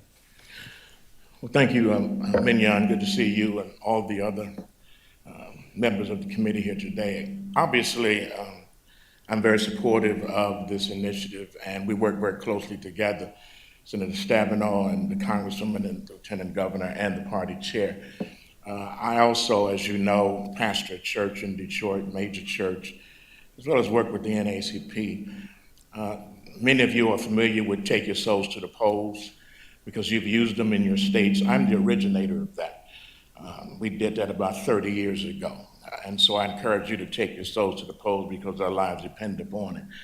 One of the things that we know is that Michigan being a diverse state, and particularly moving the African American and the minority community forward, this opportunity presents an opportunity because, as we all know, the next election is really about the preservation of our democracy. It's more than just electing candidates. We also have the largest civil rights event in the country. Everybody that Congresswoman Dingle mentioned as a president has come through there. Just something about coming to the NAACP Detroit Fight for Freedom Fund dinner. It's the largest event in the country of its kind. Over 10,000 persons attend annually. Presidents going back to Gore and Clinton have been there, through Obama, through Biden and Harris. Hillary has been through there twice. The only reason she's not president because of Trump and Putin, which we know, but they come through there. And so our experience, Mignon, into the committee is one of moving and pushing. We have an opportunity. We fight until we win. This is a must-win election for us. Michigan is on the cutting edge of it. It has every level of diversity that we're looking for. Labor, faith-based, minority representation, women, LGBTQ community. We are strong on education. I see Randy Weingarten over there. So we are in it. And I would simply say this. There may be a state that has a prince, but we have the queen. Her name is Aretha. And I just wanted to indicate that to us all as relates to I'm sorry, I couldn't resist. But at any rate, I just wanted to throw that out. You know, I know we go to a lot of places, but it's nothing like coming to the birthplace of Motown and the birthplace of labor. It is also the first place where Dr. Martin Luther King Jr. gave his first I Have a Dream speech. And so to continue that dream and the theme of equitizing what we're about and getting our folk out, you could not pick a better state than Michigan. So we're all in, and I thank you so much for giving me that moment just to respond to what the call is. We fight until we win, and we must win. Thank you, sir. Thank you, Reverend. Would everyone be sure that your microphone is off when you're not asking a question? Yes, Mr. Leon. Frank Leon from DC now. Thank you so much, all of you. Lavora, great to see you again. A couple of quick things. I noticed in your submission you mentioned a explanation from the General Counsel about the steps necessary to change the date of the primary. I did not see that in the attachment. Maybe I missed it. But if you could make sure and get that to us, it'd be great. And then I wanted to follow up on Mr. Elthy's points. I won't push you further now, but we need to decide on August 6th, by August 6th, you know, where we're going, and we want to feel assured that if we pick Michigan, you're actually going to have a primary that we can participate in. And I know, for example, the Republican National Committee has a chair who I think is from Michigan. So, I mean, the more assurances you can give us, the better it would be for us. Thank you. Thank you, Frank. Good to see you. You should do the disclosure. We were Young Democrats together. You didn't tell the group that. We'll make sure you get the document that we included there that walks us through. And as the Congresswoman said, those conversations are happening. As they move forward, we'll make sure that you all have updates on how those conversations are going. We feel good about the conversations that have been had so far. We just aren't ready to out those conversations publicly, but they're happening, and we'll make sure you're updated. You know, and I would again remind you that the former chair, we have two of the most recent former chairs have done public letters, have done op-ed, have been, so. Republican. We feel good about this, so. Ms. Blanco, did you have a question? Thank you, Mr. Chair, and thank you, Senator, Lieutenant Governor, and Congresswoman. Artie Blanco from Nevada. Both Debbie's, by the way, it's the Debbie caucus. Yes, the sisters. So I had a question. I have kind of a two-part question. One is always asking, you talked up the diversity. Obviously, this is a great state, beautiful state. Love Tiger Stadium.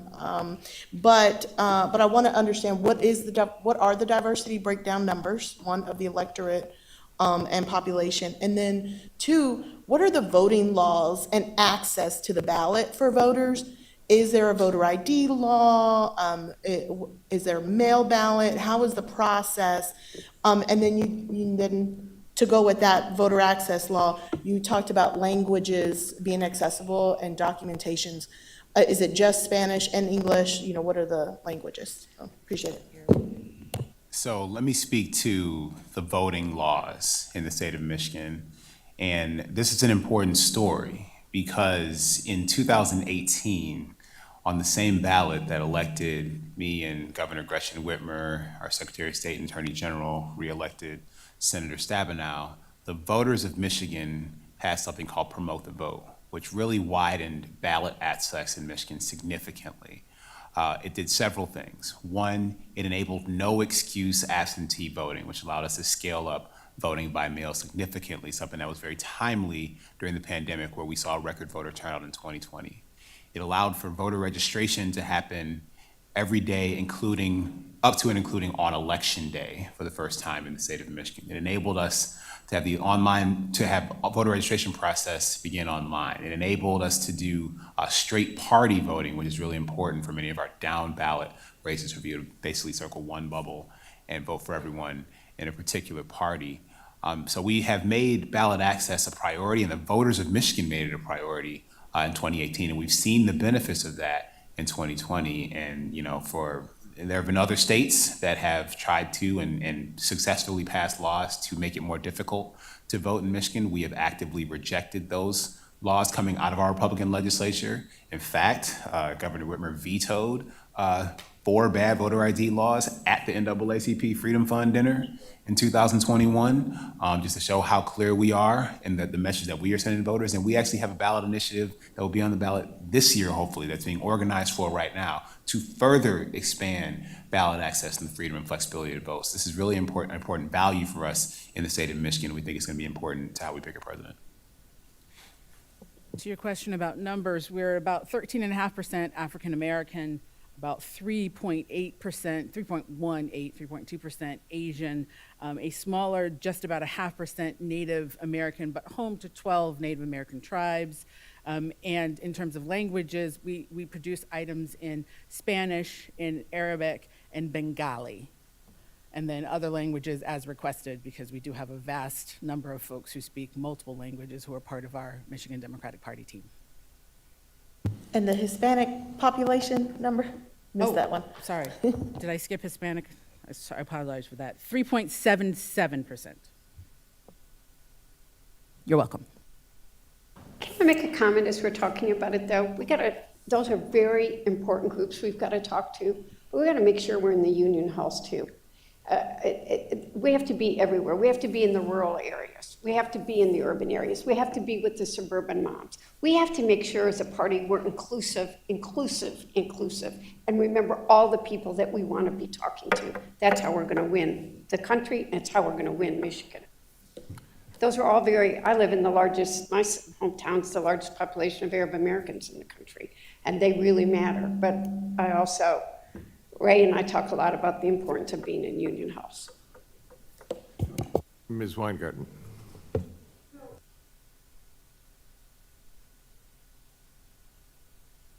I don't mean this to be as softball a question as it sounds. I'm from New York. I'm not from Michigan, although I've spent a lot of time there. But the question, and several of the other presenters have made the argument about not just why their states are important and could qualify or should qualify to be in the pre-primary in this window, but why is it important to Democrats in this country and to this country as a whole for Michigan to move up in terms of the primary process? Why is that important? You've argued that Michigan decides the presidency, but why is it important for Michigan, for Democrats in the country, and for the country as a whole? Let me first just jump in and say that, what we talk about at the kitchen table is what Americans talk about. I mean, we are the folks that get up and work hard every day, whether that's in the fields or the factories or small businesses or large businesses or wherever it is, tourism, whatever it is, working hard every day, that want to be heard, that are the folks you need to win elections. I mean, and represent sort of every part of what you see around the country. I mean, if you're looking for a constituency to speak to someplace in the country, come to Michigan, because we actually have 275 different ethnic groups, populations, which is so exciting for us. I mean, we could go on and on and on, big farms, small farms, everything. And so the things that folks are talking about in Michigan are the things that our presidential candidates better be talking about. The price of gas, where's my job? I want to bring our jobs home here. I want to, the education, our kids, safety. I mean, the folks in Michigan are talking about what the people of America are talking about. They care about it, and we need to speak to that. We need to speak early, not late. We need to set the stage by speaking early in the broadest possible way in order for us to be successful, I believe. And so that's what we offer, because when you come to Michigan, you got to figure out what the auto industry is. You got to learn about it. You got to learn about other things. You got to learn about cherries and blueberries and soybeans and corn, and we got a lot of ethanol too, by the way, in Michigan. So just that's not the only thing we have. We got a lot of ethanol. We got a lot of forestry. We got a lot of stuff. But we really, it sounds cliche, but we are the middle of America. We are middle America, and people need to know that we care about it. So I appreciate that, Senator. It's absolutely right. And something I'd add, Randy, is that, Democrats aren't the only ones who pay attention to what happens in the Democratic primary. And so the type of organizing and organization and campaign and message that you need to win in Michigan is a message that will be compelling to anyone who's articulating a vision for the future of our country, because that message, in order to be compelling, must attract support from all of these different groups of people, constituencies, and communities. So the reason that it's the best is because we are the most representative, and what you do in Michigan can and will translate and scale nationally. So thank you for an excellent presentation. It's great to have all of you here with us. Thank you. Lieutenant Governor, thank you, and it's great to see you again, Senator and Yes, Congresswoman. Okay. absolutely. Thank you, everyone. Thank you all for your time. We're going to take about a 2-minute break while we do a little work on the audio-visual system, and then we'll be back.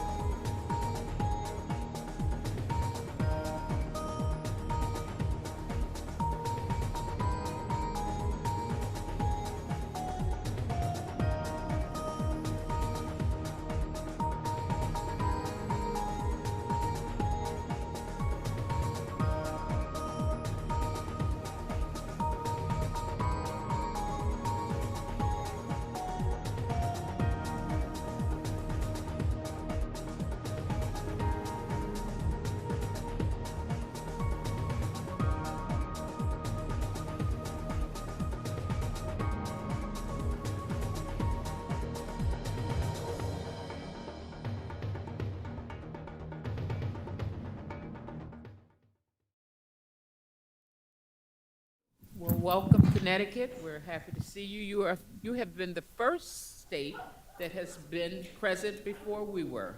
So thank you. So I'll just state at the top that states will have 15 minutes to present, followed by 20 minutes of questions from the members of the committee.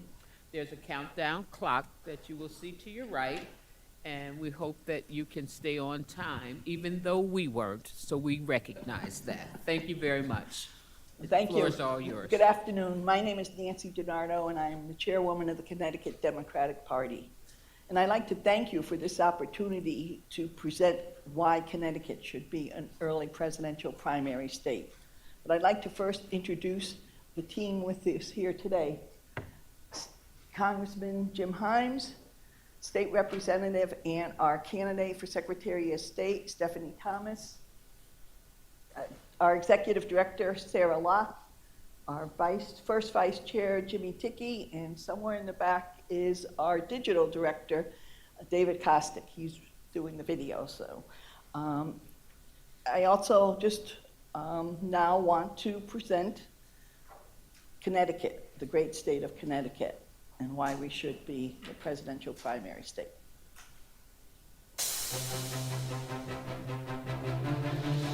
I really hope you consider Connecticut as an early primary state. I'd like to think we represent the very best of democratic values. We're an incredibly diverse state, rich with people from various backgrounds and experiences. And so many people are working hard every single day. We have many caucuses, from the Black Caucus to the LGBTQI plus caucus, the Hispanic Caucus to the Sustainability Caucus, Veterans Caucus, and the Disability Caucus. What we're trying to do here is ensure that everyone's voice is being heard. Union members aren't afraid of hard work. Connecticut workers are active and organized. Some of us run for office and some of us staff campaigns. Election after election, union members are always out there, knocking on doors and making phone calls for candidates that support working families. We also pay a lot of attention to trying to inform the public about elections. We devote resources to a public information campaign in multiple languages throughout the state every election. And we also devote our attention to combating misinformation that we're now seeing. All these factors contribute to the fact that Connecticut has smooth-running elections that are well supported by the public. By the way, we're a small state, but a mighty state. Easy for people to fly in and out, easy for you to cross the state 2 hours back and forth, easy for the New York media to get up here. That's why it makes so much sense for the Democratic National Committee to pick Connecticut for an early presidential primary, to honor that diversity, to honor immigrants, and to honor a diverse state like Connecticut. We'll do you proud, and Democrats do us proud every day. So choose Connecticut. Choose Connecticut. We'll make you proud. Choose Connecticut. We'll make you proud.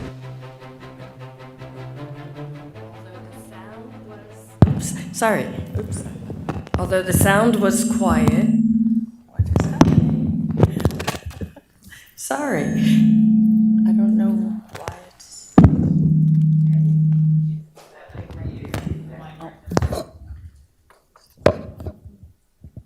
Hello. Much better. I am State Representative Stephanie Thomas. Thank you for hosting us today. And I would just like to add my voice to all of my colleagues there about how Connecticut will make you proud.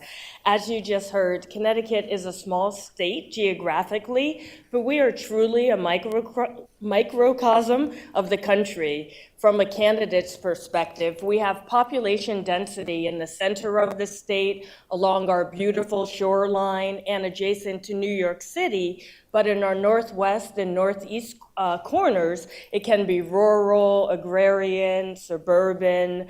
And one of our biggest assets is having all of that diversity within a 2 to 3 hour drive, making it, I think, win-win for the electorate and candidates alike.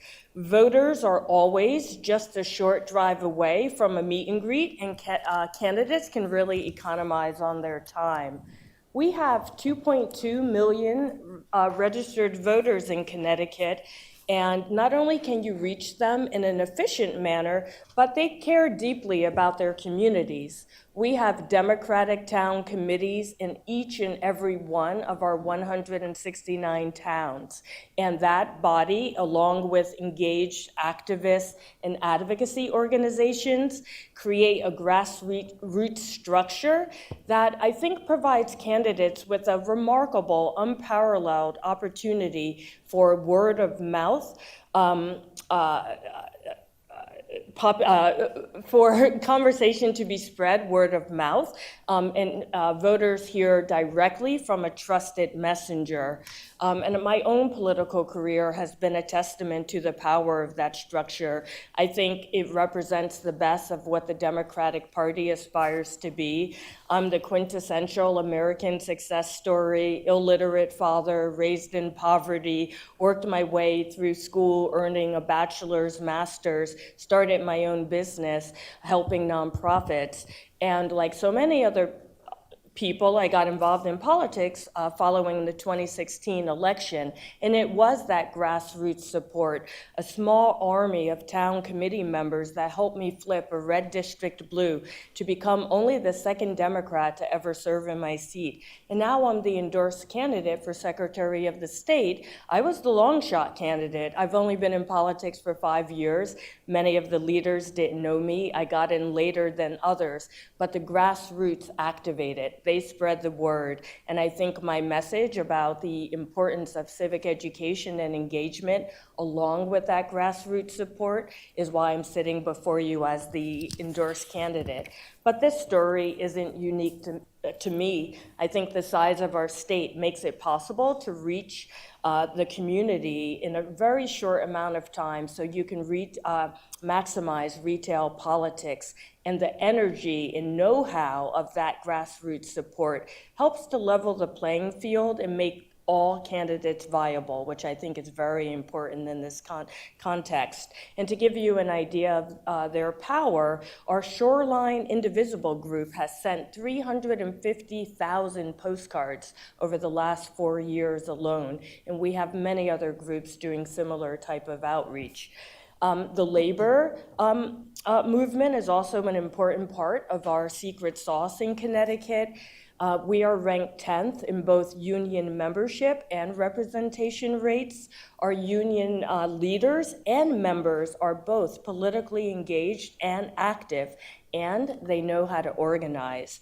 We have many laws on the books to prove it, and they are also trusted messengers in many of our communities. And this powerful combination of labor, town committees, and grassroots is how Democrats, I believe, win general elections.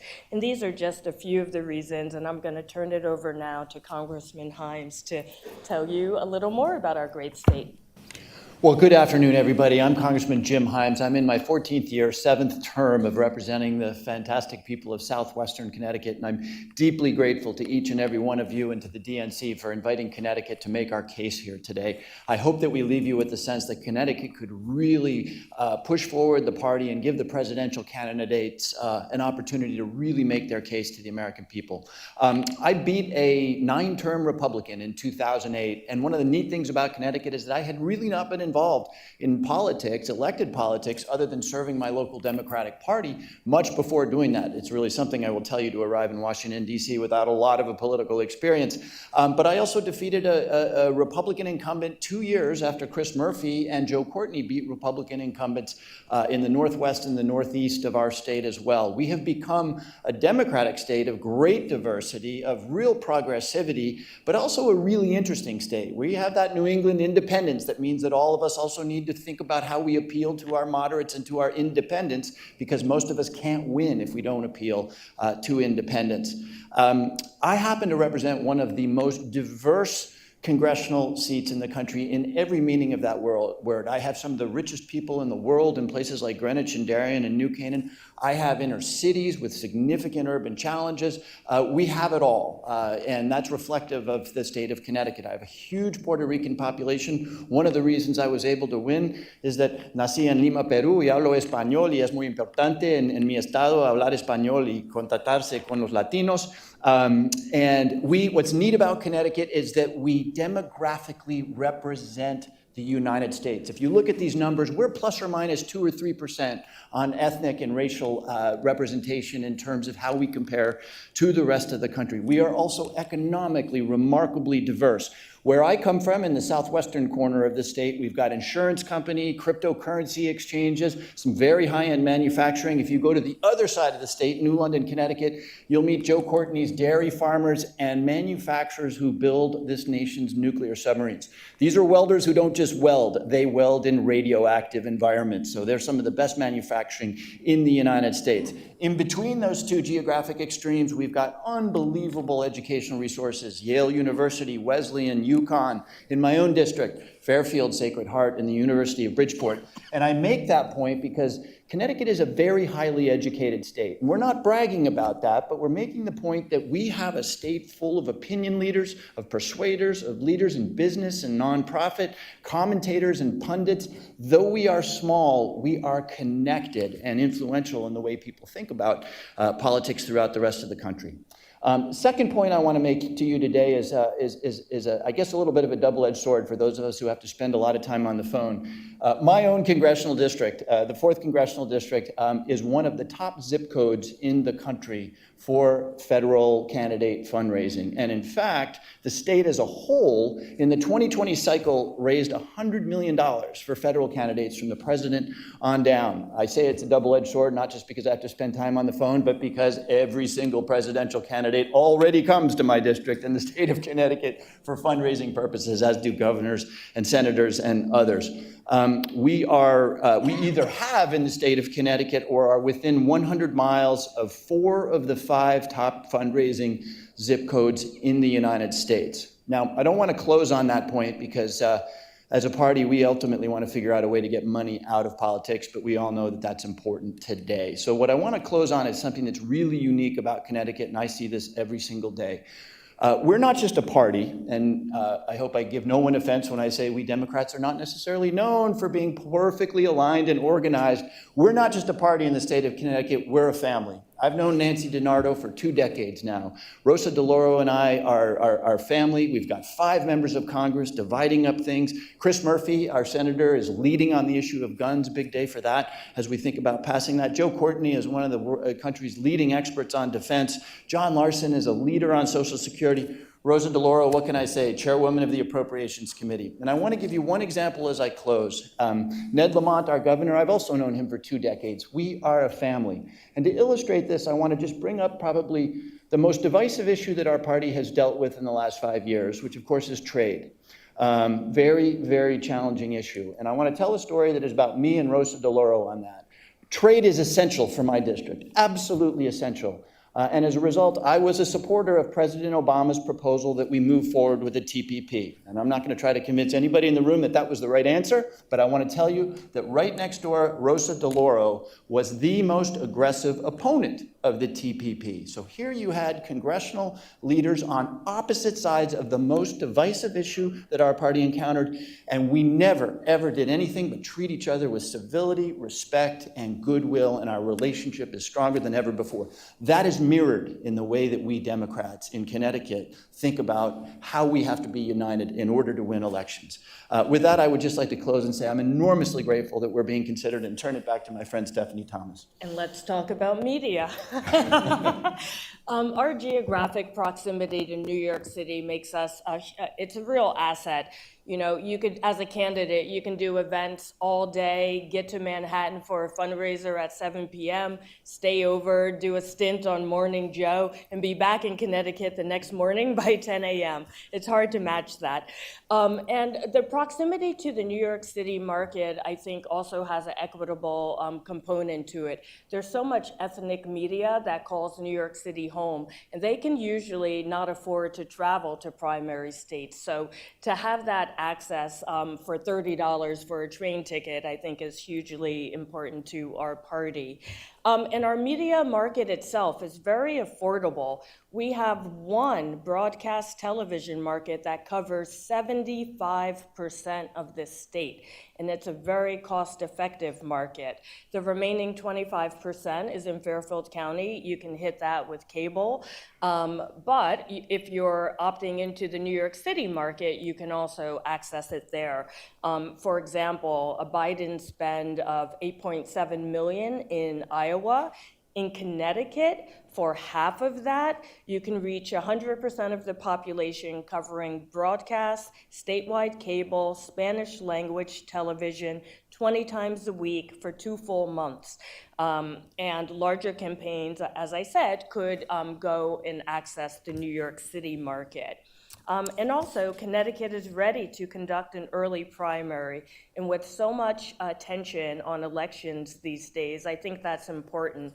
It would require a statute change, but we have the full support of our legislative and executive branch leaders, many of whom you saw in the video earlier.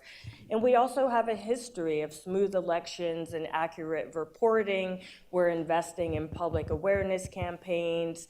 And as I mentioned earlier, my campaign is very much predicated on civic engagement. Connecticut is compact, diverse, accessible, and I think selecting us also highlights the Democratic Party. We are a state with $15 minimum wage passed, paid family leave, effective gun violence reduction laws, expanding abortion rights, advancing LGBTQ equality, and much, much more. I think Connecticut would make the Democratic Party and Democrats nationwide proud, and thank you for the opportunity. And thank you so much, and we're going to open it up for questions.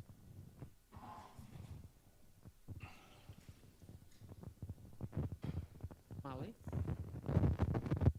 Good afternoon. Thank you all so much for the presentation. My name is Molly McGarrick from Delaware.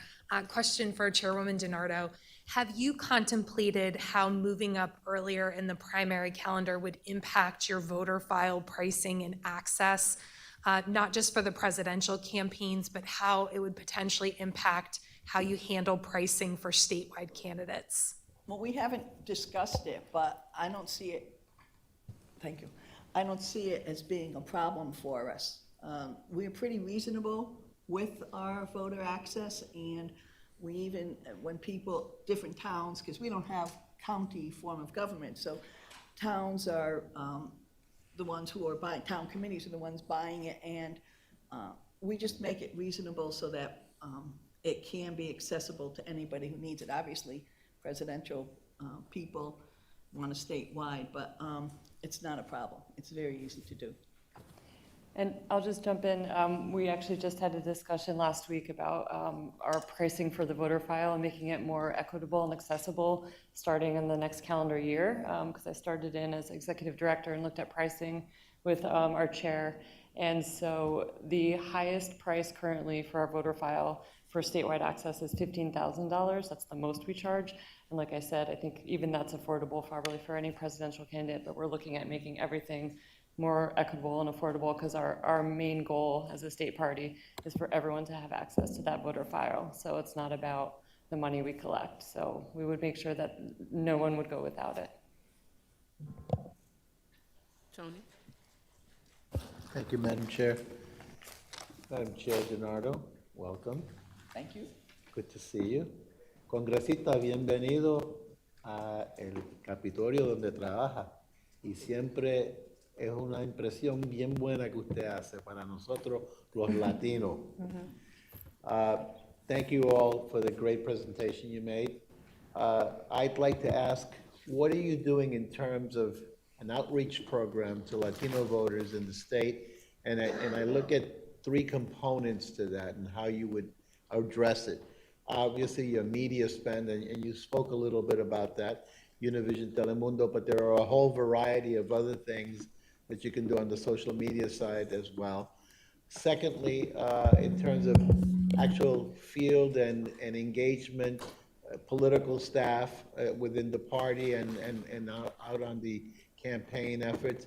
And third, and more important, how do you grow the equation of the new voters that are coming in terms of voter registration? What are you contemplating in those three arenas? I'll jump in with the last question first. In Connecticut, we did pass automatic voter registration last year, which I see as the best opportunity to register. And by next year, we passed a series of agencies that we already have it through DMV, but we passed 7 other agencies that would be able to automatically register people. So our Department of Social Services, which I think would be hugely impactful, should be up in about a year. So before the 2024 presidential, and we're working on the Department of Labor, Department of Administrative Services, and many other agencies. And in terms of, again, should I become Secretary of the State, equity is very important to me. One of the calls I had as it happened on the drive down here was with a member of our Hispanic caucus in Connecticut. And we were really talking through some of the challenges, one of which being how people, some segments are coming from a country where when you ask them to get engaged with politics, they see it as an insult because politicians are corrupt. And how do you break down some of those barriers? And we were just trying to brainstorm about it ourselves. And I would certainly be staffing the Secretary's office with an eye towards equity. In Connecticut, there's, as you mentioned, the Spanish language television, Telemundo, Univision, and others, but also there are 11 Spanish language radio stations that have enormous listenership. And I know, Nancy, you've appeared on news talk programs in the Spanish language media.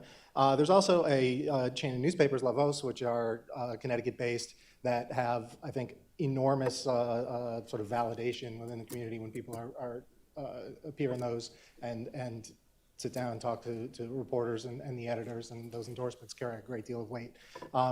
To circle back to one of the points that Stephanie made during the presentation as well, that sort of word of mouth and on the ground, because we're organized town by town as a Democratic Party, there's not a whole lot of distance between the communities, the representatives, and the party infrastructure as well. So that word of mouth and person-to-person validation is really important. Our legislative Black and Puerto Rican caucus, it's called, is so named because we have a really large Puerto Rican population in Connecticut. I believe it's the highest concentration of Puerto Ricans in any state. And that goes back decades and decades and decades, and it's only increased recently. And that Black and Puerto Rican caucus in our legislature dates back to 1976. So for more than 40 years, there's been a lot of outreach from the party, from representatives, elected officials, and again, community by community, person to person. And we've seen a big uptick in Latino turnout, midterm to midterm, that we anticipate will continue this year.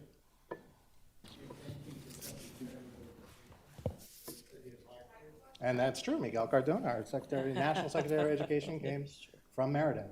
Yes.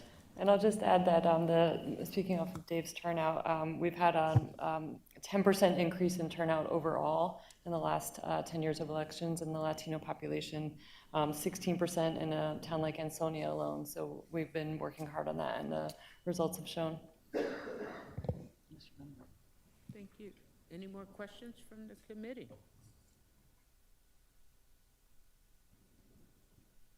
Well, thank you very much for your participation. Thank you.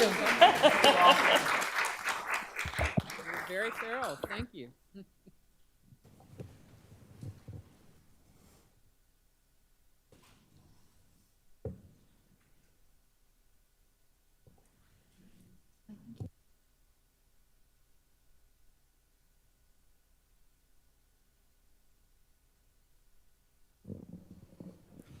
Mic check 1, 2.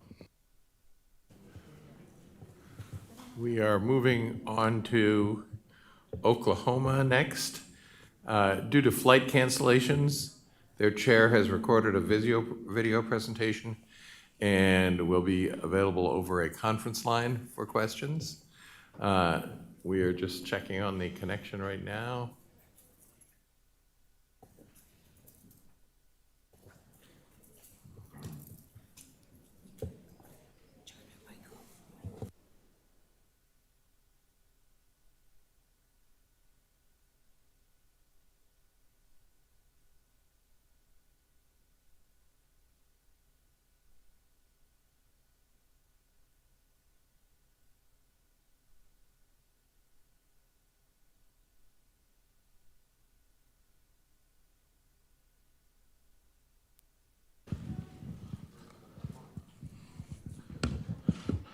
Mic check 1, 2.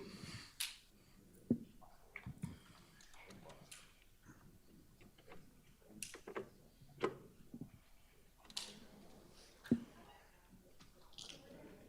speakers are cranking up for the videos you got. Sir, for the front table.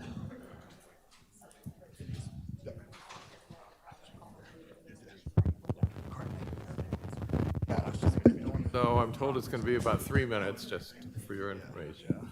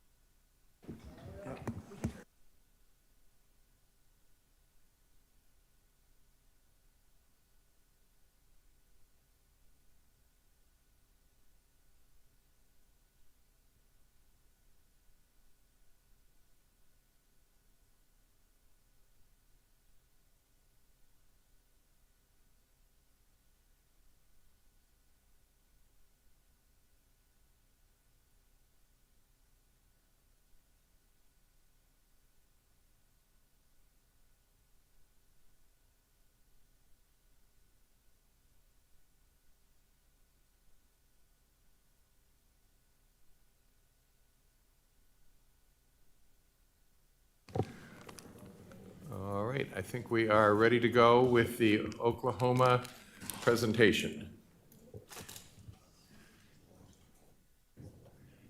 There we go, we're flying from Connecticut to Oklahoma.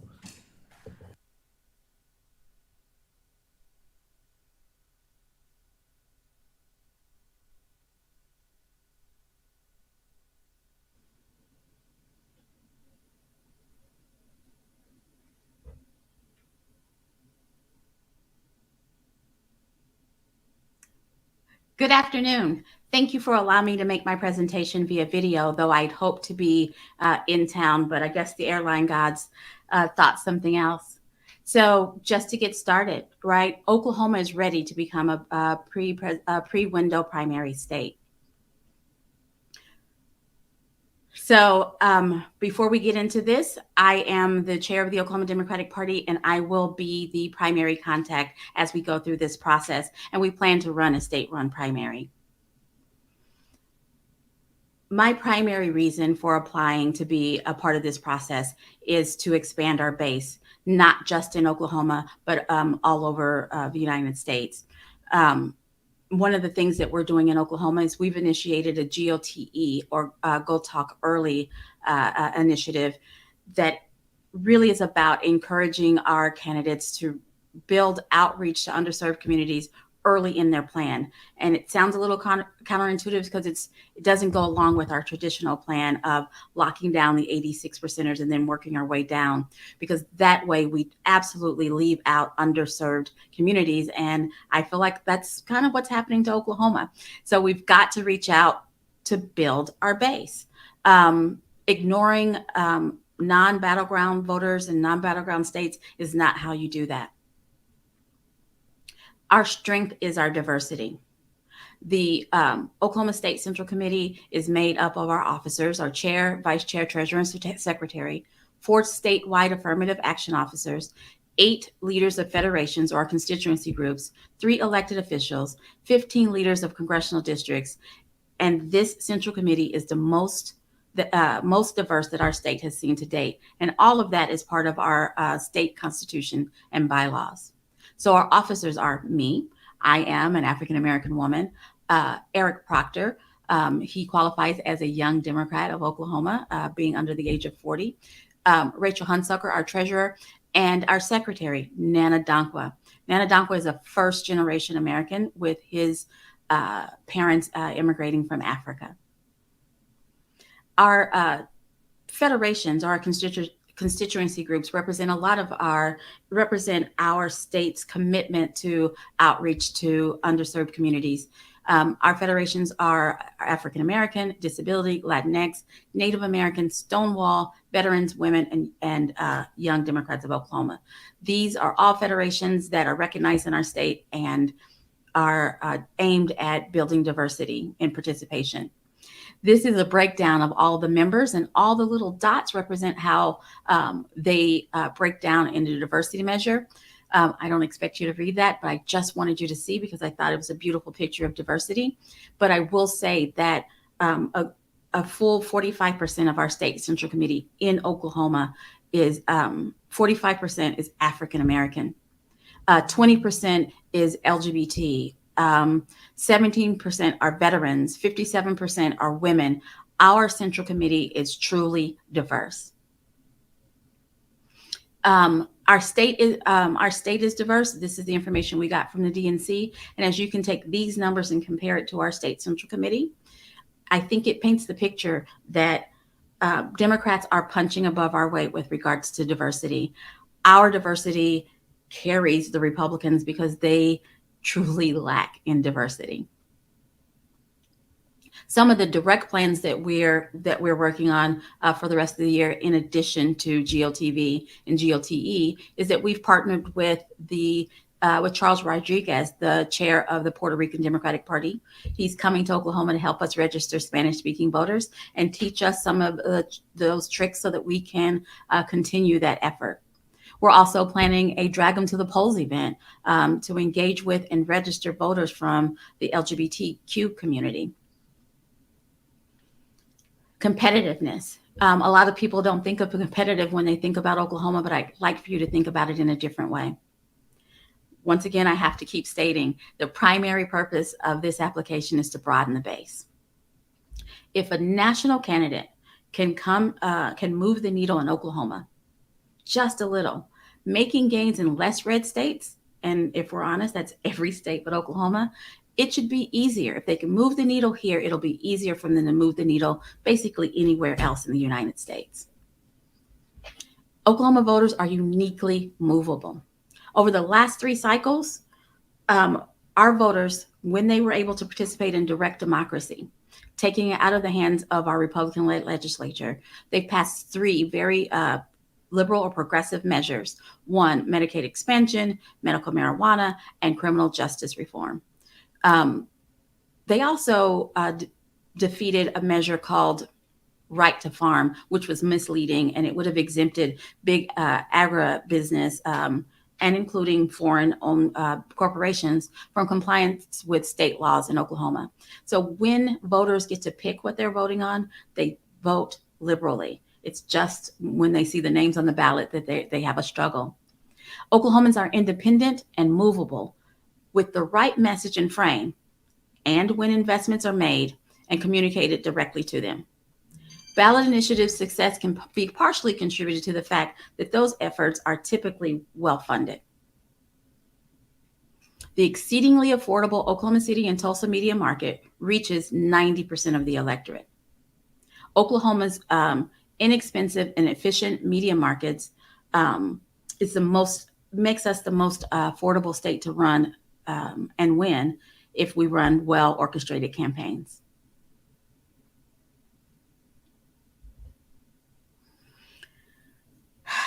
In order to move the schedule, it would require a legislative change. And to that end, I've secured commitment from a legislator to carry the bill and from other legislators to help support and lobby their counterparts across the aisle. Conversations have also been initiated with the chair of the Republican Party in Oklahoma. He has assured me that he will not interfere in our efforts because he understands that the national spotlight will fall on Republicans as well. Conversations with the Secretary of State Election Board, which is the election official in our state. He too is on board with the process, whatever we can get worked through our state legislature. Our voting process, because it is done, let's say the old-fashioned way, is one of the most secure in the nation. We use a device called the eScan AT, which is an optical voting scan voting process that can be counted manually, stored manually, and it is never connected to the internet. So it's impossible to hack. It is, as a former poll worker, I stand behind how fair and transparent our election process is.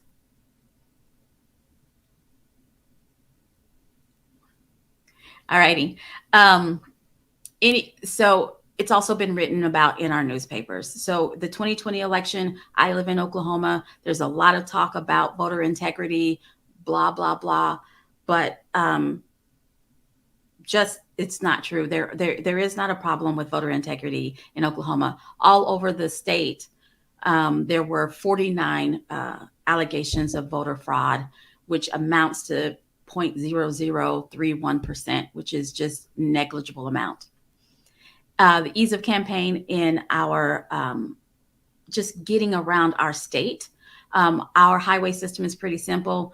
You can get from the east and west from the east portion of the state to the west portion of the state in about 3 hours. You can get north to south in about 3.5 hours. So it's really easy to get all over our state to campaign. And our highway systems actually address both urban and rural, really easy to get around our state.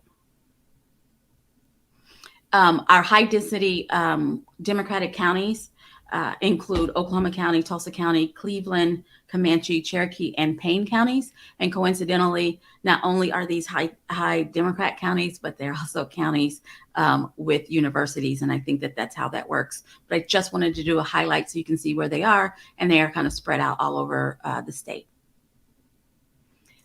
We do have 2 international airports in Oklahoma, the Tulsa International and the Will Rogers World, which is in Oklahoma City. And then we also have 5 military bases. And I identify the military bases and the airports because, for ease of getting in and out of our state. So if folks come to campaign, there are multiple points throughout the state that they can get in and out of. And so our military bases are Altus Air Force Base, Fort Sill, McAllister, Tinker Air Force Base, and Vance Air Force Base. Oklahoma has so many beautiful sites. When people think about Oklahoma, they think about the plains. But there's so much to do, so many beautiful sites and arenas where you could hold campaign events, rallies, fundraisers. It's just a beautiful landscape. And I hope that the RBC, the DNC, takes this very seriously and considers making Oklahoma a pre-window state.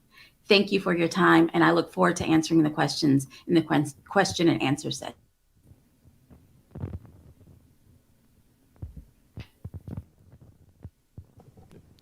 Okay, thank you very much for that comprehensive presentation. Are there questions? Good afternoon. Thank you for allowing me to make my presentation via video, though I'd hoped to be in town, but I guess the airline gods. Do we have questions? Yes, Ms.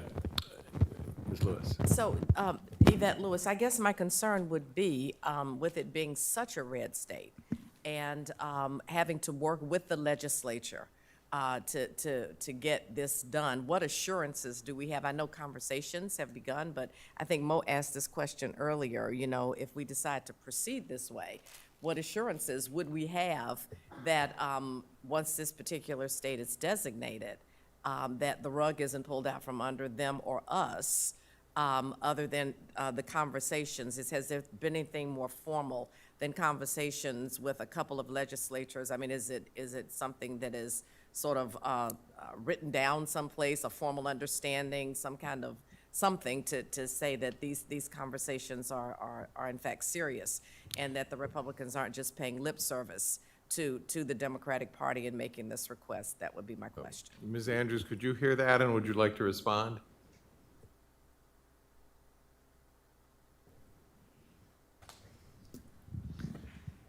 Hi, Ms. Andrews. Can you hear us? Sorry, what'd she say? Yes, I'm sorry. I had you guys on mute. I think I understood the question. It's breaking up. And it was what assurances do you have that I've had the conversations with the legislators about carrying the bill? Is that what the question was? A little Not so more much specifically, the state being such a red state, where they basically can do what they want to do. How can you feel assured, how can you assure us that they won't say, oh, go ahead with this, we go ahead, and then they pull the rug out from under us? Oh, gosh, I'm having such a hard time hearing. Okay, so how can I assure you that they would actually carry the bill? Is that the question? Well, and pass it and keep it in force, yes. Is there anyone who can repeat it directly into the phone? I'm sorry. I'm getting a lot of echo as well. So, he asked the question, and you repeat We'll the see if question we to can her. do something about that here. So just repeat the question to her. Yeah. We can hear you very well, by the way. Okay, all right. Here, I now have the phone in my hand, and I'm turning the microphone off so we won't have feedback. The question is, with Oklahoma being such a red state, what assurance do you have, and therefore do we have, that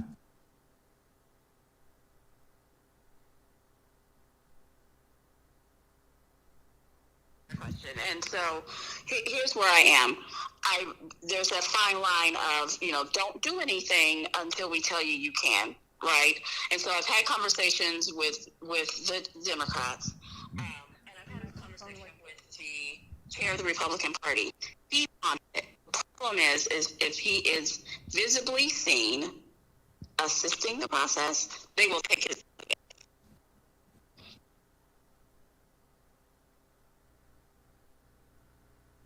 So how do we, I understand that problem at this point.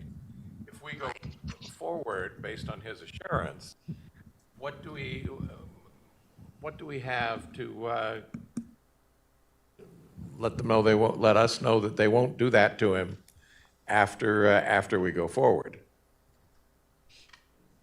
I have to be 100% honest with you. I don't know. All I can do is go on someone's word.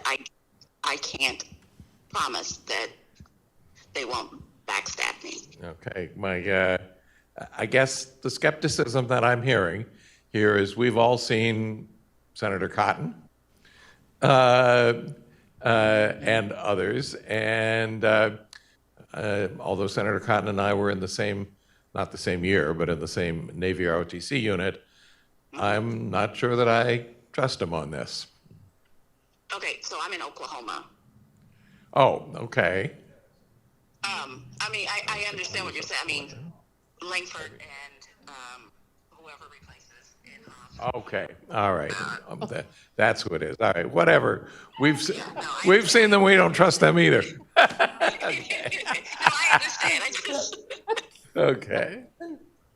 All I can do is answer your question as directly and honestly, right? I appreciate the honesty and straightforwardness, and I understand that you are saying that your best efforts and your evaluation is that this could fly. Yes. And the committee will just have to make a judgment on that. Understood. Who else has a question? I'll repeat it to Chair Andrews after Molly asks. I just have my standard voter file question. So the question is, Madam Chairwoman, if you all move up in the window, have you contemplated how that would affect your voter file pricing? How would that affect, have you thought about what you would charge presidential candidates, and would that impact what you charge statewide candidates? The reason for my question is just concerned about continued access to the file and equitable access to the file for candidates. Chair Andrews, should I repeat the question? Please. Sure. So Member McGarrick asked if you were to move up in the presidential calendar, how would that affect pricing for your voter file? And her preliminary reason for asking the question is she wants to ensure equitable access to down ballot candidates as well. So moving up the race doesn't affect the pricing of our voter file at all. The way it stands now, the president, all of this happens before our filings anyway, so it doesn't affect anything at all. Thank you. Any other questions from members of the committee? All right, I think we appreciate your presentation. Sorry about your flight problem, but you did a great job in getting your message across. Thank you very much. Thank you very much. So our next state is home to our 46th president, Delaware. Are we ready? Oh, okay.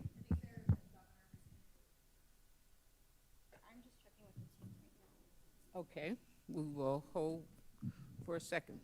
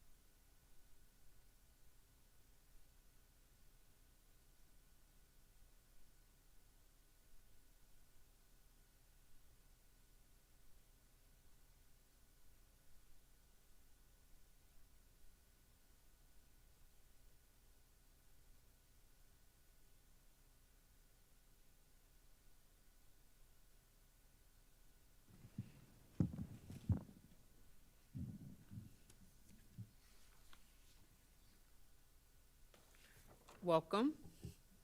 We're happy to be joined by our Senator Coons. Thank you so much for joining us. Just a few housekeeping rules. States have 15 minutes to present, followed by 20 minutes of questions from the members. There's a stop clock over there, so if you can keep an eye out on it, and I think we'll all be good. As I stated before you entered the room, the home of our president, our current president, and if he chooses to run again, our future president. So thank you very much.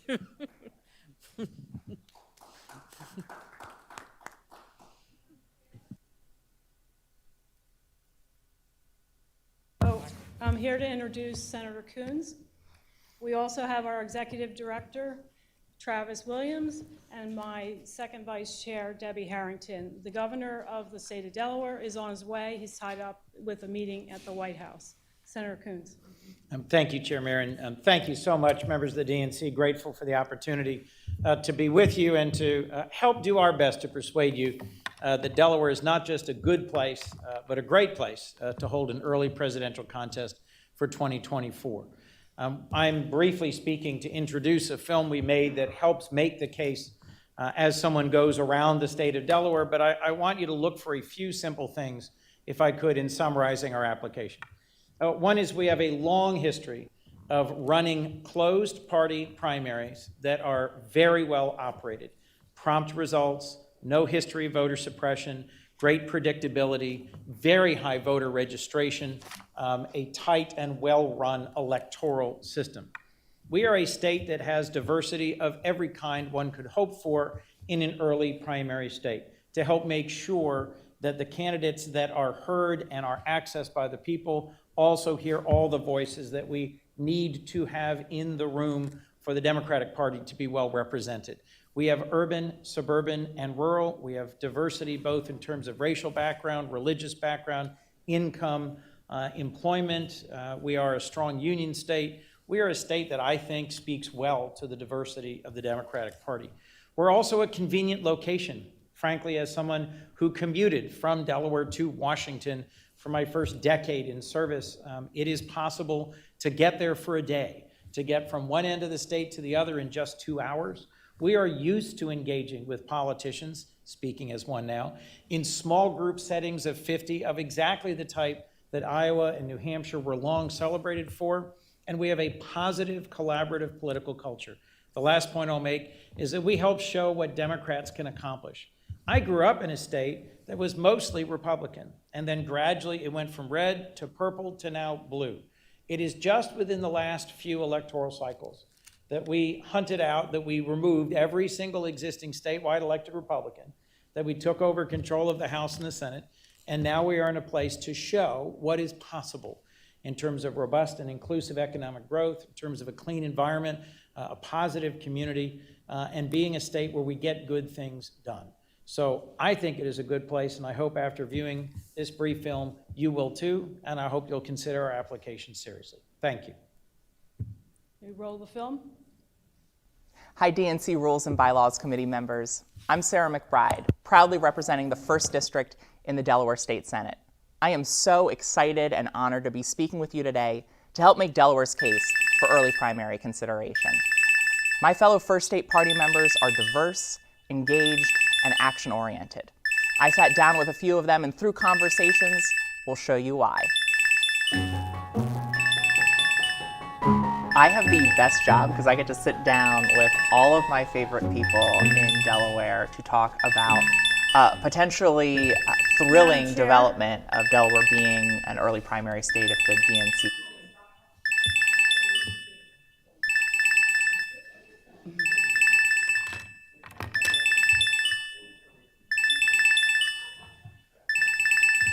Someone has a phone that is next to a microphone that's going on.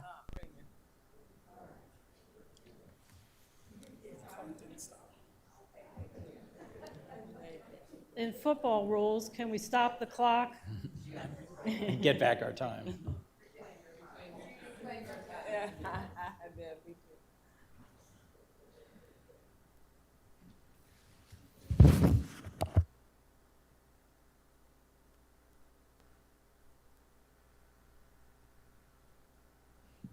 Okay, you can proceed.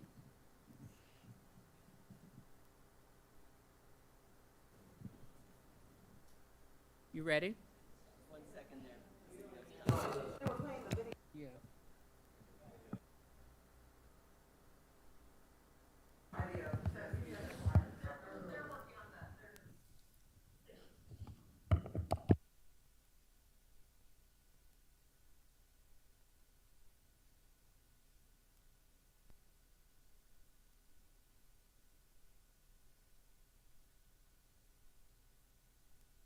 I think we're about to see Senator McBride again.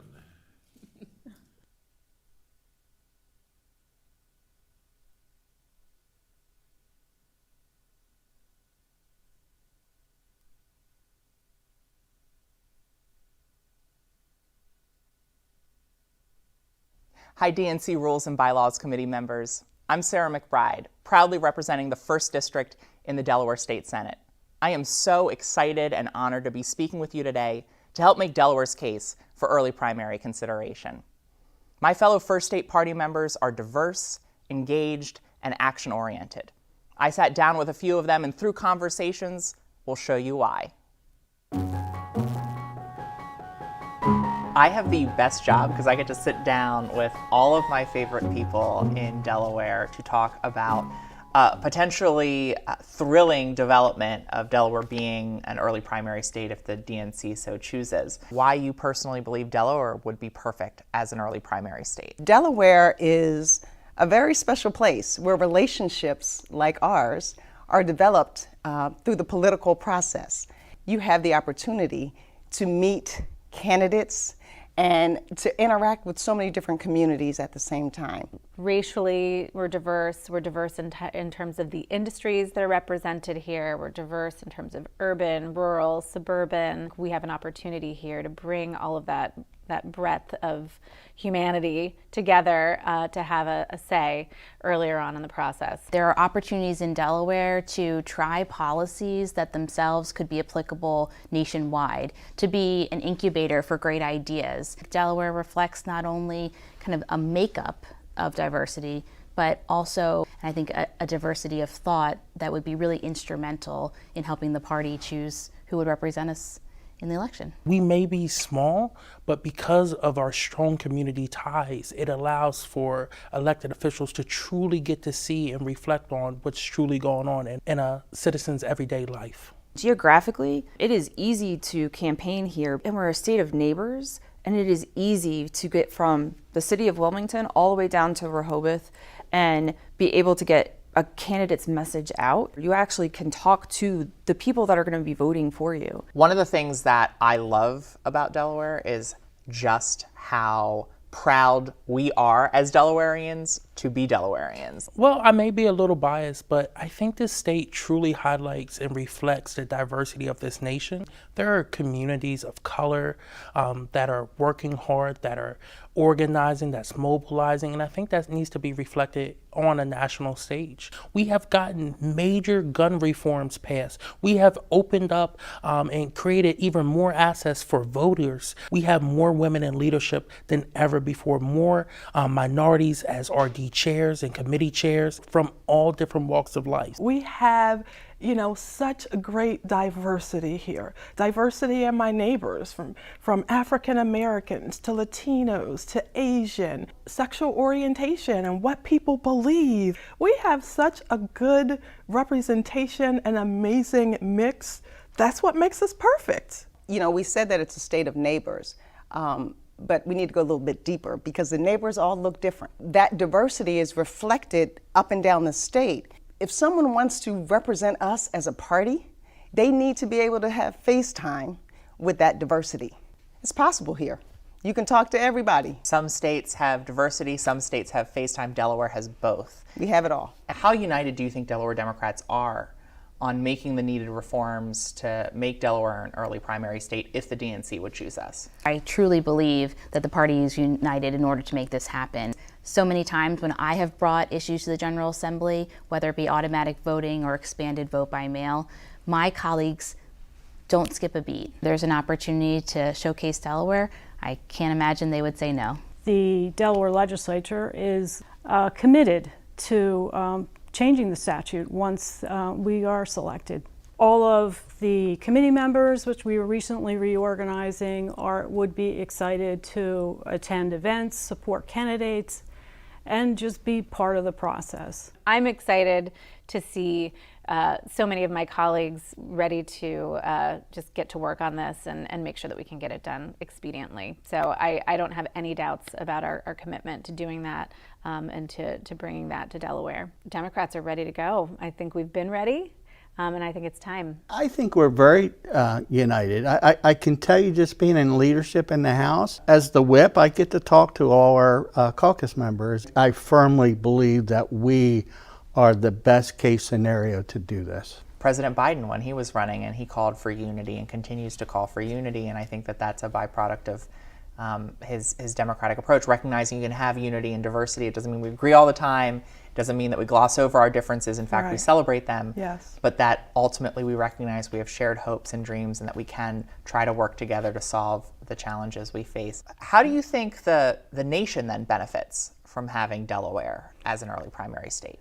Well, I think the nation benefits because, all of those stories represents stories in other states. I think we are a reflection of the nation. There is a really strong collegiality across all colors in politics. I would really hope that would be a model for others across the nation.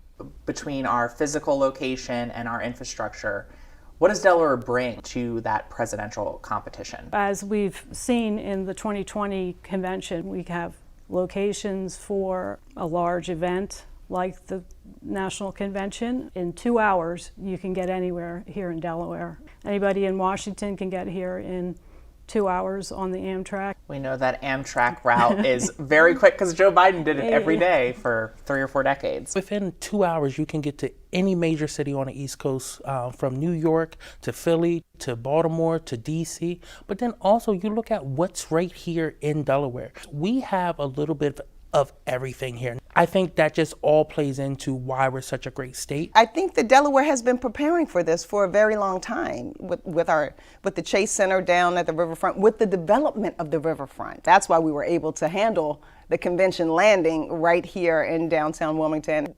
We've always been very proud to be right in the center. And I think that also bodes well for a candidate when it comes to airtime. In Delaware, we could launch into many states and it not cost as much. They could set up here and reach as far north as Princeton, New Jersey, central New Jersey, not just southern New Jersey, and as far south as Maryland. How do you think Delaware, though, would benefit itself from being an early primary state? Quite frankly, we think that having this opportunity to engage in this presidential, nominating process so early would generate so much interest and potential for us to bring people into that process. We've been certainly blessed because our president is from our state, and that has certainly piqued people's interest. And I've found, magazines where Wilmington is the place you should visit. Delaware is not a stranger to many people now. We used to be there, the joke Delaware.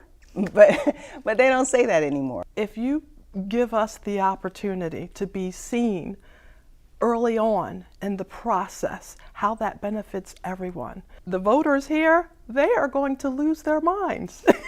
They'll be dancing in the street, and I'll be dancing in the street with them. That's excitement. It's just an amazing opportunity. Delaware's the first state, Delaware's leading the nation on policy, and Delaware can help be a leader when it comes to selecting our next president.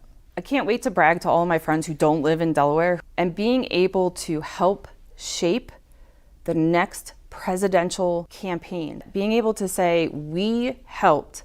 I think in conjunction of us helping to elect a president of the United States, the exposure the president has brought to Delaware, people have finally seen, get on a national level, what Delaware has to offer. And as you know, we have plenty to offer, a lot more than what people realize. I'd be incredibly proud to be a part of leading and setting the example for where we can go in such a hugely important process. Let's also, give ourselves the opportunity to lead that process the next time around.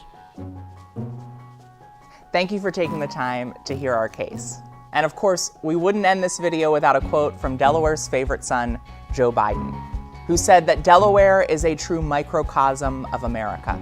Cities and farms, north and south, white and black and Latino, liberal and conservative, and a model for a nation badly in need of healing. Of course, Delaware is also the first state. Now, we'd be cool with second or third or even fourth, but file that one away. The first state.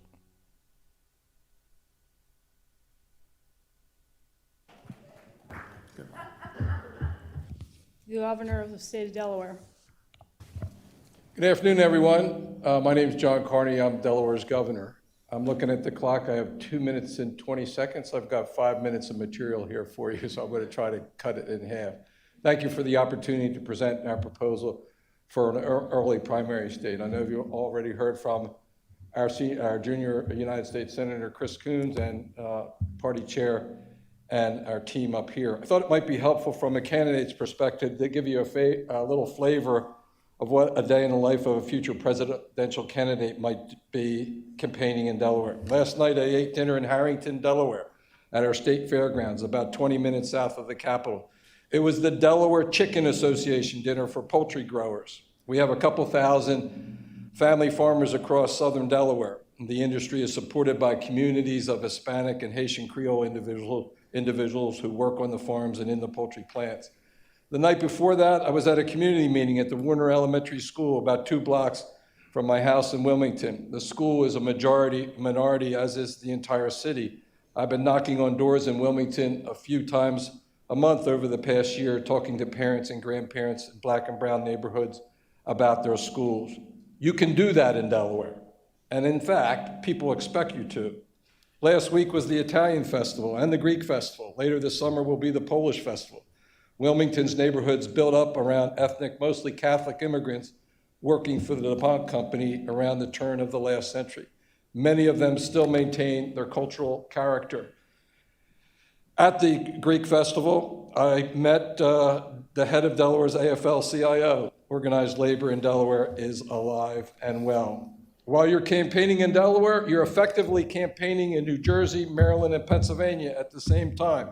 Now, it sounds like a lot of media markets, but what I'm talking about is the free kind of media. If you make news in the northern part of our state, you'll be on Philadelphia living rooms that night. We're a blue state, but we've got our fair share of red voters, so candidates have to be able to communicate with those folks as well. If a candidate can win the heart of Delaware voters, they'll be well prepared to win the general election. We've got a sitting president of the United States, proof of that. Since I understand New York is out of the running, I'll borrow a phrase that I think sums up Delaware well. If you can make it there, you can make it anywhere. Thank you very much.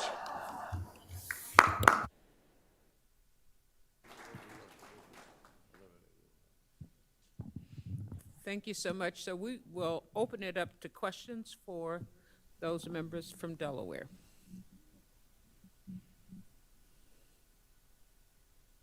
Questions? Okay, Molly. Hi, friends. Lovely to see everyone.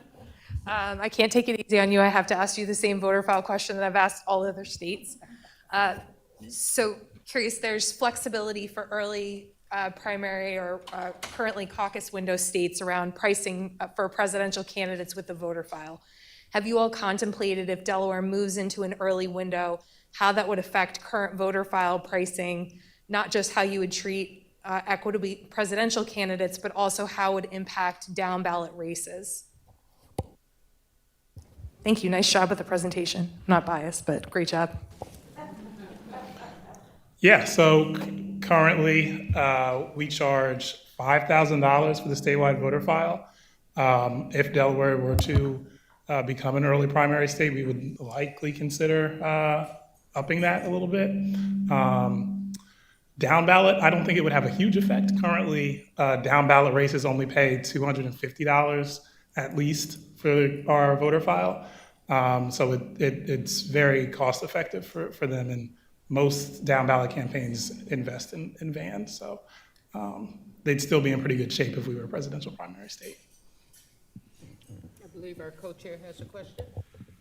So it's great to see all of you here. Thank you for taking the time to meet with us. I was last with my friends from Delaware about a month and a half ago for the dedication of the USS Delaware submarine. So I hope you won't consider this a submarine question. But the question is, would one of you like to take on the question of, does it make sense to have the primary in the early category when you have an incumbent president? And the only time this would matter is if the incumbent president had a challenge, which we know happened in 1980 with Jimmy Carter. So it's not beyond the realm of possibility. Look, I agree with you that is a question that I'm sure is on some folks' minds. Just because he's our favorite state son doesn't mean he would necessarily overwhelmingly win the primary. He would just win it decisively. But it is my hope, all joking aside, that we are setting a future calendar for the longer term. And as we debated whether or not to make a forceful case, that exact question came up. Do you think, given that it's Joe Biden's home state, that folks would be willing to entertain it? I think our governor put it best. Joe Biden's qualities, his ability to connect with people of a wide range of backgrounds, his deep passion for organized labor, his ability to connect at the retail level, all of that's rooted in what Delaware politics are like. He is known and liked and respected by the broadest range of senators of the broadest background of anyone I've known or served with, and that is also rooted in our state political culture. So we came forward with this case knowing that we've got something special to offer. In 2024, that may or may not give you pause. I still think it is the best case we've got, which is part of what produced Joe Biden is a state with a special political culture, size, accessibility, and diversity. I appreciate that consideration of the context after the ceremony, with the wonderful ceremony and the wonderful luncheon afterwards. My daughter and I spent a little time driving around greater Wilmington, so I have a feel for some of the things that we just saw in the video, and I will just say to my fellow committee members, it's all true. Did I see another question over here? It's several. So why don't we go with Elaine? Mo? Yeah. Hi, I think you make a very strong case for Delaware in terms of its size, its accessibility, et cetera.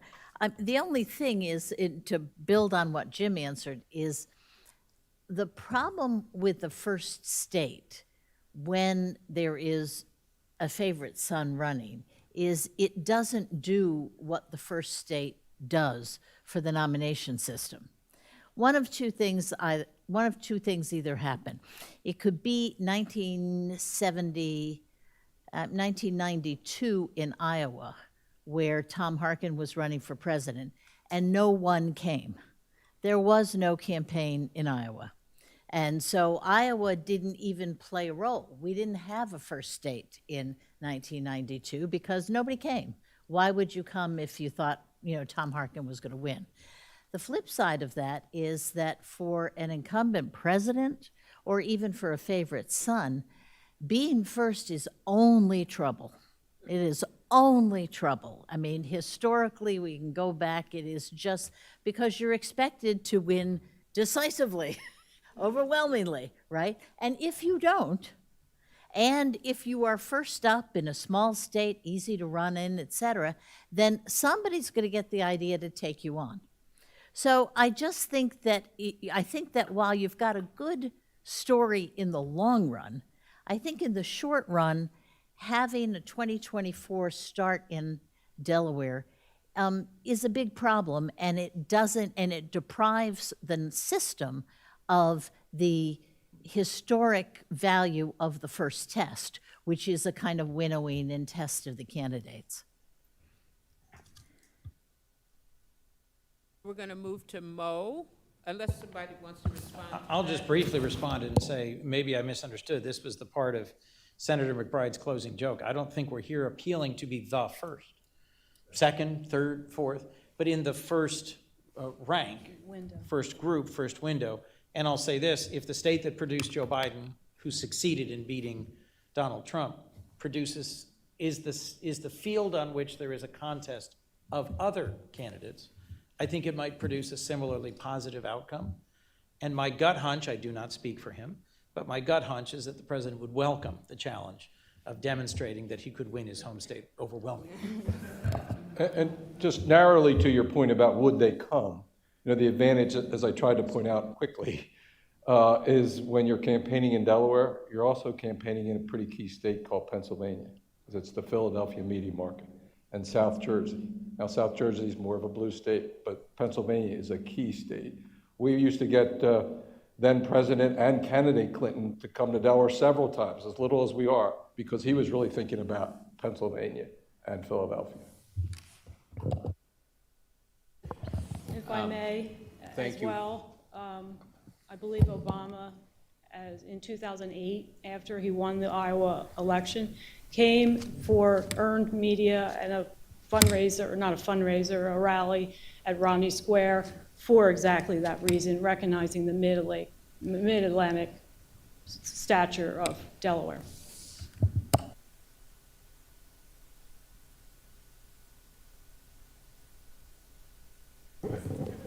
Everyone, please close your mic after you finish speaking.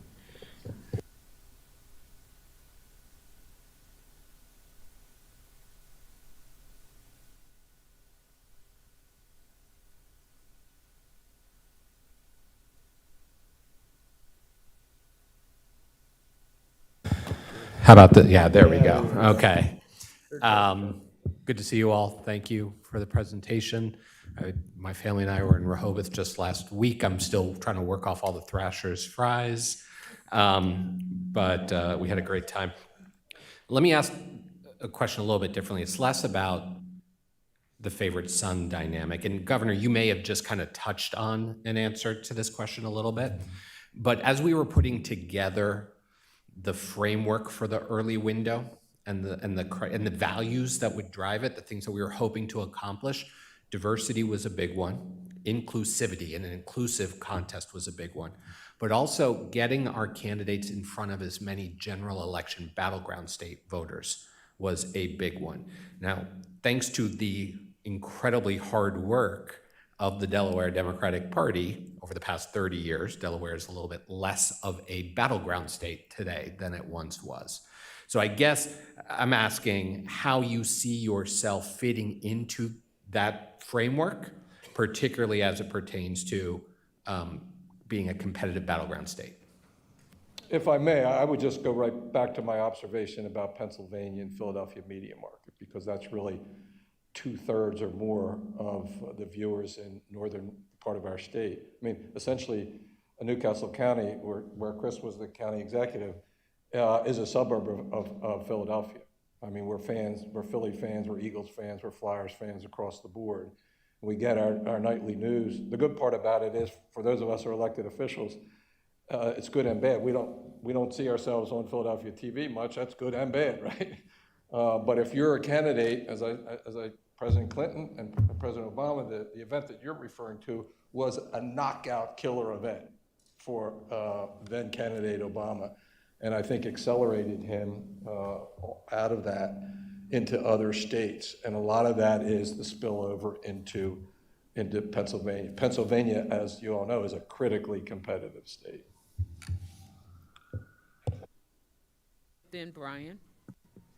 Thank you. Hi, Betsy. Nice to see you. So Yvette Lewis, Maryland, what does your diversity outreach look like with your various constituency groups? What type of programs do you have in place for your various groups?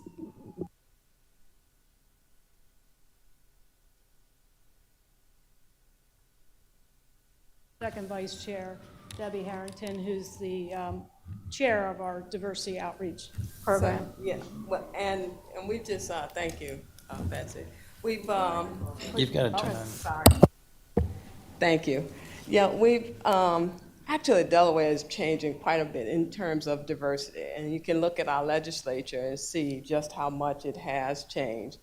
And I think we use we tend to focus on groups that are very much focused on the issues and concerns of a diverse population. So we focus on things like Greek organizations, social and service organizations, Masons, Links.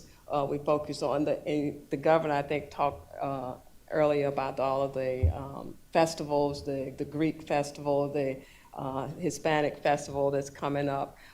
So we try to, the outreach is to those organizations that are heavily tied to groups of people for different reasons, you know. So, and they have a history at churches.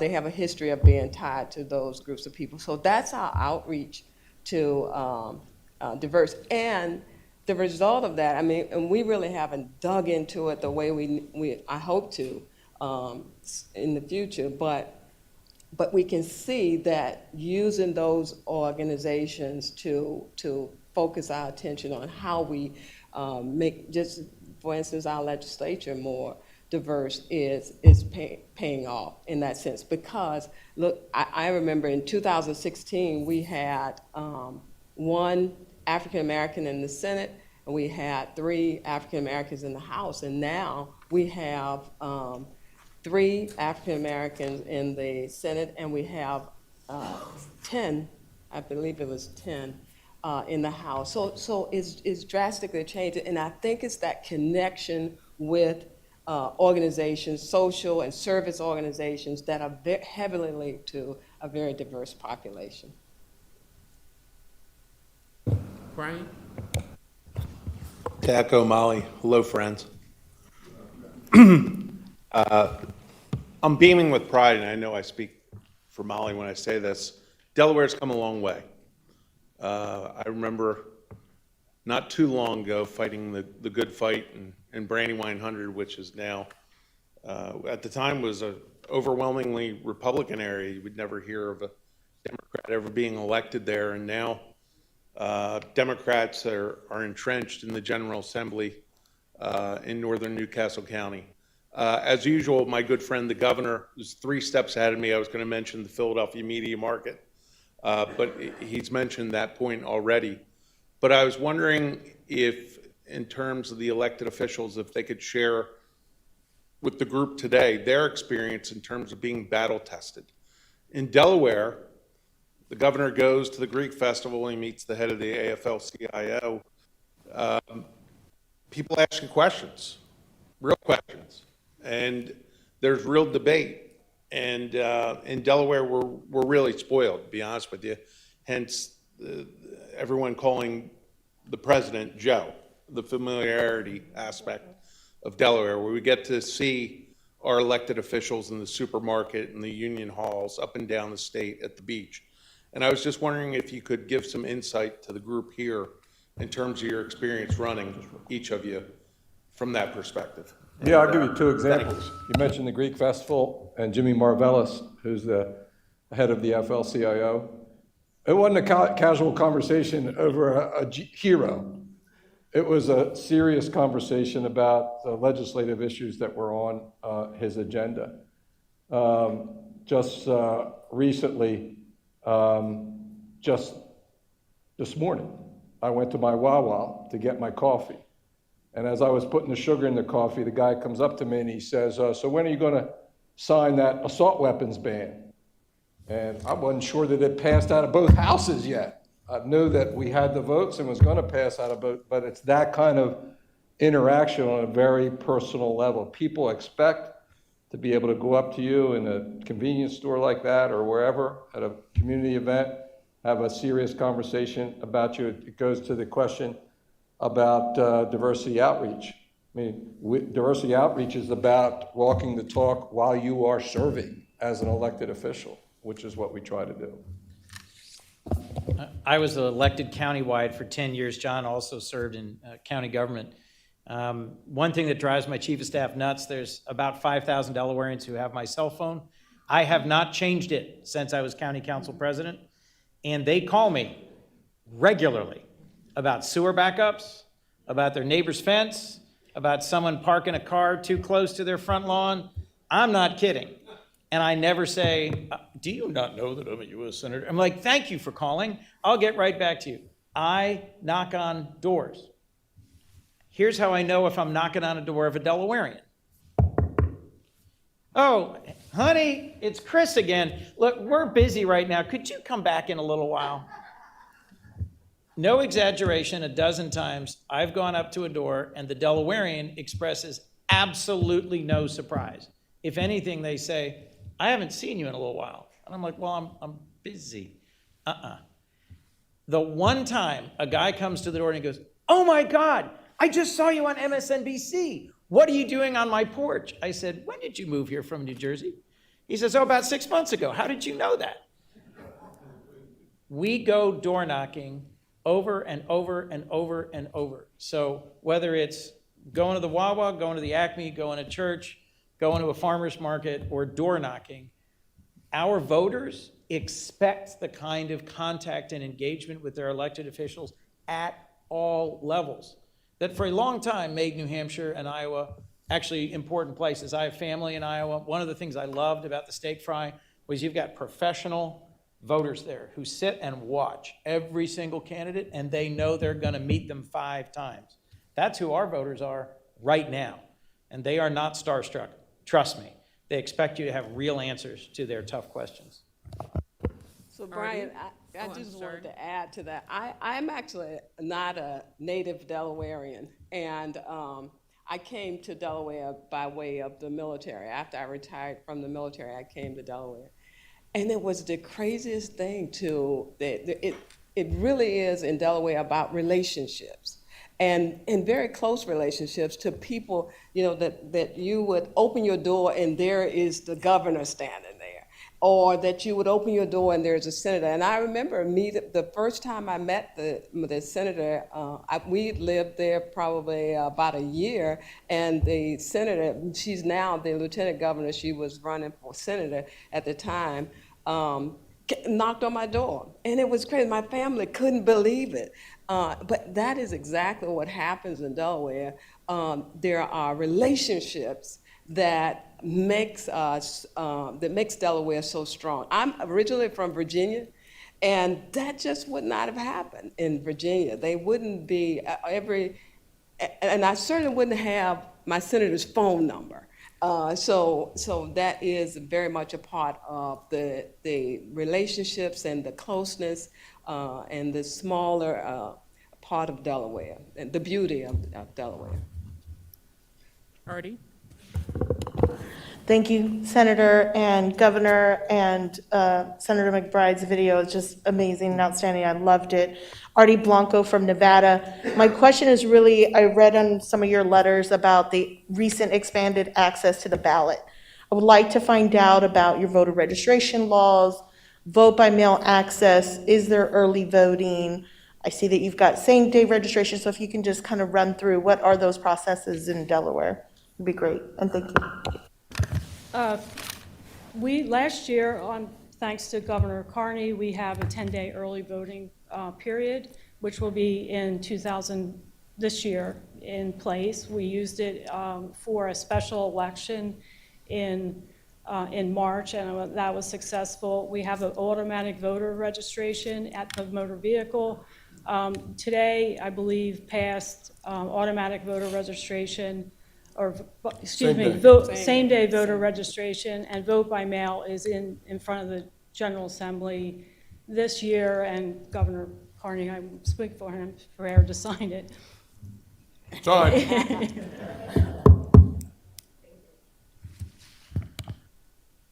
Are there any more questions? Did I miss any hands? Well, thank you very much. Thank you so much. Thank you, Governor and Senator, and the delegation for coming. Thank you very much. Just to give you an idea how important this was for me, I left a meeting in the Roosevelt Room with the President of the United States to be here on time. Well, We are sure grateful and appreciate impressed. that. I know he would. Thank you. Until 5 p.m. probably. We're going to take a little break until we get the rest of these other staff, states. Yeah, 5 p.m. Break, 5 minutes. Okay. Yeah. Stand up. Oh. Elaine shouldn't have killed him. She killed him before she.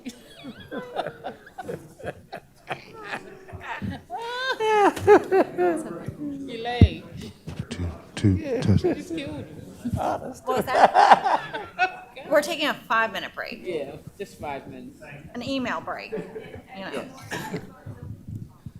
Where's Elaine? Where's her silly self? Had too many questions. Where they get from? Are they the home of Mignon, she would love for you to turn off.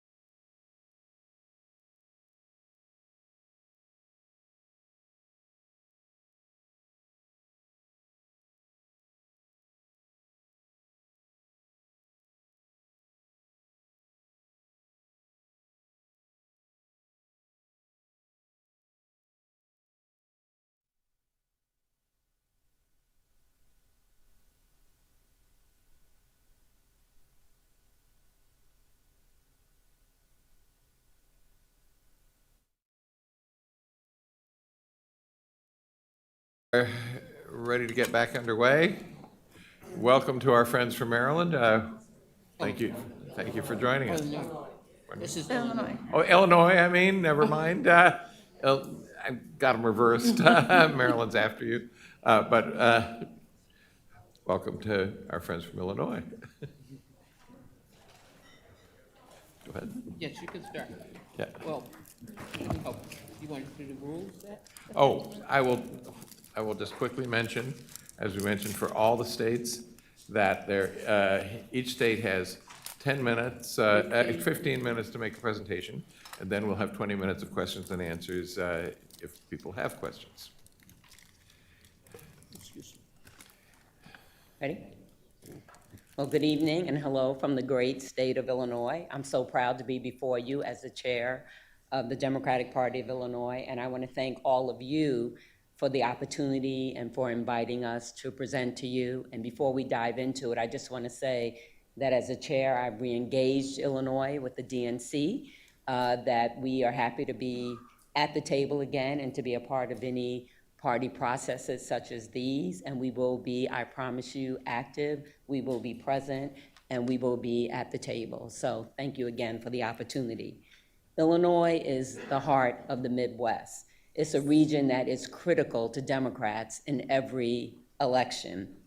And if you check with experts, they'll tell you that Illinois' demographics match the demographics of the country and also our Democratic electorate.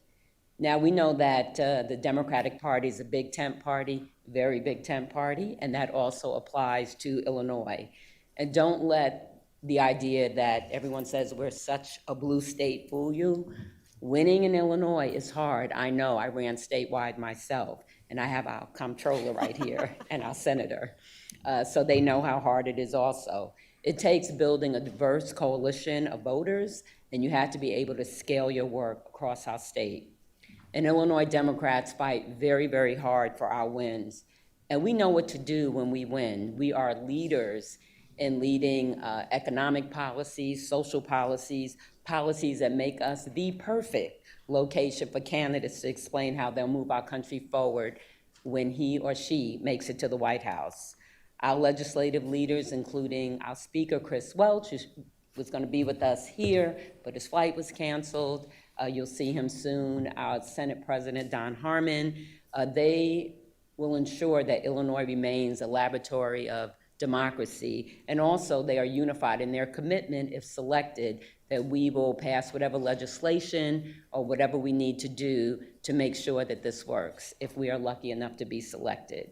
I'm also fortunate to be joined today by Illinois leaders, our great senior senator, Dick Durbin, our Illinois State Comptroller, Susanna Mendoza, my executive director of the Democratic Party of Illinois, Abby Witt, and our political advisor, strategist extraordinaire, Ron Holmes.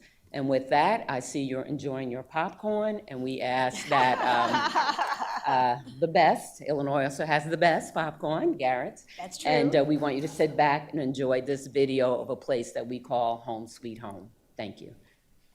You can't imagine what a good mood the popcorn puts people in. I bring it every week to Congress, I know. Welcome to Illinois. We're the heart of the Midwest, a state that reflects the very best of our nation and our party. And we're a true test for anyone who wants to be our next president. Urban, suburban, rural, public universities, and manufacturers big and small, a thriving tech sector, and our farm communities are the lifeblood of the Midwest. Here in Illinois, our people look like America. No state more closely mirrors the nation's demographics than Illinois. And we aren't just union proud with 900,000 union households.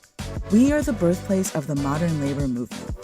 From Chicago to Carbondale, Danville to Decatur, our candidates stand out at pride parades, union halls, and county fairs. People might think we're a blue state, but we're really a state that Democrats fight to keep blue every cycle. In 2018, J.B. Pritzker flipped the governorship from red to blue. In 2016, Tammy Duckworth flipped a Senate seat, and Obama did the same in 2004. Thank you you, Illinois. I love you. Our Democrats win when they appeal to all voters. And we turn those wins into action with some of the strongest laws in the nation, expanding ballot access, defending reproductive choice, protecting the environment, and growing good-paying jobs. To win in November, candidates have to be tested early, and Illinois is ready to be that true test of our next president. Thank you, members of the committee. Can you hear me? Thank you for that. I'm Abby Witt. I'm the Executive Director of the Democratic Party of Illinois. And I know firsthand that, yes, Illinois is a big state, and yes, that parts of our state take significant resources to win. I also know that to win a general election, Democrats have to be able to win those big states and those big cities, and that we would be smart to put presidential candidates to the test right from the very beginning. Illinois is ready to be that true test. As Chairwoman Kelly alluded to, Illinois is a true test in appealing to all voters. And there are very few people who know this as well as our comptroller, Susana Mendoza. Comptroller Mendoza is not only the state's first Latina independently elected statewide, she narrowly beat a Republican and was outspent 2-1 to do so. Comptroller Mendoza. Thank you, Abby, and good evening, everyone. I'm Illinois State Controller Susana Mendoza, and as the first Democratic Hispanic elected statewide in Illinois, consider me a living embodiment of our state's rich diversity in racial, gender, and elected representation. I'm the very proud daughter of, I should say, the very proud first-generation daughter of Mexican immigrants. Let me start by stating that my very competitive race for controller in 2016 was the most expensive race in the state that year, and it was actually one of the most expensive races in the country. The incumbent, as Abby made reference to, raised $11 million for a controller's race and outspent me roughly 2-1. It was a fierce battle, not dissimilar to the rigors of running for US Senate or even president. But thankfully, my flipping the seat from red to blue allows me to be here before you today and make the case why Illinois is the perfect state to hold a presidential primary election in 2024. Illinois is the perfect test audience for the country's 2024 presidential nominees.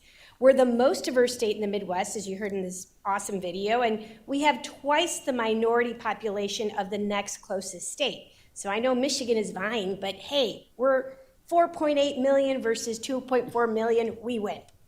In fact, Illinois blows every other state out of the water on our diversity. We have it all. A great African American population. Same could be said for Hispanics and Asian Americans, people with ties to just about every single country on earth. We're an almost exact mirror image of the nation as a whole, an exact match on race, and an incredibly close match on every other measured category. Of course, we're talking about education, age, income, and religion. Illinois has a diversity of residents these candidates will need to connect with in order to win crucial swing states. We look like America. We talk like America. Southern Illinois is the South. The road to national appeal, it honestly runs right through Illinois. It's called Route 66. According to the 2022 Illinois and Chicago Latino voter profile released just yesterday by Naleo's Educational Fund, Illinois' Latino population is expected to show up to the polls for the November elections in a huge way, with more than 353,000 Latinos in Illinois casting ballots this November, mirroring 2018's historic turnout numbers and marking a 62.2% increase from 2014. Now, I say this as a Latina. Latinos value electoral participation. We care about who's going to represent us at the national level, which is why it's critical that presidential hopefuls seeking our votes address our community's needs and priorities. That means starting where the numbers are, and that's Illinois. Illinois has big cities and small towns. Think Illinois is too urban? Trust me, I travel this state every single week. I talk to voters of all stripes. I don't even ask them, are you a Democrat or a Republican? If you're an Illinoisan, I get the chance to meet them and earn their vote. We have all the rural and small town demographic you could ever want to explore. We've got it all in Illinois. We have the third largest city in America and the greatest city in America, which houses diverse populations from every corner of the globe. sprawling suburbs and exurbs that have been the bellwether of national political change for the past decade, rural regions that have fallen red, and mid-sized towns like Champaign-Urbana and Bloomington-Normal that are steadily growing and seeing Democrats take control of local and county-wide offices for the first time in nearly a century. And, as our wonderful chairwoman here said, we can easily change the date of the election legally like this. So in Illinois, we have to remember we truly are the heart of the Midwest. And I want all of you to know that I feel we're the heart of this nation. And it should be the first stop for anyone wanting to test out if they have what it takes to lead our nation in 2024. Thank you for your time. Thank you, Comptroller. Illinois is not a blue state. It's a state that Illinois Democrats fight to keep blue every cycle. Few people know more about that than Senator Dick Durbin. And Senator, I'll turn it over to you.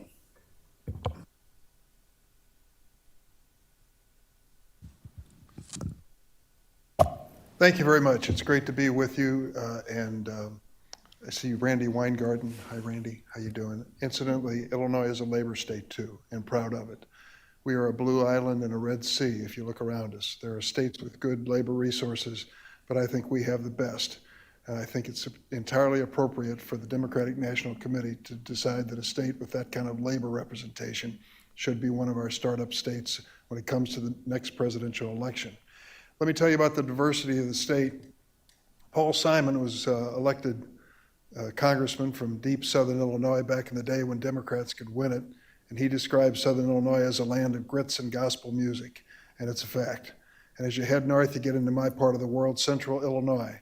And I represented that for 14 years in the House of Representatives before running for the United States Senate. When I ran for the Senate, I had eventually a Democratic partner, but I didn't start off with one. I had, in the period of time that I've served in the Senate, half of the time I've been with a senator from my own state of a different political party, and a governor of a different political party. So there is a clear difference in competition in the state between Democrats and Republicans. But one of my colleagues turned out to be Barack Obama, and there came a time when I sat down with him and said, Barack, I think you ought to run for president. I wasn't the first to tell him that, but I told him I was ready to back him, and I was the first senator to endorse him for president. For 14 months, I was the only senator who endorsed him for president. All the rest of them were running for president. I considered myself the designated driver of the United States Senate at that period of time. I remember going over to a neighboring state, and I won't say the name of that state for fear of inviting competition, but it was Iowa. And I went into Iowa, and I went into the rural areas and small towns of Iowa, which are wonderful places, and I sat down with the Democratic organizations there, and I said, can we close the door and talk just among ourselves? And they said, sure. We closed the door, and I said, you're wondering if an African-American man named Barack Hussein Obama can be elected president of the United States, aren't you? Well, let me tell you something. I represent a district, a congressional district in downstate Illinois that looks just like this town and just like Iowa. And guess what? He carried it. Eventually, he sold that story, and he should, because it's true, to the people of Iowa, won the caucus, and it launched his campaign. The point I'm getting to is in Illinois, we have representation of the best of urban politics and urban life, suburban changes that have been so dramatic in my political lifetime, I can't even explain it to you. The emergence of women as a major force in politics in Illinois. You're seeing some here with Robin and Susanna who have joined us here. My wife, Loretta, has created an organization called I Will that's been in existence for 20 years. 200 women have been prepared for public office, and many of them have been elected. Sherry Bustos was a product of that program. In addition to that, we had Juliana Stratton, our first African-American lieutenant governor. The point I'm getting to is that when the Democratic Party looks to the reality of now and the reality of the future, Illinois is a snapshot. It's a great place to go to prove your candidacy. Ask Bernie and Hillary. They came within 2 points of one another in Illinois. That's how competitive we are. It'd be a great place to kick off a winning presidential campaign. Thanks for being here. Thank you, Senator. Illinois just doesn't offer a true test for candidates. Illinois also delivers. Our Speaker of the House intended to be here today, made every effort. The airlines had different plans, so he has a short video that we'd love to show you to round out our presentation.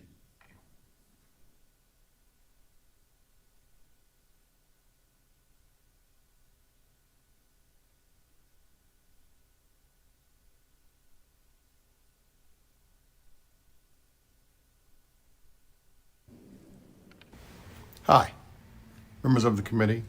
My name is Emmanuel Chris Welch, and I am Speaker of the Illinois House of Representatives, the first black lawmaker to serve in this position in our state's history. It's an honor to be with you today. We've talked a lot about diversity today, and I want to underscore that point as it relates to our caucus in the Illinois House. We've got 73 members of all backgrounds and ideologies, and that's just in the House. Getting elected is a good warm-up for the kind of coalition building you need to do to pass nation-leading legislation, which I'm proud to say is what we do. In recent years, we have passed some of the strongest legislation in the nation on issues like raising the minimum wage, defending reproductive rights, protecting the environment, growing good-paying union jobs, addressing gun violence, and more. Illinois gets it done, and if selected, on behalf of myself, Senate President Don Harmon, and Governor J.B. Pritzker, we will move the primary date to our agreed-upon timing. In Illinois, there is no chance that Republican obstruction will distract, delay, or deter us from holding a pre-window primary, and we are confident that will continue after November when our governor and legislative majorities are re-elected. We've also moved the primary before, in 2008 as well as this year, where our primary is in just 5 days. Our voters are also ready for this. Our primary elections normally take place in March. Our campaign staff, volunteers, and voters are like the USPS. Neither snow nor rain will keep them away. And we have a strong culture of engagement as well as strong election laws to ensure high voter participation won't affect a smooth election. To sum up, this committee should have no doubt that if you select Illinois, we will have a successful primary with no distractions, keeping the focus squarely on the candidates. Illinois will get it done. Thank you, Mr. Speaker, and thank you to all of you. We're out of time. If you want to take another 30 seconds to wrap up, you may, but that was a pretty good wrap up right there, though. I just wanted to thank my colleagues here and the Speaker of the House, and thank all of you for listening. Appreciate it, and we're ready to answer your questions. Thank you. All right, let's go to the questions. Yes, Mo?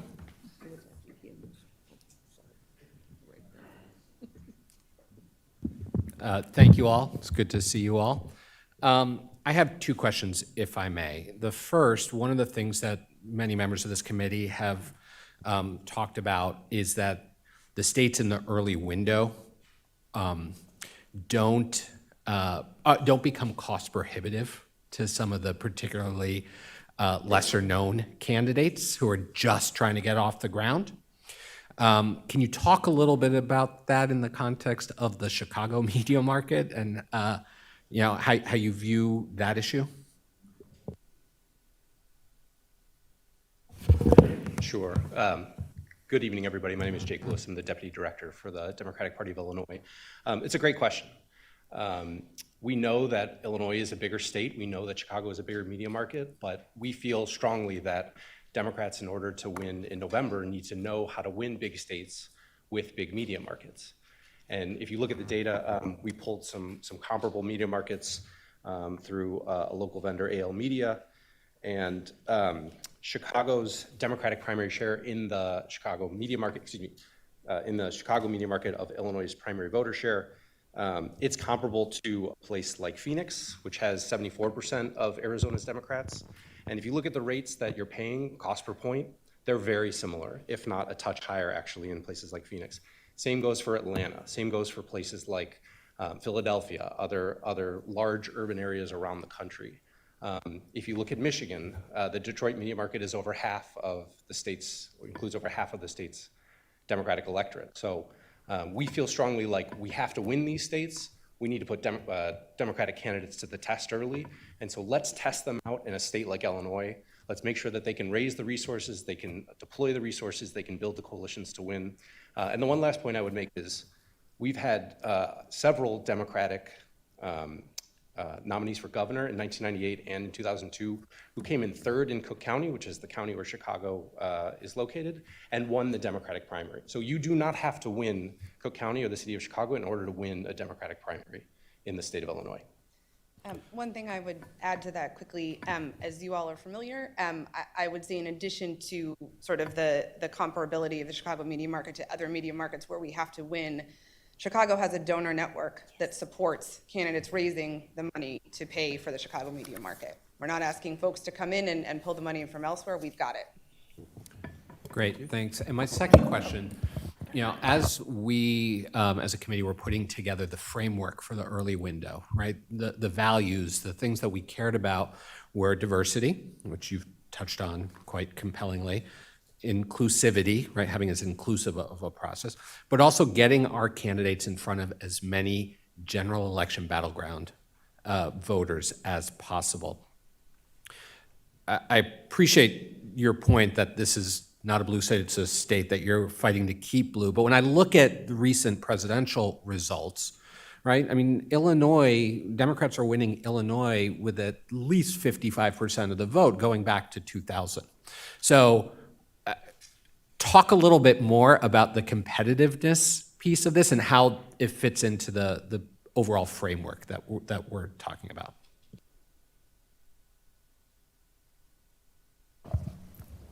It just seems to me that we in the state have such diverse sections of the state that we'll be able to test out any presidential campaign and their impact in those areas with an early primary, the earliest, I hope. And it's going to be a test. Are you good at urban politics? We'll find out in Chicago. How you doing in suburban areas with the women that are making the big difference? We'll prove that point for you in Illinois as well. How about the middle ground? And there's not much of it, but there's some of it. We've got plenty of it in Illinois. And when it comes to conservative and rural and small town America, we've got plenty to offer. I mean, at the end of the Illinois primary, you'll know the winners and the losers, but you'll also be able to separate out the sections of the state and the impact that these candidates and their message have in those areas. That's as good as you can get in the earliest primaries. Also, I just wanted to remind you again what, I can't remember who said it, but the race between Hillary and Bernie, that was very, very competitive. And I ran statewide, and believe me, it is very different, urban, suburban, and rural. And when you look at Illinois, what plays upstate doesn't necessarily play downstate. It is very, very red now. I was a state rep, it was very blue, and now it's very red. So you really do have to prove yourself. And we have to bring independents back and even some Democrats back into the fold.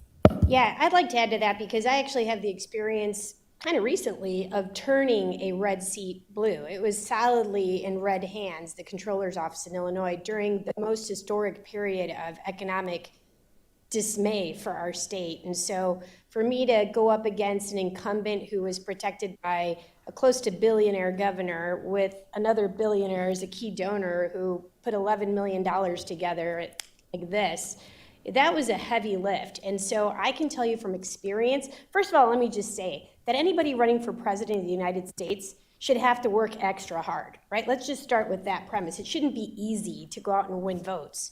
And I have personal experience of going out into every county, 102 of them in Illinois. They're all easy to get to, but it takes work.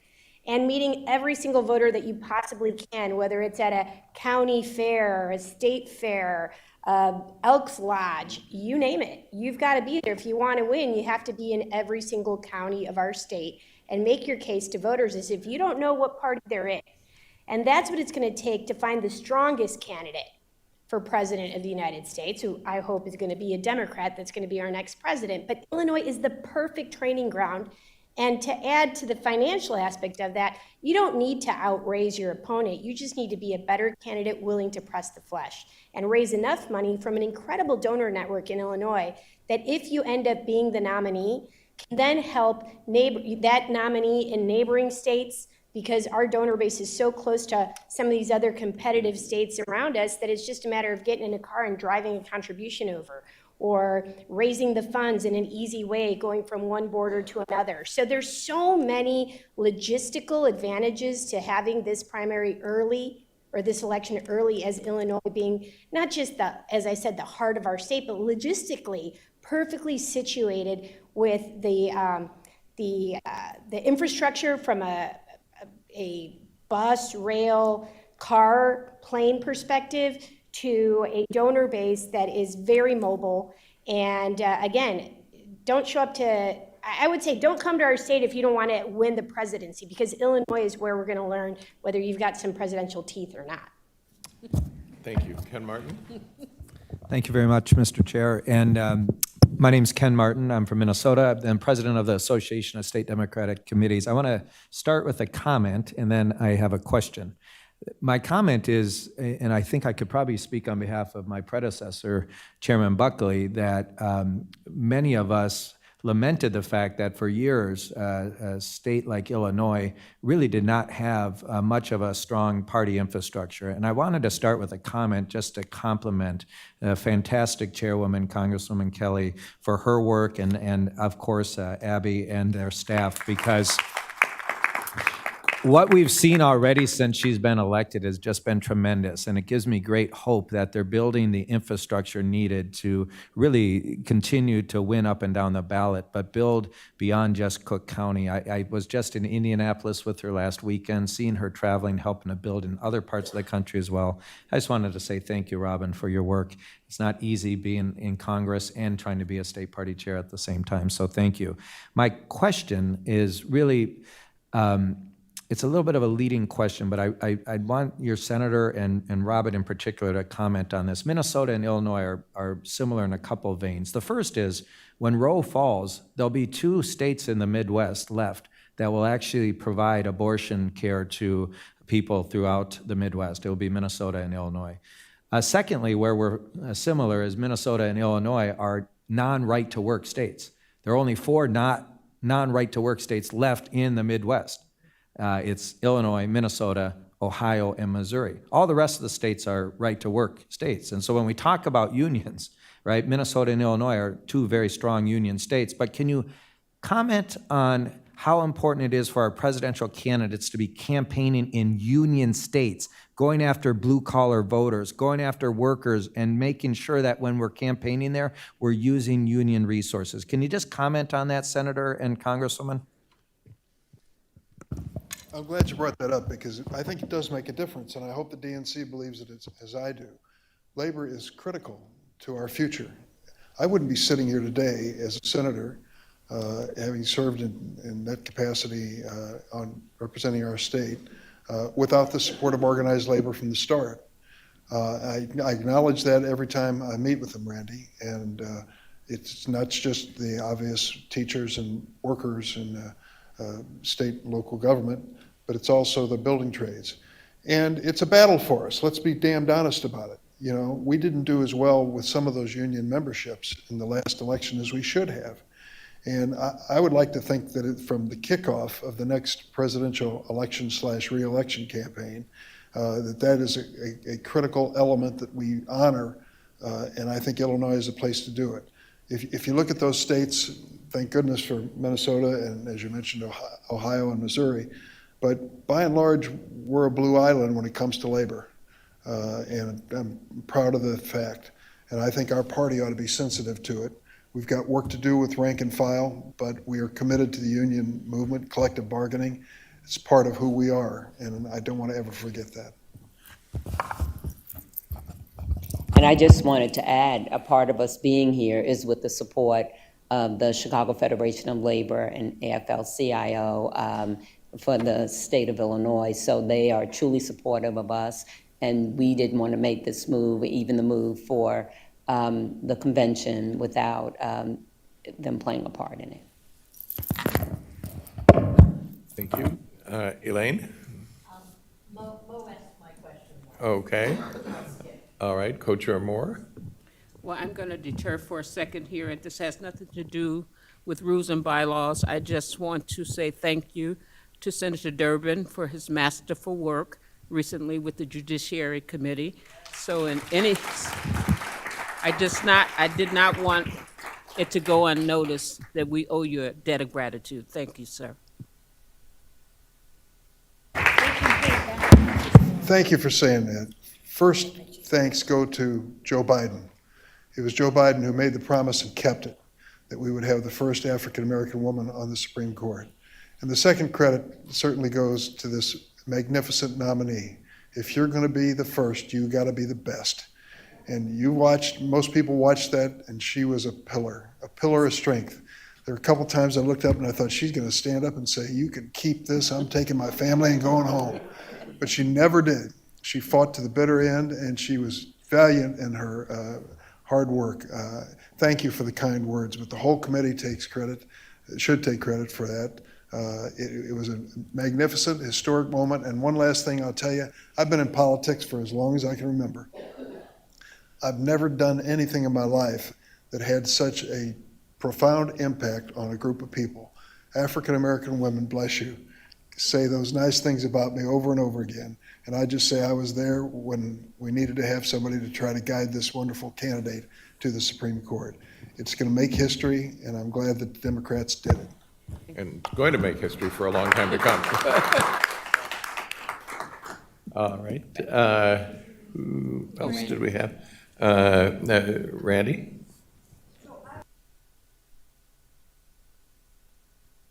I want to second our chairperson's emotion.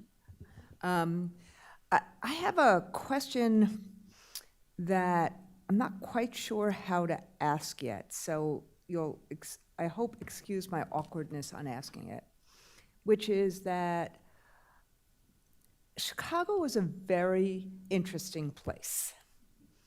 And Senator Durbin is quite right about, the union, that one of the reasons I think that, you have Minnesota, you have Michigan, you have Illinois, of a sense of having a manufacturing, a union state, a state that has this kind of component in the Midwest as part of the early window. And I think that you see the Rules and Bylaws Committee is very serious about trying to have that as part of the fabric in terms of early, the early process. How do we make sure that what do we do? Because there tends to be all sorts of other issues that arise in Chicago that are about local issues that then get played out in the national campaign. And you all know, given who I represent, what I am talking about. And so because that is as much of an issue in terms of Chicago being early as probably anything else. And it's not simply, I would have hoped that it was simply restricted to ROM and the CTU, but seems to be a continuing oration in Chicago. And that is part of, at least for me, how do you ensure that this is about the presidential election as opposed to all these other issues? That would normally be a question that Senator Durbin would ask of me, so I'm just turning the tables right now.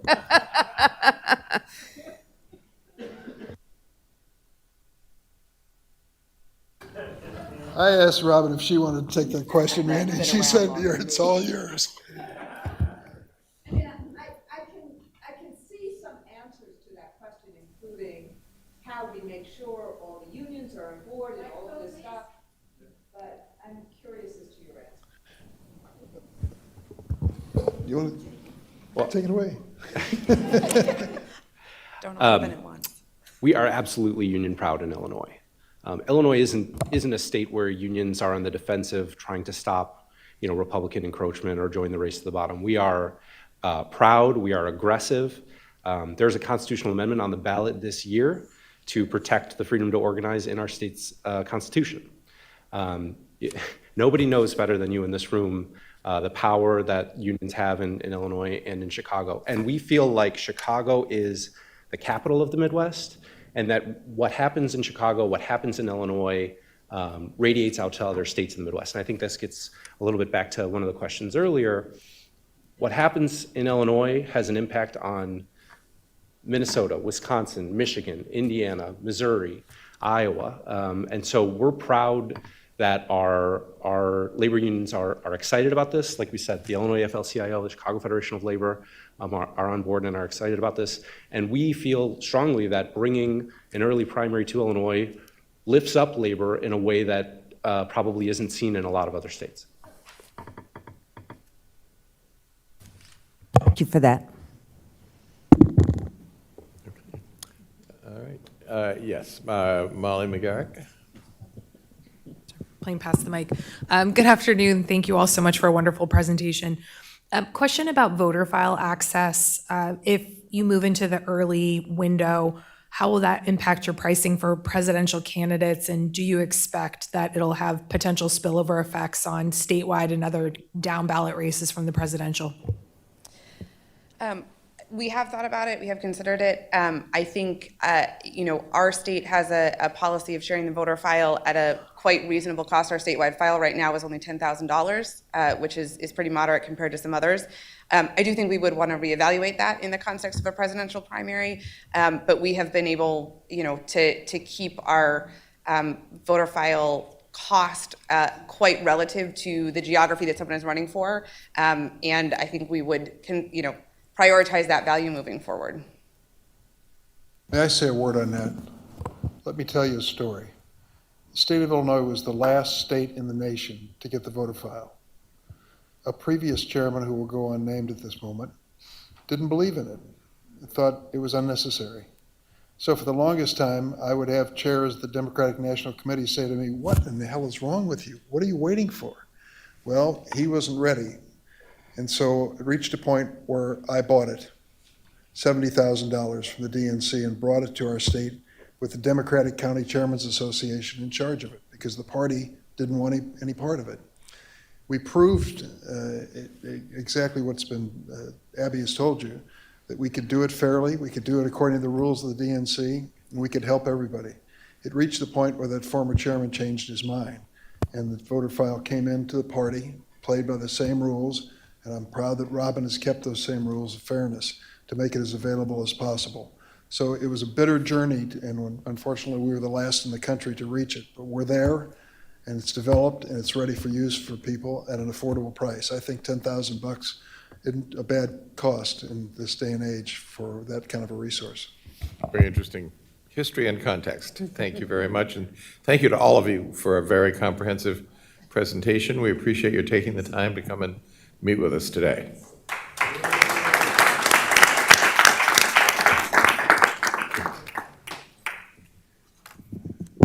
And Senator, my sister, Ann, sends her best.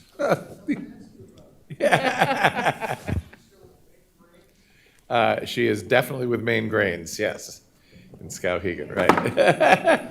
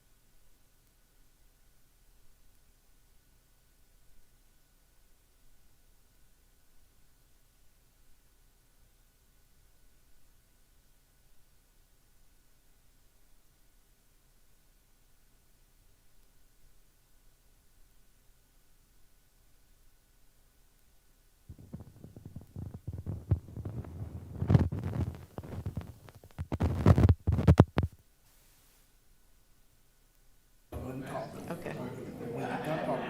Well, it's just you guys. Yeah, but we have two more, and they can use theirs. So when you're done talking.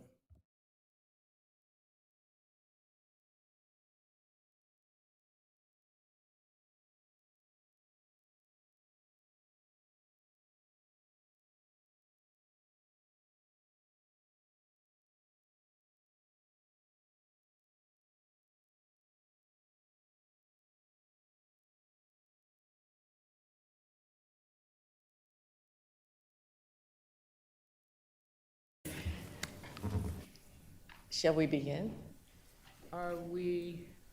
Is there any members that we're waiting? It looks like we're missing a few. If you can give us a second. Okay. I can, can you go tell, yeah, I see them all gathered up there.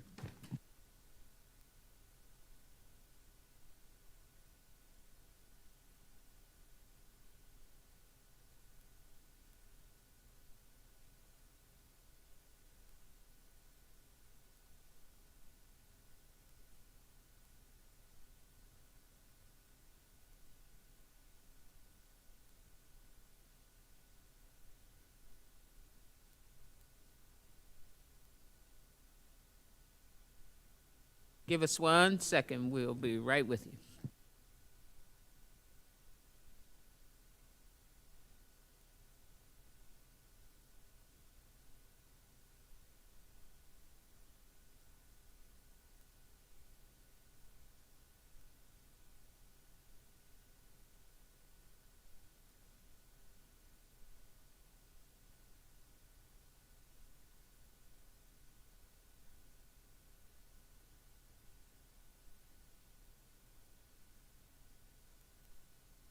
Well, good evening, everyone. Just because you're last, you might be the best, so we're going to stay alert. So a couple of housekeeping rules. States will have 15 minutes to present, followed by 20 minutes of questions from the members. You are set and ready to go, and we welcome you, and thank you so much for joining us today. Thank you so much. I am Yvette Lewis, as you know, the chair of the Maryland Democratic Party. I will either be a hero or a zero today, depending on how long I keep you. So we're going to try to be as efficient as possible. But let me begin by saying I am here because I genuinely love my state. This is my second iteration as state party chair. I did not have to do this a second time. I did it a second time because I genuinely love the state of Maryland. So win, lose, or draw today, I just am delighted to have the opportunity to share my love of my state for you and to get you to see Maryland as we see Maryland. And hopefully you'll consider Maryland as part of your conversation moving forward. So we'd like to thank you for the opportunity, Mr. Chair, Madam Chairwoman, for allowing us to be here. We are a proud state and eager to show why we can be an asset to the party. Our state of roughly 6 million people has been nicknamed America in miniature because from the slopes of the Appalachian to the shores of the Atlantic, we offer a piece of everything. Now, I know everybody has said that today, and I don't want to go through a lot of the sameness, but we are the sameness, and we are better at the sameness, just so you know that. But in how many other states can you talk to a shoreman in the morning, a farmer in the afternoon, then a city resident, and a miner in the evening? And we undoubtedly meet all three pillars that are prioritized in choosing an early primary state: diversity, competitiveness, and feasibility. Slide 2, please. No other state on the East Coast can match us on our biggest strength, which is our diversity. 51% of our population is non-white. Furthermore, if you examine the Maryland Democratic Party's electorate of registered Democrats, you will see that more than 56% of our party is non-white, with African Americans making up the largest segment of our party's base at 47%. Every election cycle, I can't tell you how many times I hear, wait till we get to South Carolina so that we can see that African American representation. You don't have to wait if you come to Maryland. It is there. It is already in place. Slide, please. 3, please. Maryland has become more diverse over the last decade and is the most diverse state on the East Coast. In a party that boasts its inclusivity as the Big Tent party, our state is the most symbolic of that. More than half of our population is women, according to the census data. The number of state residents who identified as white alone is less than half of our state's population. Our Democrats come from all walks of life, including urban hub in Baltimore, large suburban counties like mine, Prince George's, and Montgomery County. We have the mountainous Western Maryland and the agricultural heavy Eastern Shore. Our overall population continues to grow, with a 7% increase between the last two U.S. censuses. Our voting age population is up to 4.3 million, and of our 6 million total residents, more than 2.6 million are Black, Latino, or Asian. Next slide, please. We outpace almost all other state legislatures in gender and racial representation, and our Democrats come from every possible geographic, economic, racial, and ethnic background. Our diversity is our biggest strength.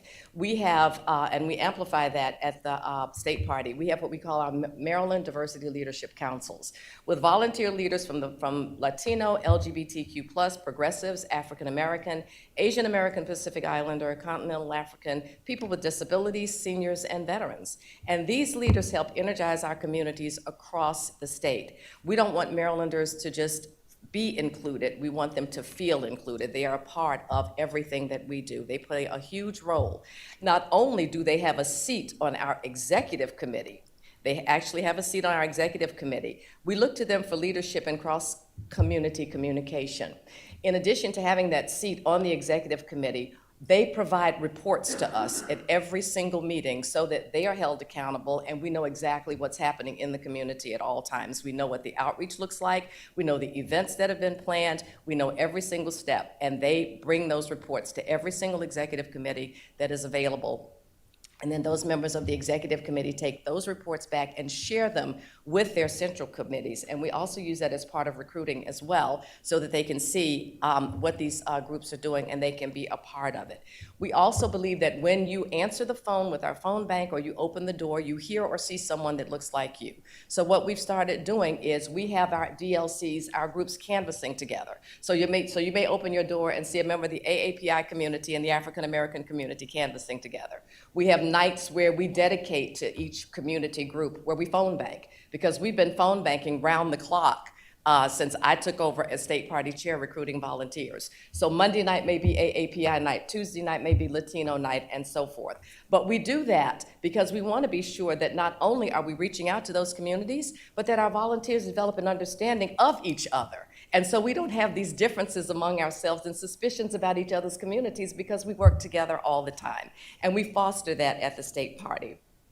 We are the only state party that has two African American women in charge of the state party. No place else does this exist. I am the state party chair. This is Eva Lewis, and no relation. Eva Lewis, my executive director. We are the only state party in the nation. We do walk the walk and talk the talk. This is our largest constituency in the Democratic Party, and we are representative of that. We are reflective of that. Our executive committee, our officers rather, the same. We have an AAPI deputy treasurer. We have African American men, African American women. We have whites represented. Everyone is represented in our officer pool at the state party. The Speaker of the House, Delegate Adrienne Jones, is the first female and first African American speaker in our state's history. The Women's Caucus in our state is the first women's legislative caucus founded in the United States, and it currently has record high number of legislators. Both the Senate and House in our state have a Democratic majority, with 6 Senate and House committee chair positions being held by women and 7 being held by legislators who are not white. We should probably be on slide 5 by now. While we've gone to bat for the Democratic Party as a reliable stronghold, and I think some of my chairs, especially Chair Swicker, can tell you we have gone to bat for other states. We were a very large export state, sending volunteers to Georgia, to Virginia, and to Pennsylvania during all of these past election cycles, and being heavily involved in making sure that we help to flip those states. We feel that we have been underutilized on the national stage. We are a competitive state that has consistently won large margins for our Democratic presidential nominee, and we voted for the eventual nominee in every primary since 1996. So you say to me, well, why do we consider you to be competitive? Well, although we do have the Democratic legislature, and we have voted for the presidential nominee, we do have a Republican governor. And we have had several Republican governors, and that must stop. Slide 6. Our share of the voter percentage in presidential elections has increased over 20%, from 56.5 in 2000, 61.9 in 2008, and 65.4 in 2020. I'm going to stop now and give our Secretary of State a chance to speak, and then I'll come back and just touch on a few other points, because logistics and efficiency are key for us, especially as far as our voting is concerned, and then we'll talk about our close proximity to DC and media markets. So John, take it away. Thank you, Chairman Lewis. I've been asked to just give you a quick overview of the voting system in Maryland, which has run smoothly and efficiently for a number of decades, both in terms of the actual election day operation and the vote counting in the evening. We use a combination of paper and electronic ballots. You have a pre-printed paper ballot, which you can mark, put into a scanner. The paper ballot is deposited randomly in a ballot box, and the scanner records the vote. So the counting has the accuracy of electronics, and we always have the paper trail as a backup. We have early voting. We have had early voting for a number of years. 30% of Democrats voted early in 2018, and since early voting's begun in 2014, it's trended up. I won't read stats to you, but as you can see, it's increased every year. We fully expect it to increase this year again. We have no excuse absentee voting, which means any voter can request and cast an absentee mail ballot, no excuse necessary. And vote by mail has become popular in Maryland. Obviously in 2020 it was almost exclusively used, but that was an outlier. But we have over 400,000 requests already for the July 19th primary for absentee ballots, so we expect a significant increase in the number of absentee ballots used vote by mail this year. And finally, to wrap up, in terms of counting, we report the early vote quickly. It has grown significantly, as I've indicated, the number of votes. So you have a pretty good idea what's going to occur within generally the first hour to 90 minutes after the polls have closed. After that, votes come in tranches due to the electronic voting, so you get large number of votes throughout the evening. And we generally have, unless it's an extremely close election, virtually all the precincts, 90+% of the precincts reporting in by 11 o'clock or so. And we expect to have that improved in 2024, in that there was a bill in the Maryland General Assembly this year which passed overwhelmingly, was vetoed by Governor Hogan, which would allow absentee votes to be counted pre-election, so that you would be able to release those with early voting at the night of the election. He vetoed that due to a quirk in the Maryland Constitution. The veto couldn't be overridden, but it's likely that bill, irrespective of who's governor next year, will pass again, and if it is vetoed, would be passed. So we're very confident that that will occur. So that's very briefly the overview of our voting system, and I'll pass it back to Chairman Lewis. Thank you. So you know our media market, and we are in the DC media market, but we also have the Baltimore media market. It is pricey. We do acknowledge that. But you also should know that we touch two battleground states, Virginia and Pennsylvania. The DC media market covers roughly 49% of the Democratic primary voters, in Baltimore covers 49%, with the rest being on the Eastern Shore in Salisbury. But we also have over-the-top television, which is streaming television, and we have a high penetration. So for example, we recently matched a list of nearly 300,000 Democrats who had requested to vote by mail in the primary, and found that 55% used that streaming service. So that's something that we rely very heavily on as well. The beauty of Washington, of being in the Washington or the Baltimore media market for our candidates is our news is the local news. Earned media is in abundant supply. You can get earned media for just about anything. So any candidate that is struggling financially can always have an opportunity to get earned media. And the press will be so excited to have that type of attention in Maryland. It will be very efficient to make use of that. A lot of our gubernatorial candidates are doing that as we speak, and the media does show up. Even with the cost, it's an ideal place to get the party's message out and to be on large populations. My theme song is I've Been Everywhere, because I was in Garrett County on Thursday, Frederick County on Monday, Charles County on Friday, Prince George's County on Sunday, Carroll County, but you can get every place in our state by car. And be in 2 or 3 counties a day. But each part of our state that you go into, you meet a different part of America, and that's why we do call it America in Miniature, because you can do that. At the state party, we do live by what I call the Kane principle, constant and never-ending outreach, engagement, organizing, and mobilizing. We text, we phone bank, we postcard write. So we're reaching out to our Democrats constantly. We started this Project Register to Win, back in September when we started registering people to vote. And to date, we have registered 28,000, registered or re-registered 28,120 new Democrats for this year alone, compared to the Republicans of 9,655. Overall, we have 2.13 million registered Democrats as compared to 976,000 Republicans. We are very creative in what we do in the state of Maryland. And one of the things, just to give you an example of our creativity, our rural outreach is very, very important. So one of the things we did this year, we started these burger and brew forums. And this is the type of thing that we see presidential candidates doing. We took our gubernatorial candidates to rural parts of the state, and they did forums for those candidates, for the people there. We brought them in and gave them a free hamburger and a free beer, because the concept was people just want to be able to stop and have a beer and a burger on their way home. So we built a whole Democratic candidates forum around that concept of burger and beer. We've also done other creative things. We did a full inaugural ball, virtual, with 700 people paid to sit on their computer and dress in pearls and pajamas. You were dressed in black tie from the waist up and pajamas from the waist down. But that's the kind of creativity that we have at the Maryland Democratic Party, and that's what we would bring to any campaign that decided to come into Maryland to make use of the infrastructure that we have, the staff that we have, the environment, the energy that we have, and the people that are so willing to welcome and do anything. So as I said, I love my state. I want you to love my state too. Thank you very much. Thank you, Madam Chair.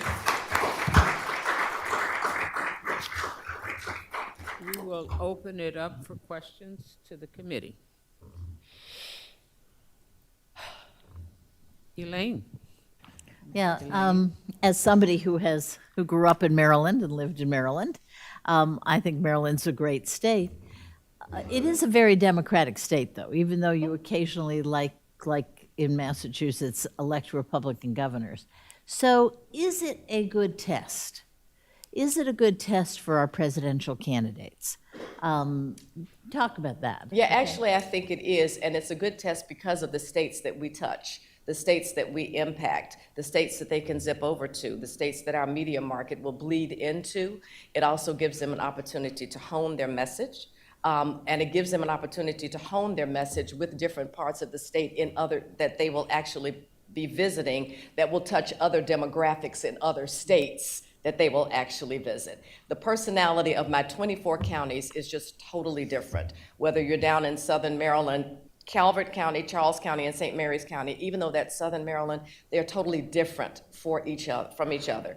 Candidates would have to campaign according to the audience that they are in front of. That then you take to a state like a state in the Midwest or a state in the South, right? The very skills and the messaging that you hone in the different parts of my state will serve you well in other parts of the state, other parts of the country. So whether my state is all Democratic or not is really immaterial because of who makes up my state. So I think that affords you the opportunity. Then when you leave Maryland, you can go, if you can make it here, you can make it in. That really is true in Maryland. So when you leave Maryland, you can go anywhere because you know that you've already met that constituency in Maryland when you take it to another state. And one more thing, Yvette. Maryland, only Maryland and Virginia, and then I think Alaska have such a high percentage of federal government employees. Talk about that in terms of evaluating presidential candidates. Specifically, in what way? I'm not sure I understand your question. Well, I mean, on the one hand, I think it's actually good because you would actually have people who know what the job of the president is about. Okay. I got it. So because we have so many federal employees, I think they can be a lot more discerning in terms of how they relate to the candidates, right? Because they know how government works. So in other words, it would be very difficult for someone to come in and filibuster their way and pretend that they know what they're doing because the voter is so sophisticated, right? In terms of how the federal government works. And I think that in and of itself would be able to help us be able to filter out who's real and who's Memorex, if you know what I mean, because you do have that sophisticated workforce that lives in Maryland. I see what you, I got it. Yeah, and you know, I mean, it would be funny to watch something like this unfold, because think of all of the absolutely idiotic things that Trump said. Exactly. That if he Bring it was- to Maryland. What? Bring it to Maryland. Yeah, right, that, can you imagine going into Maryland where lots of people, or Virginia for that matter, where lots of people served in the diplomatic service, and saying, we're gonna build a wallet and we'll, Mexico will pay and for make, it. and make Mexico pay for it, right? I mean, Exactly. just, you know, there's just one absurd thing after another, so. No, I agree, but you should know that he has endorsed one of our Republican candidates, so it's entirely possible he may bring that message into Maryland. We'll see. Were you about to say something? Well, I'd like to point out, too, that the perception that Maryland is dominated by federal employees and state and local is really an old perception. There's still a significant part. It's an important industry, if you will. But we have diversity, actually information services and high tech has become a big employment driver.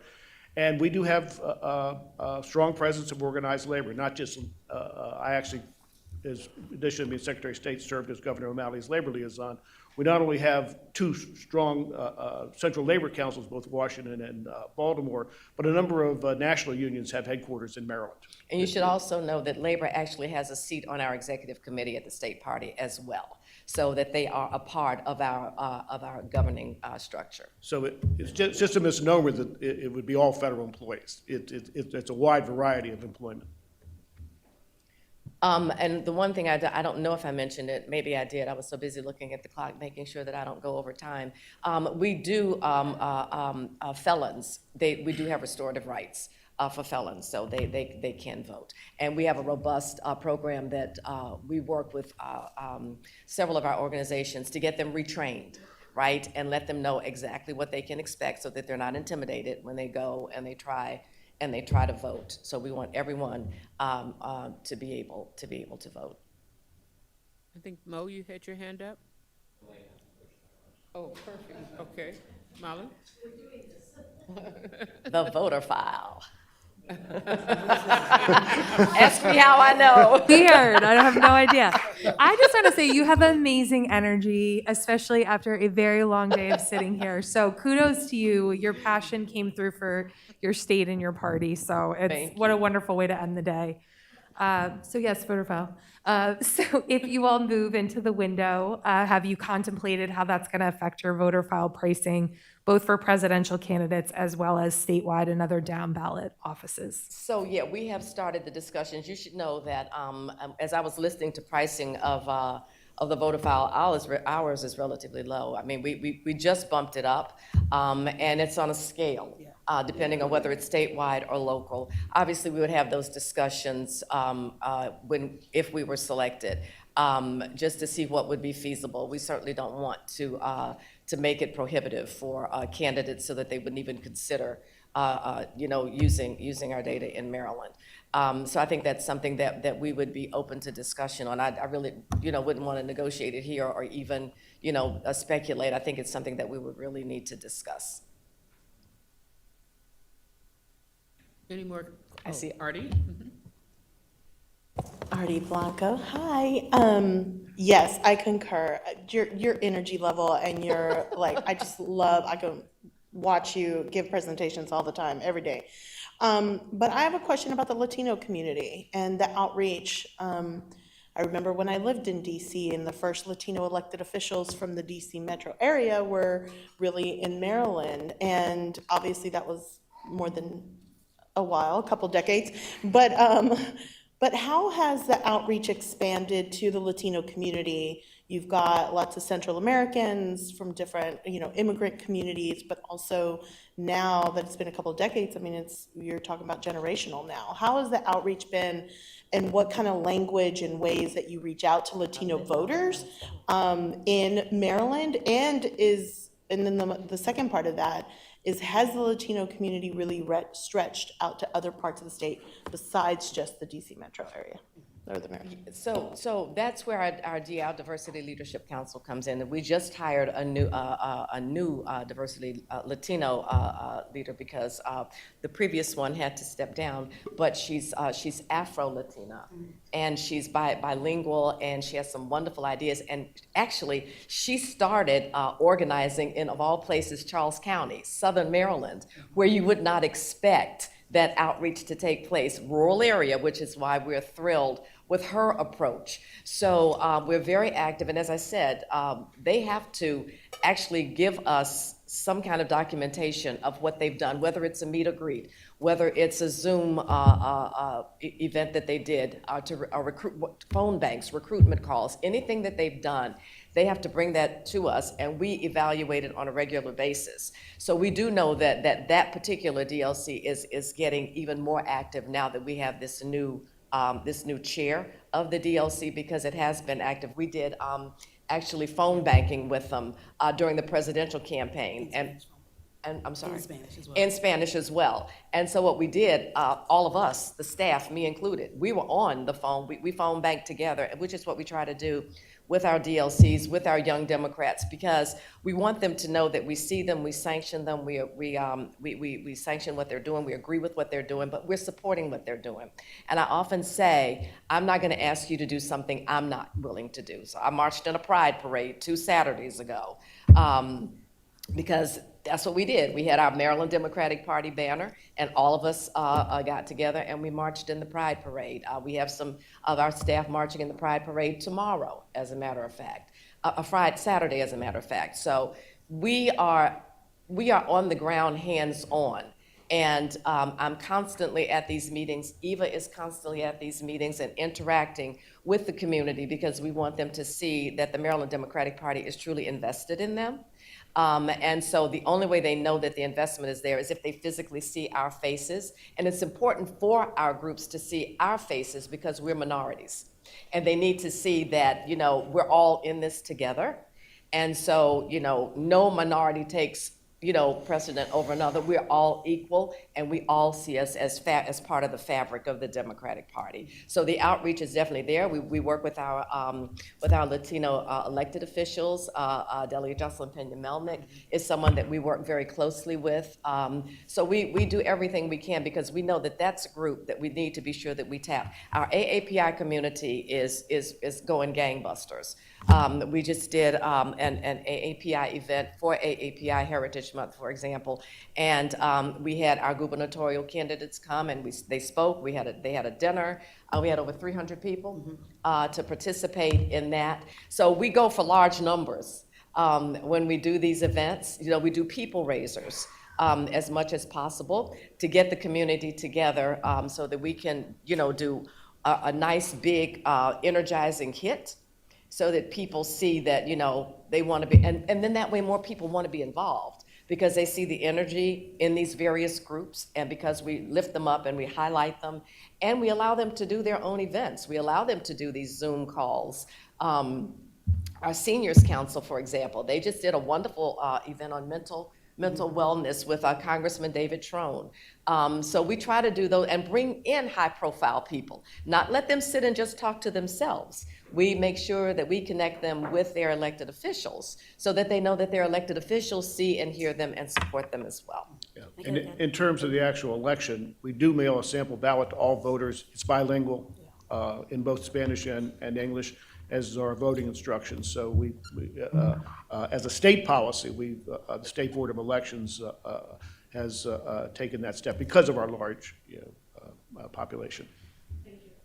And just to add on that too, any campaign materials that we have are also in Spanish, and our website also has language accessibility there as well.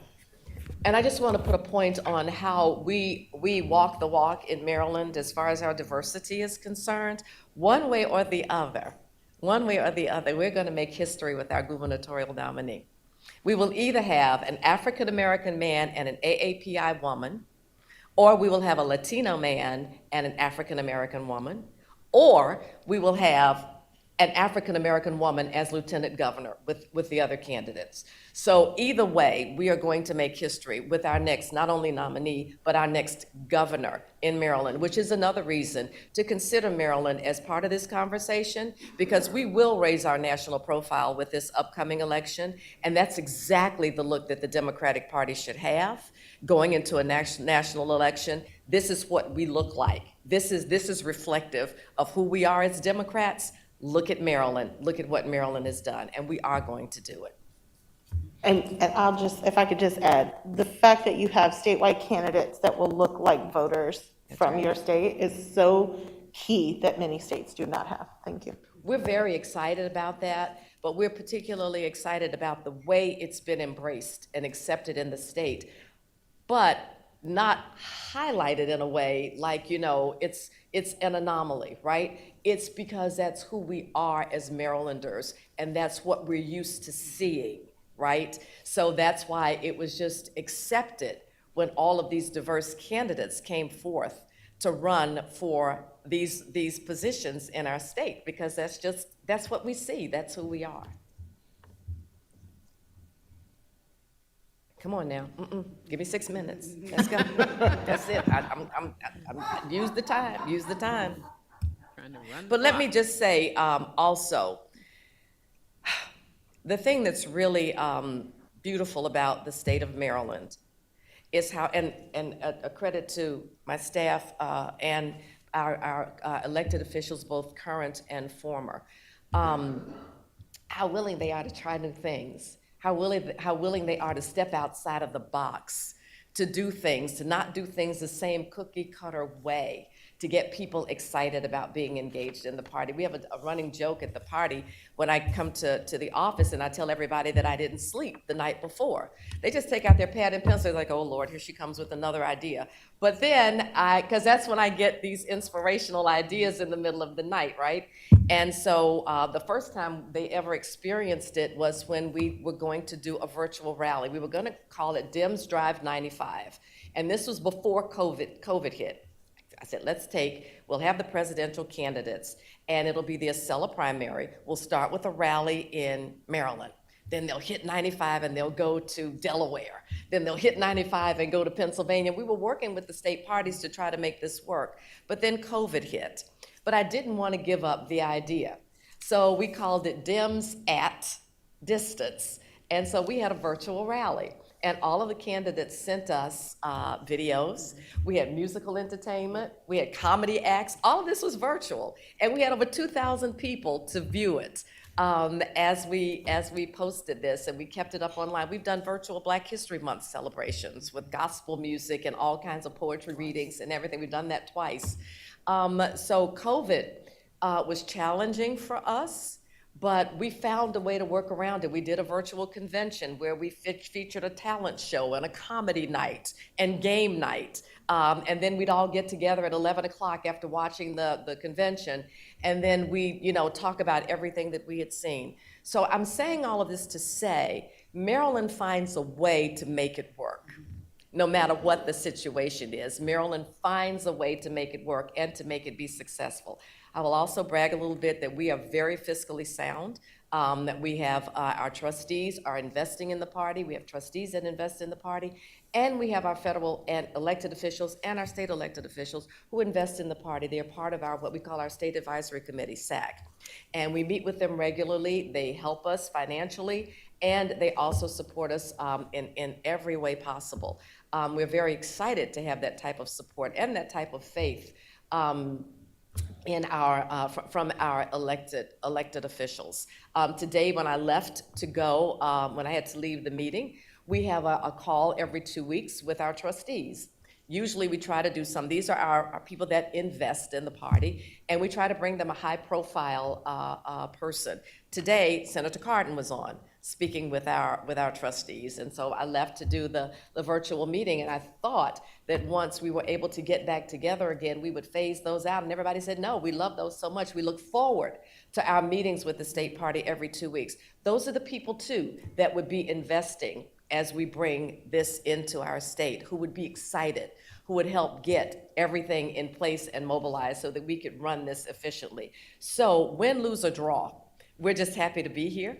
We're excited to share this with you. First, second, third, fourth, fifth, we just want to be part of the conversation because we think Maryland has a good story to tell, and we think that we can make a good contribution to the conversation if you allow us a seat at that table. I think that you would be very pleased, and once again, never again will you have to say, wait until we get to South Carolina, because you got what you need right there in Maryland. So whatever you do, just keep Maryland on your radar to know that this is where diversity really is. We're not going to be the most diverse state at the end of a decade. I think I heard somebody say today, we're already there. We're already there. And this is because of our hard work and because we recognize the importance of diversity. We lift up diversity and people feel that this is a good place to live. So we certainly hope that you will consider us, and thank you all very much. Thank you. Thank you so much. Here to end with such energy. Thank you, Yvette. Thank you.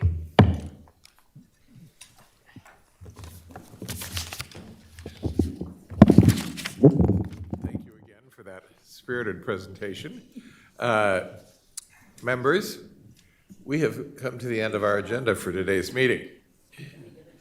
Before we go, does anyone have any questions? Yes, Elaine? Tomorrow morning, it's just South Carolina? The only state presenting state. is South Carolina, but we do have discussion planned. Yes, Susan.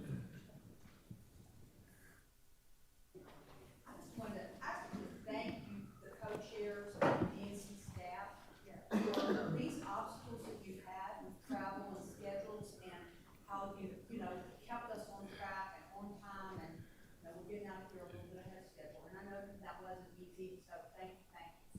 You're welcome, thank you. The staff pulled it off and we were flexible. Yes. So- Anybody else? Yes, Mo. Just a question. You touched on this yesterday, but so we got one more tomorrow, and I know we're voting in August. Can we talk a little bit about just the deliberation process? July. So July, we're gonna focus on. Have issues to deal with in July, but we will be sorting through things, but not reaching final conclusions. Right, but we'll start to talk it through. Right. Right? July, will we talk about the whole package of issues, or will we concentrate on calendar? Okay. So Veronica's suggesting we will talk this through a little bit more tomorrow, because in July, we do have a lot to do with delegate selection rules and things like that. Yeah, there's a lot of other stuff. But I am sure that we will be, one way or another, formally and informally, we'll be sorting through things when we get together in July. Yes, Randy? Is there a virtual option for July, or is it going to be in person? I believe it's only in person. In person. It is planned as an in-person meeting. It's just because of our conventions. I got that, yes. So it's planned as an in-person meeting. You've got your convention at the time. Okay, let's keep talking about that. I think there's a pretty strong feeling there's a value to being in person because doing what we're doing, exactly sorting through things, is better done in person. But we'll see what we can do. Okay. Anybody else? Okay. So I also want to thank our DNC staff from both the Party Affairs Office and the Secretary's Office, the DC Bar staff, the AV technicians, and our designated court reporter. Thank you very much. And thank you to our designated parliamentarian as well, which is what I meant to say in the first place. But it's been a long day. Anyway, I think that does it for today. Our meeting is scheduled for 9 in the morning, Yes, but we have breakfast. but we have breakfast. So the bus will leave the hotel at 7:30, Boarding at 7:30, leaving at 7:45. leaving at 7:45, okay? Do I hear, but the meeting itself actually starts at 9. So if you stop at Dunkin' Donuts on the way, you'll be okay. But you'll miss the repartee. Okay, thank you, everybody, and we are in recess.